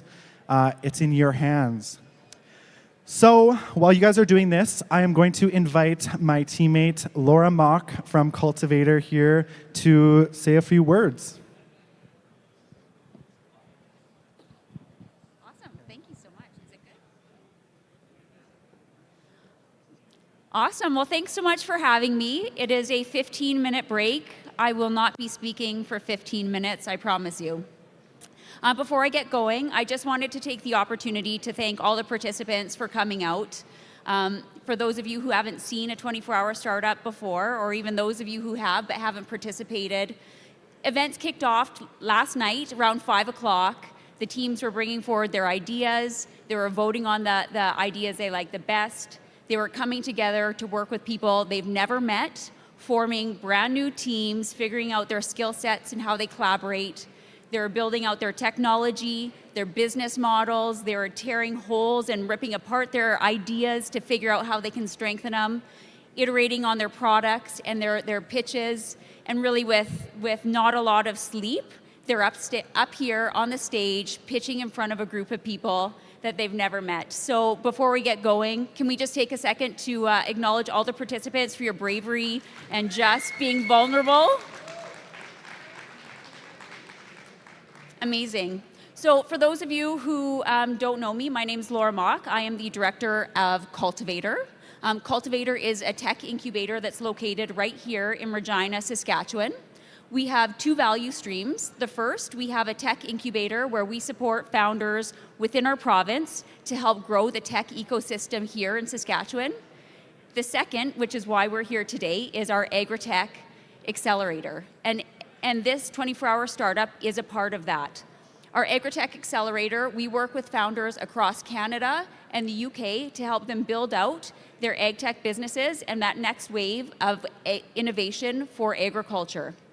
Our vision is to be a global hub for agtech companies to come and build out their innovation right here within Regina, Saskatchewan, Canada. We want to do that through top-tier programming and unparalleled access to investor dollars, mentors, founders, and to industry partner connections.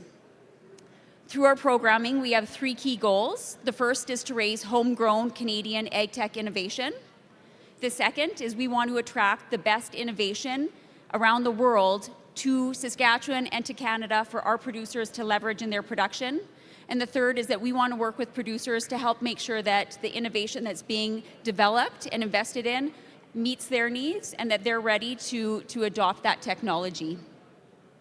The role of 24-hour startup plays a critical role in us building out that ecosystem. We're working with really with the best and brightest in technology and on the business side and partnering them in the agricultural space to help bring that next wave of agricultural innovation. So again, thanks to everyone for being here. Tomorrow we have a full day as well. We have events kicking off at 10 o'clock for our Global AgTech Summit. I invite you to come out and to see the events tomorrow. You will see we have 10 companies from across Canada, or 11 companies from across Canada, 4 from the UK that are part of our cohort 3 that will be pitching their Agtech businesses to a panel of investors, and we have investors from around the world. So this is the next wave of Agtech innovation brought to you right here in Regina, Saskatchewan, and hoping you can all come out and see what's going on. With that, I will thank you guys for being here. Hopefully we can see you guys tomorrow, and thank you for all your support. Awesome. Thanks so much, Laura.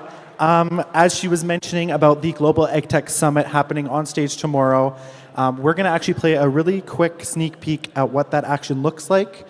So take a look.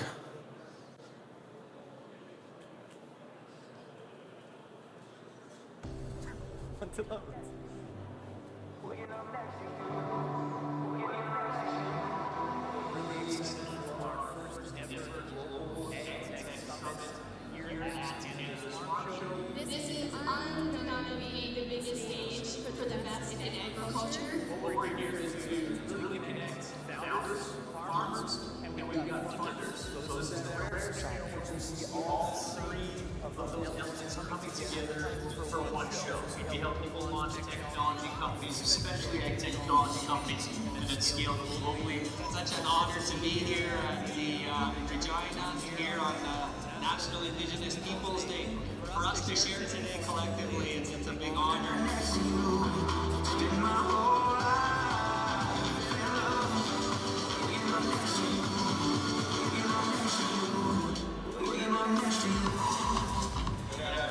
I'm honored to be here on behalf of Governor Saskatchewan to celebrate the hard work and the success of the Agtech Accelerator. It is now the time you've all been waiting for. I know the founders have been waiting for. We have 16 companies traveling from far and wide to the Agtech Accelerator MOD. This is a partnership between the great folks at Economic Development Regina, the investors at Agtech Venture Capital, and Cultivator powered by Connexus, and many, many excellent partners who help bring this to life. This was a close one, ladies and gentlemen. A very, very close one. We were very excited to announce today's People's Choice winner is our very own teenage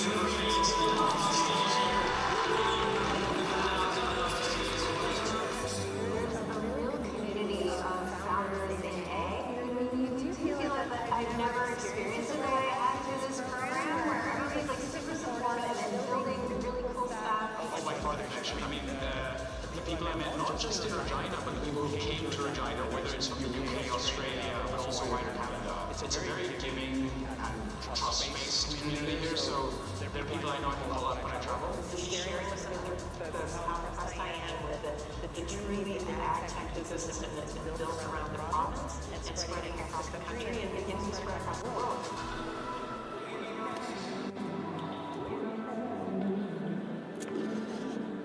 Wow, okay, I don't know about you, but I got shivers from that video. And if you want to get some more shivers, be here tomorrow to see a lot more of action just like that. And now, as Laura mentioned, tomorrow you can catch all that at the Global Agtech Summit on this stage. And we will, for now, put on a little bit of a break. So if you need to run to the washroom really quick, the judges are still, making that hard decision. Come back here in very few minutes, and we will be announcing the prizes very shortly.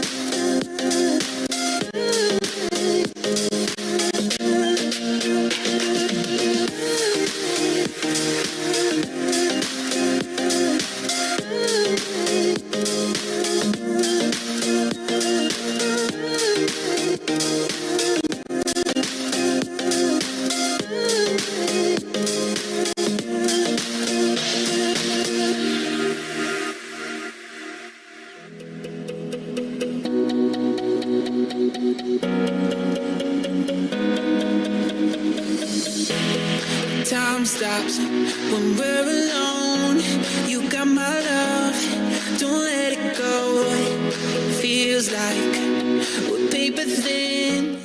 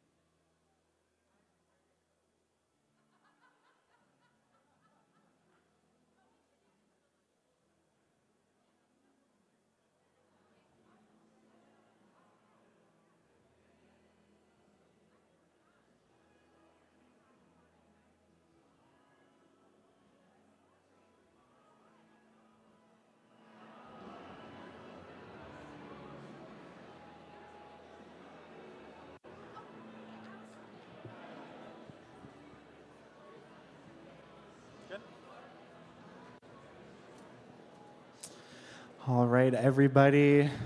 It is officially that time. The decisions have been made. The votes have been tallied. The money is counted.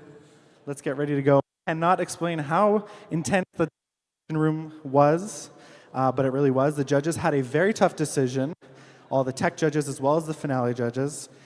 Remember, each team was marked on their pitch presentation, their overall Agtech solution, their business model, their execution, their pitch, as well as their tech.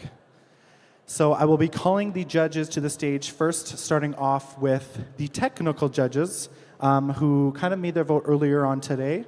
But can the tech judges, for announcing best tech, please join me on stage?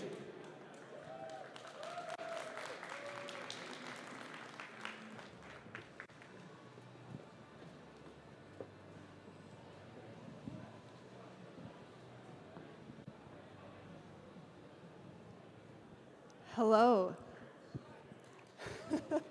We were delighted to be your tech judges today. We were very impressed with what every single group was able to accomplish in just 24 hours. And the team that we have collectively decided is the winner of the Best Tech Award. We were really impressed with their creative use of AI and machine learning, their implementation of TensorFlow in such a short amount of time. Congratulations, Egg Mentor.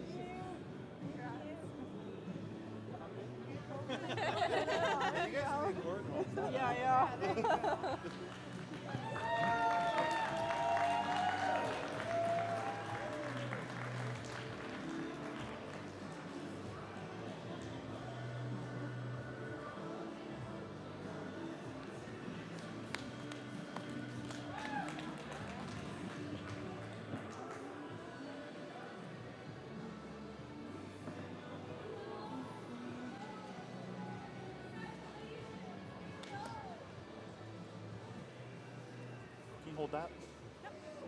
Good job. Alrighty, congrats. Now we are going to get into the other prizes, what's left of the money. I will be calling up for these awards our finale judges to the stage. Carissa, Chad, and Mocha, please join me here.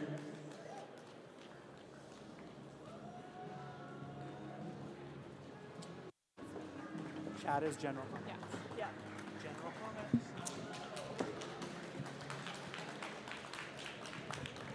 All right. That was really impressive for being 24 hours. So we all thought you guys all did a really great job. And yeah, we're going to announce the People's Choice, I guess. So. Yeah, this was a very difficult decision. Everybody did such a great job, and so congratulations to all of you for accomplishing so much in just such a short time. We were impressed with all of your pitches. What we found about the People's Choice winner was that they had a very solid business plan in place, a relevant product that we could see hitting the market with a little bit more development. And so I'm very proud to announce that Scan My Herd is the People's Choice Award winner for today.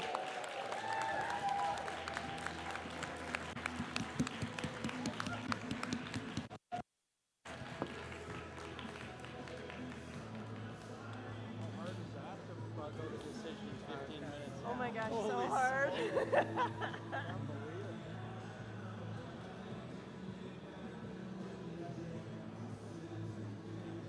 Great job. Great job. Great job. Great job. Good pitch. Great job on your pitch. Fantastic. Come on up, yeah. You guys go in. You guys go in. Are we in it or no? I think we're in it, but they get to be the stars. Yeah.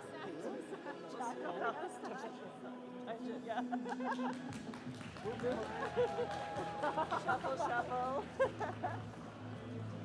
Yeah,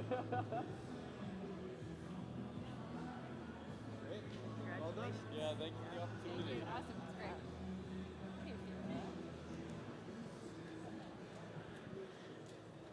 Okay, awesome. I'll just reiterate, we loved hearing all of your pitches. Congratulations to all of you. It's not easy to do that in 24 hours. And in addition, put yourself out there on a huge stage with your head on a big screen. So congratulations to all of you. I hope you're able to take a break tonight and relax after that last 24 hours of hard work. We did have a difficult decision, but the business that we chose for the winner was about practicality. We felt it was simple and easy to use. They had a working product that we were able to actually view. And so without any further ado, we will welcome up FeedFlow as the winners.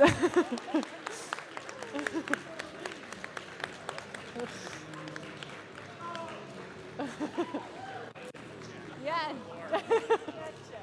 Big checks for Big days. check. Congratulations, you guys. Awesome job. Great pitching. Good job. Thank you. Good job. Good job, you guys. Good job. Awesome job. Good job. Okay. Let's get the big check. Get the big check guys in front. Oh, that's good. I don't know about that. Can't burn my jacket.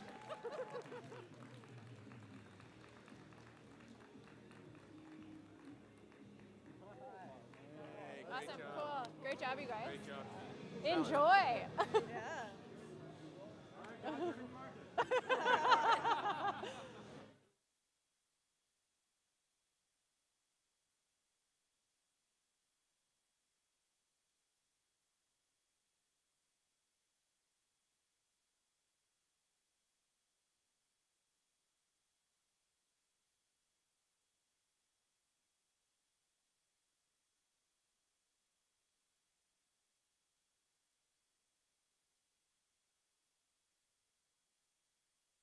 Hello. All right. What a blast that was.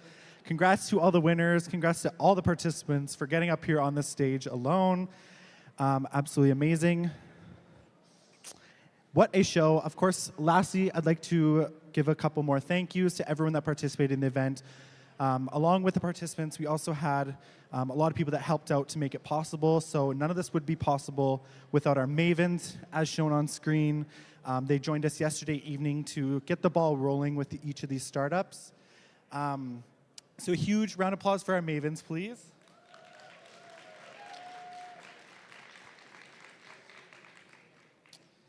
And of course, our mentors, they joined the participants earlier today.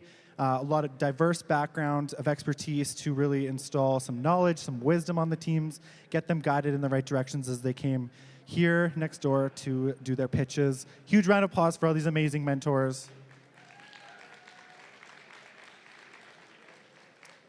And of course, our pitch scrubbers. These two wonderful people sat down with each company and ensured that their pitches were polished and ready to go for the main stage here today. So also a big round of applause for them.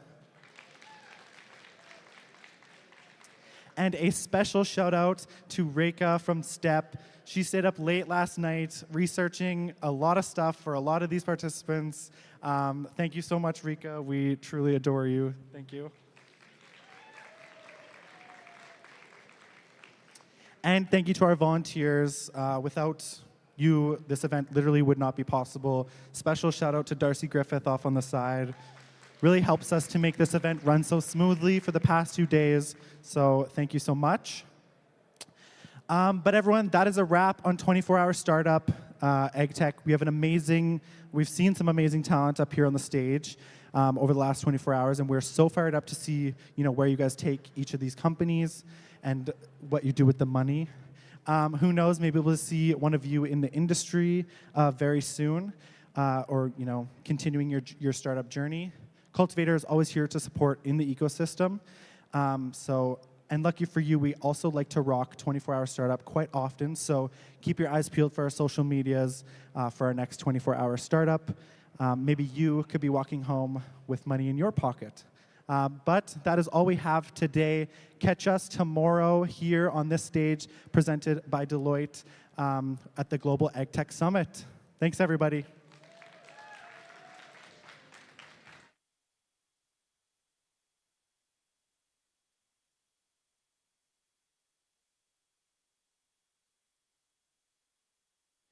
We will also like the teams to come up and take more pictures if you'd like. We're going to do a full group teams